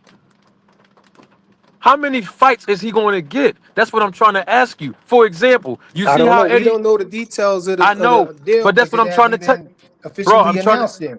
I'm trying to tell you. You see how Eddie Hearn is signed with the zone. You see how his promotion company signed with the zone, right? Matchman, right? Mm-hmm. You see how Queensberry signed to the zone, right? You see how All of the PBC, promoters, everybody over there right now. So what's your right? point, bro? I'm trying to explain it to you. Let's use PBC for an example, right? PBC signed a multi-fight deal with the zone, correct? Can we agree on that? Mm-hmm. Okay, they have dates lined up intentionally with the network. For an example, the first date was what we just saw, Errol Spence and Tim Zoo. The second date is what we're going to see, Rolly Romero against Tio. And guess what? The third and fourth date is literally in September and in October. They have to allot dates. When you sign with a network as a promoter, they allot dates. They have slots. Those slots are already allocated for. They already spoken for, so to speak, right? So no other promoter can come out and say, hey, I'm signed to the zone too. I know you said that PBC is going to have a non-title event on September the 10th, but we need to lock in that date. It don't work like that. When the network signed directly with a promoter, they already inked those dates out. Okay. And then the promoter has to do the due diligence and have to do the daily operational aspects of it, like finding a venue, because they already have a date already. That's the easy part, because the zone already secured them the date. That's what I'm trying to ask you. So when you tell me that DHP Promotions is signed to a network, I'm like, okay, that's great. Tell me the dates that they have already locked in with the zone. And you haven't done that because Oh, we're still waiting for that. That's what I'm trying to okay, tell you. okay. So let's cut the chase then. I don't know why you ain't just answer the question directly. What was I the asked question? you. I asked you. What? So what are you guys on right now? You said I you don't was know gonna if he's tell me signed what to. you're on. I'm asking. I'm So telling you, now I don't have any I'm truth. gonna ask you directly. So Yes. you're saying that you don't believe that Devin Haney is signed to the zone? I didn't say that. Is that your I position said that you take? no. I'm saying I don't know if he signed to the zone or not. I haven't seen a press release from the zone. I don't go by hearsay. Look, Flyer, you know that about me. You've been around me long enough. You know I don't go by hearsay, brother. I want the same. I'm just trying to figure out why you're asking me why what's his next His fights and next all of three that stuff. dates. Yeah, It's because that's given how the business. That's how the business work. They yeah, give you it's three. made yeah, Huh? so it's yeah, so it's giving that you're saying that you don't believe that he signed to the zone though. I don't have no evidence that he is. You think I'm gonna go by what Bill Haney said? You think I'm gonna go Okay, by so Sean just Zattel be and Dan straightforward and say you Raphael? don't believe Bill he Haney is and then. Devin haven't even said they signed to the zone. They haven't You even Right. just said gotta it. come I straightforward and just say you don't believe he is then. That's no, all. You don't it's gotta not a Stop dance deflecting, around it and bro. tiptoe I don't around it and believe all no. of it. that. Just say that. It's the Melissa. My belief system don't mean anything, Flyer. It don't matter if I believe it or not. It's not about my belief. It's about whether it's true or not. And how do we know it's true or not? When we don't go by hearsay. And Dan Raphael and Sean Zattel is hearsay to me. When So you DAZN make don't a think press that? release, So you don't think it's true? Okay, just say no, that it's then. not that. No. It's not that I don't think it's true. Let me tell you why I'm saying what I'm saying. These reporters don't do their due diligence. All they do is listen to somebody, call them on the phone, and give them a statement. Let me give you an example. Ryan Garcia. I've heard reporter after reporter, content creator after content creator, not every content creator, but the ones that did it, came out with this late breaking news that Ryan Garcia's purse was going to be $30 million when he fought Devin Haney. And I told people, don't do that. They're not looking at the contract. They don't know. And guess what happened? Ryan Garcia got suspended, and a part of his suspension terms and condition was that he was going to have to forfeit his purse. And long and behold, it wasn't for 30 million. His maximum guarantee with Oscar De La Hoya and Golden Boy was only $1 million. So I don't go by hearsay, bro, and you should know that. So I'm not saying whether I believe it or not. My belief system, whether or not Devin Haney is signed to the zone, isn't important. The importance to me, if Devin Haney is signed, is the actual dates that he got locked in on behalf of DHP. That's what I'm saying. And I haven't seen a press release from DAZN to say, hey, we welcome, like they did Matchroom. Like they just did it to PBC. Go on their website. You're going to see them announce with PBC. You're going to see them announce an extension that DAZN got with Matchroom. You're going to see how they said, welcome, Top Rank is here with us now. I ain't hear them say nothing about DHP yet. So that's all I'm saying. I haven't heard the people that are the executives of the zones make a press conference or Yeah, I press understand. release Yeah, I yet. understand what you. That's all How Yeah, I'm I come saying, bro. everything understand how. that got I to I don't. how come understand how everything y'all that got mind to work. do with So, hold on, how so come you're everything that saying, got to do with Bill hold and on, Devin is based off Archie. belief? No, wait, let me ask you, how come everything with Bill and Devin is based off belief? Y'all haven't realized that everything is based off belief, like whether you believe what they're saying, like it's belief, like it's Who, always who, a who you belief. asking that? You asking me that or everybody? I'm asking you. I'm asking Hanos Clan cult member leader. Why are everything about Bill and Devin, when y'all come up here and try to argue, it always have to be based off whether we believe or not? This is not whether we believe he have a zone deal or not. This is about whether it's been announced or not. If it's been confirmed or not. Why does you're not saying that so you don't believe? No. So you're saying it hasn't been confirmed? That's what he's saying. But you up It here hasn't been talking Well, about confirmed. yeah, no, it hasn't been officially announced, but yeah. So So you believe. that's So what I you was trying to believe he get is straight. then, So Flyer. this theory that you So came up Flyer. with. So Flyer. You believe him. You believe that Devin Haney signed to the zone through DHP, right? You believe that, right? I mean, we got some, reputable pundits in the space announcing it, putting All right. their, So let me ask you a name on the question. Since you line believe, about it. Yeah, all right.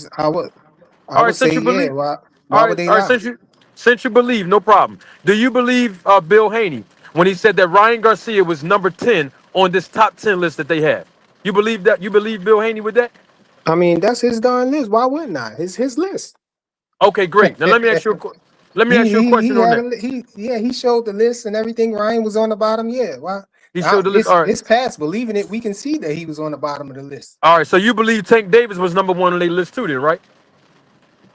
I mean, that's what the list looked like. Yeah, he had Tank up there. Yeah. Yeah, Tank up there, right? Okay, okay. Let me ask you a question on that though, if you don't mind me asking, bro. Why is Ryan Garcia number 10 when the next fight we supposed to see Devin in wasn't a rematch with Ryan Garcia? Why is he the last person on the list? Because Ryan Garcia was dropped off the list because he was dropped to the back of the list because he had lost to Rolly and disappeared, talking about he needed time off. He had mental health issues, he had a hand injury and all of that. So they put him to the back of the list. Yeah, I'm saying. Oh. But then recently when he won the title, when Uh-huh. he won the 147 the WBC at 147, then they put him back towards the top of the list. I'm not sure exactly where they put him, but they took him off the back of the list and put him back towards the front of the list Oh. Oh, I once he see what got you're saying. the belt. But Once he now got that Ryan belt. Garcia and them, they still playing games and everything. So Oh, okay. who knows Yeah, that what's makes going on sense. with him now Yeah, right that now. makes sense. So, but Tank Davis never left the number 1 spot, right? Huh? I believe Tank. Flyer, you up here fighting I like think Earl Tank Flyer. did. I think Tank did, and I think Tank was number 3 at one. Well, at The the last time I that, saw it, he but was at the like number time that 3 Bill, or number but 4 or at, something like that. Shakur was but at the top. all right, so, but at the time, Bill Haney said that Tank Davis was number 1. you know Tank Davis was in negotiations to fight Jake Paul, and that even came out. They had a whole press conference on that. So how was Tank Davis able to get a fight secured, a press conference with Jake Paul and not Devin Haney? I'm confused about that. He's number one on the list. Oh, you talking about recently? Because Come Tank, on, Flyer. I never Come known on, Tank Flyer. really try to Come on, fight. Flyer. Stop Tank playing, wasn't bro. never really trying to fight Devin. Man, you so full of shit. Tank That was nigga he done was ducking fought him a Devin. You know what I'm saying? He was 70-30 ducking Devin split. at first, man. So everybody Man, ducking Devin. Everybody No, ducking him Tank. there. No, we talking about Tank. Tank was for Tank sure. ain't You know what I'm ducking no saying? damn Devin. Tank went You know on. better Tank than went that, on bro. record and motherfucker said. no Tank went on offer. record and said he didn't take that deal because he didn't feel comfortable with winning the decision over in Saudi Arabia. Well, he's Because talking he about the thought Turkey that Devin deal. Haney I'm not was talking about, Turkey but guy.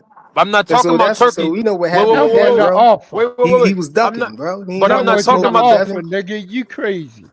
I'm not talking That about no wasn't no Turkey offer. deal. That was not no offer, and I'm not talking about no Turkey deal. You still haven't answered the question, but that's okay because guess what What? happened? I did Devin answer the Haney. question. Okay, great. Devin Haney fought Lomachenko. He won against Lomachenko. The reporter asked, I got the screen recording. The reporter asked him, so now that you beat Lomachenko, you're still the WBC world champion. You still got all the belts. Are you going to fight Tank Davis next? And he said, oh, I'm going to talk it over with my team. And yeah, we want to fight Tank, but we might move up. And guess what happened? Bill Haney found himself at a Regis fight trying to scout him. And next thing you know, they signed a 3-fight deal with Eddie Hearn, and then they You moved up leaving out to a bunch fight of Regis context though, Prograis. bro. You leaving out a bunch Huh? of Why didn't they fight context. Tank? No, I'm not. They at the Because same weight class. Tank Why was didn't he locked. fight Wasn't Tank? Tank locked up, bro? Come on, bro. You leaving out a Absolutely bunch of not. context. Absolutely not. You leaving out a Absolutely bunch of not. context, bro. And Tank then Davis on was top of not that, locked up at the time. Shakur came up to 135 and he jumped in the way And what and happened? tried to And what fight Devin. happened? What Shakur do? Devin said Shakur, he was staying. That's the reason why Devin Like, stayed at we already 135 know so what long happened because he with was that. trying to fight Tank. And then Bob, he had to change it. He had to do a revision to what his statement and say he'll fight, and fight Shakur too. Stay there to fight Shakur. Flyer. Because he originally Shakur, was only staying there to fight Tank. Flyer. Shakur Stevenson jumped in the ring right after the Lomachenko fight, and Devin ran out the ring. You remember that, don't you? He ain't even No, get I him a don't post no, I fight. don't remember him running out the ring. I He ain't. remember him walking out the You yeah, he ring. did. you And He I sure ran. about remember that? him walking out the ring and saying, What did he I'm leave number for? one. What And did he leave Shakur for? said for now. Hold on, And hold that up. was it. You believe the Haney so much. Tell me what he leave out the ring for when Shakur jumped in it. Tell me. Bro, he won the fight. What you talking about, bro? That's not what Bill said. That's what I like That's about. not what Bill said. Yeah, that's not what Bill said. Why did they leave out the ring? When Shakur jumped in it, Devin walked out the ring. No post fight interview. Why did he do that? I don't know. You tell me. Because Well, you you sound like believe you about to everything they say say. something. Yeah. See, you want me to give you answers to the You questions. I'm gonna give it to you. go Here it ahead. is. Go ahead. Tell me why. You tell me why. Tell me what Bill, Bill said. Bill Haney made an excuse. I got the tape. You know what he said, Flyer? He said, Lomachenko's people we thought they was gonna start throwing bottles and stuff at us, so that's why we had to hurry up and Oh man, that ain't get had out nothing of to do with there. Shakur, man. But I do remember. I got the tape, Flyer. But You I know do how I play the remember. tape, nigga. Ha. That's funny. But I do remember Shakur Stevenson, you know what I'm saying, saying that he thought that Loma won the fight and putting his foot in his mouth by He saying he did. think that He did. Loma won the fight and Loma petitioned the WBC to stay at the number one position and they obliged and let him stay there at ranked number one What that and got to be do with first in Devin? line to fight him. Flyer, you don't find it odd that every time it's time for the Haneys to strike a deal, it never gets done. There's always something in the mix. You never see that, bro. You never see that, bro. I mean, I'm just keeping it 100 with you. Every time it's time for Devin Haney to fight somebody or the Haneys to sit at the table to negotiate a deal, right? You mean to tell me it's always somebody else's fault? It's never them? Is that what you're saying to me, Flyer? Honestly, bro. With this whole Shakur Stevenson thing, you're telling me that it's Devin and You're them who wasn't gaslighting trying me. to Answer fight my Shakur question, and bro. Shakur You're was trying asking to me, fight him? Flyer. That's what you trying to tell me? You're asking me a question with a question. Don't gaslight me. It's just very simple question. Are you I telling mean me that should every answer time? your question right there though, bro.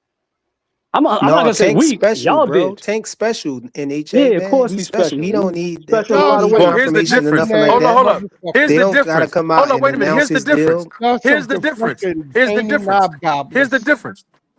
Here's the difference. The difference is that Tank Davis is promoted by TGB under the PBC banner. You're saying that DHP is coming with a DAZN deal as a promoter, as a promotion company. So he should be treated like a promoter. And what I'm telling you is, if he's treated like a promoter, the promoters have dates locked in with the network and they pay for those slots. And I'm talking about DAZN pay for the slots to the promoter. It's called a licensing fee, right? So I'm saying to you, if Devin Haney received licensing fees that he charged DAZN as a promoter, then that means he should have dates locked up just like PBC and Matchroom, Golden Boy, Queensbury, and you can't give them to me. And that's all I'm saying. No, because they just signed the deal, bro. Because it it has hasn't been confirmed. You know before you sign the deal, frequent. You would know. You would know this already, bro. This hasn't Y'all been are silly. confirmed yet. Hold on, and let me say this, and this is the problem too. This is the problem that a lot of y'all have.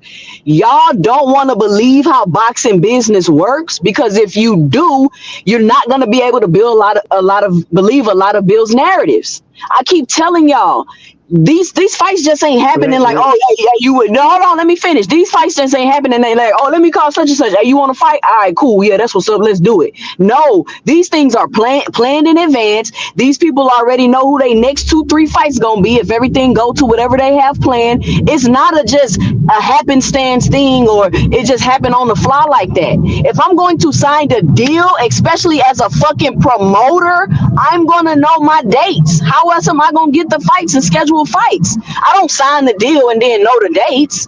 That's not how it works. So the problem is y'all want to keep denying how actually the boxing of business works, because if you don't, if you do believe how it works, you cannot believe Bill's narratives.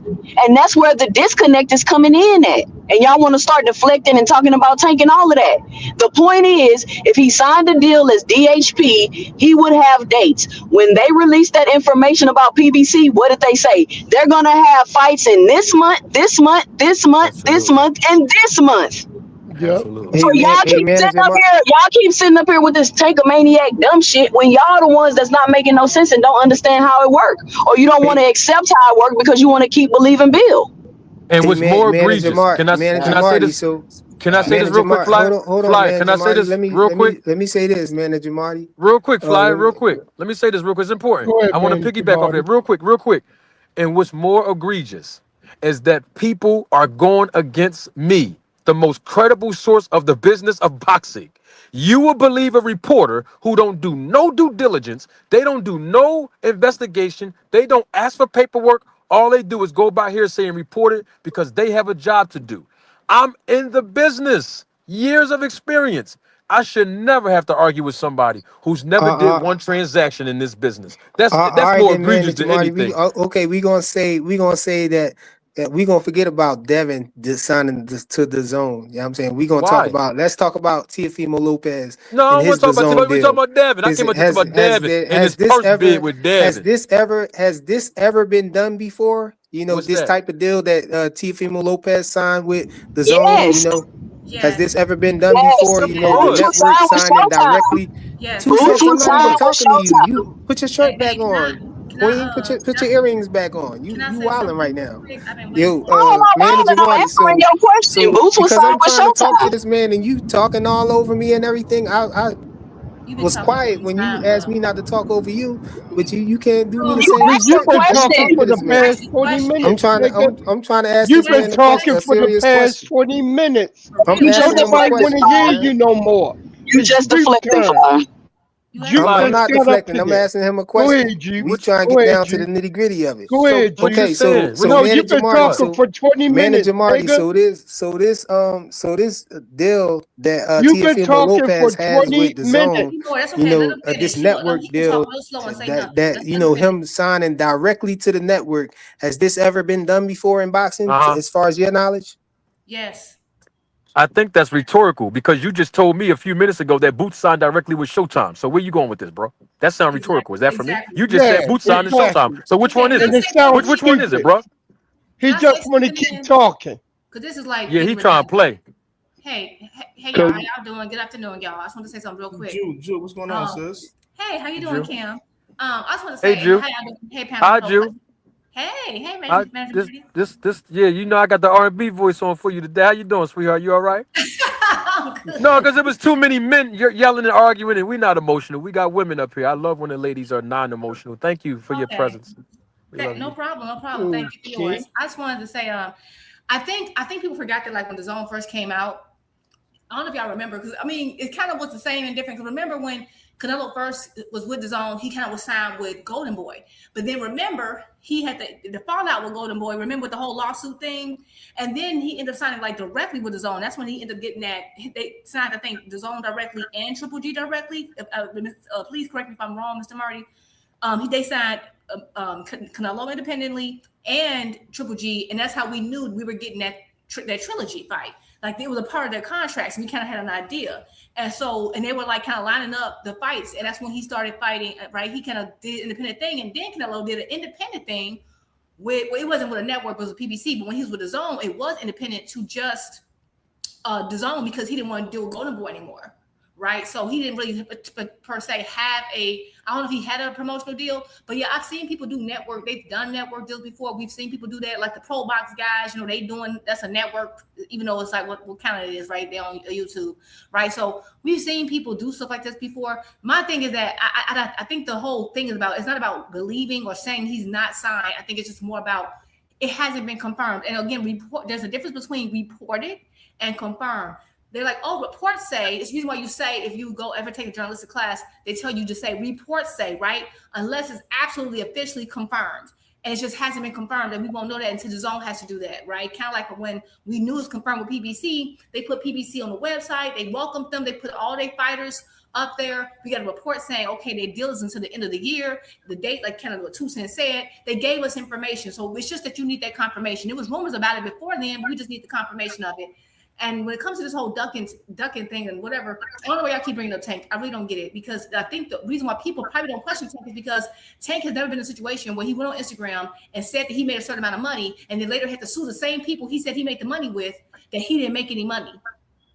Like if Tank was always caught in lies about money, then maybe people would second guess and question things, right? But because Devin has been caught in lies, dating back to, I don't know, 6-7 years ago, down from the whole Gary Russell thing when he was already really signed to fight Gamboa, down to, oh yeah, we gave out an offer to Matias, and Matias didn't want to take it or overpriced himself. And we found out you never even talked, the man you talked to never even met Matias.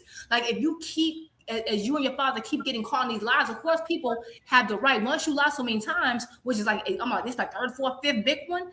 After you have that many lies, people are going to question everything you say. Tank has not gotten caught in a huge lie about anything. So why would we have any reason to assume he's not, have a Amazon deal? I don't know that we would, right? So and then it also kind of makes sense because now that they have this relationship with DAZN, what did they say? Well, the Tank fights will have to be negotiated separately because he's still on Amazon, just like all the PBC fights. The Earl fight was still on Amazon, right? It's just that now if you want Tank, he's some extra thing, you have to do some extra involvement in negotiating with, which makes sense if he already has a deal. So all the information we have, the subsequent information we have, explains why we wouldn't question Tank. We don't know. We're not saying Devin lied or not. We just got to wait to be confirmed because he's been caught in so many lies. Y'all keep trying to protect Manager Marty, man. Every time I, get at Manager Marty, Man, somebody here we want to go jump in the again, way, man. We on somebody to a want to whole say new something, try goddamn to, subject, and you come still on, want to man. get up in here Salute to my and boy Trey smack Skills, your man. monkey, We was talking man. about, Cut that shit out, man. Yo, y'all trying to turn the corner on me right now, bro. We said no, we trying to what keep he you out said the wasn't right, handle. bro. Ain't nobody down for your bullshit. That's like me saying y'all trying to No, because we know that Stay Bruce up for wasn't your signed bullshit he ass wasn't show. signed directly to the network the Let me same get way this that cash up out of the way Teofimo real quick. Lopez Hold was, on, bro. Flyer. Hold on. Salute to my dog Trey Skills, man. Showing love with the cash app. He said, if you Google me hugger, you will see Flyer's picture on there. Ha, that was real funny. I But didn't say that, Flyer. That's Trey Skills. You gotta take it up with Trey Skills, brother. I didn't say that. hey, but when Boots got out of that deal, he was trying to get out of that deal. What happened was Cameron Duncan had passed away, remember? That was his manager or whatnot, but he also had a promotional company in which Boots was tied to. So it wasn't that he was just it wasn't the same thing as what Teofimo Lopez did. Boots actually was signed to a promotional company too. You know what I'm saying? And he got caught up in there in some T.O. weird way signed with his when own Cameron promotional Duncan company. passed away. You know, Boots had to go to court and all of that to try to get out of the contract with that promotional company that Cameron Duncan had. So it wasn't the same type of deal, bro. It was a nice try and everything, and it was cute, but it's not the same thing, bro. Do you What are you Teofimo talking about, Lopez deal frequent? with the zone is the first ever. Teofimo Lopez deal with the zone is the first ever of its type of deal, bro. So No, it's don't. not. So No, yes, it it's not. is, You just bro. made that up, frequent.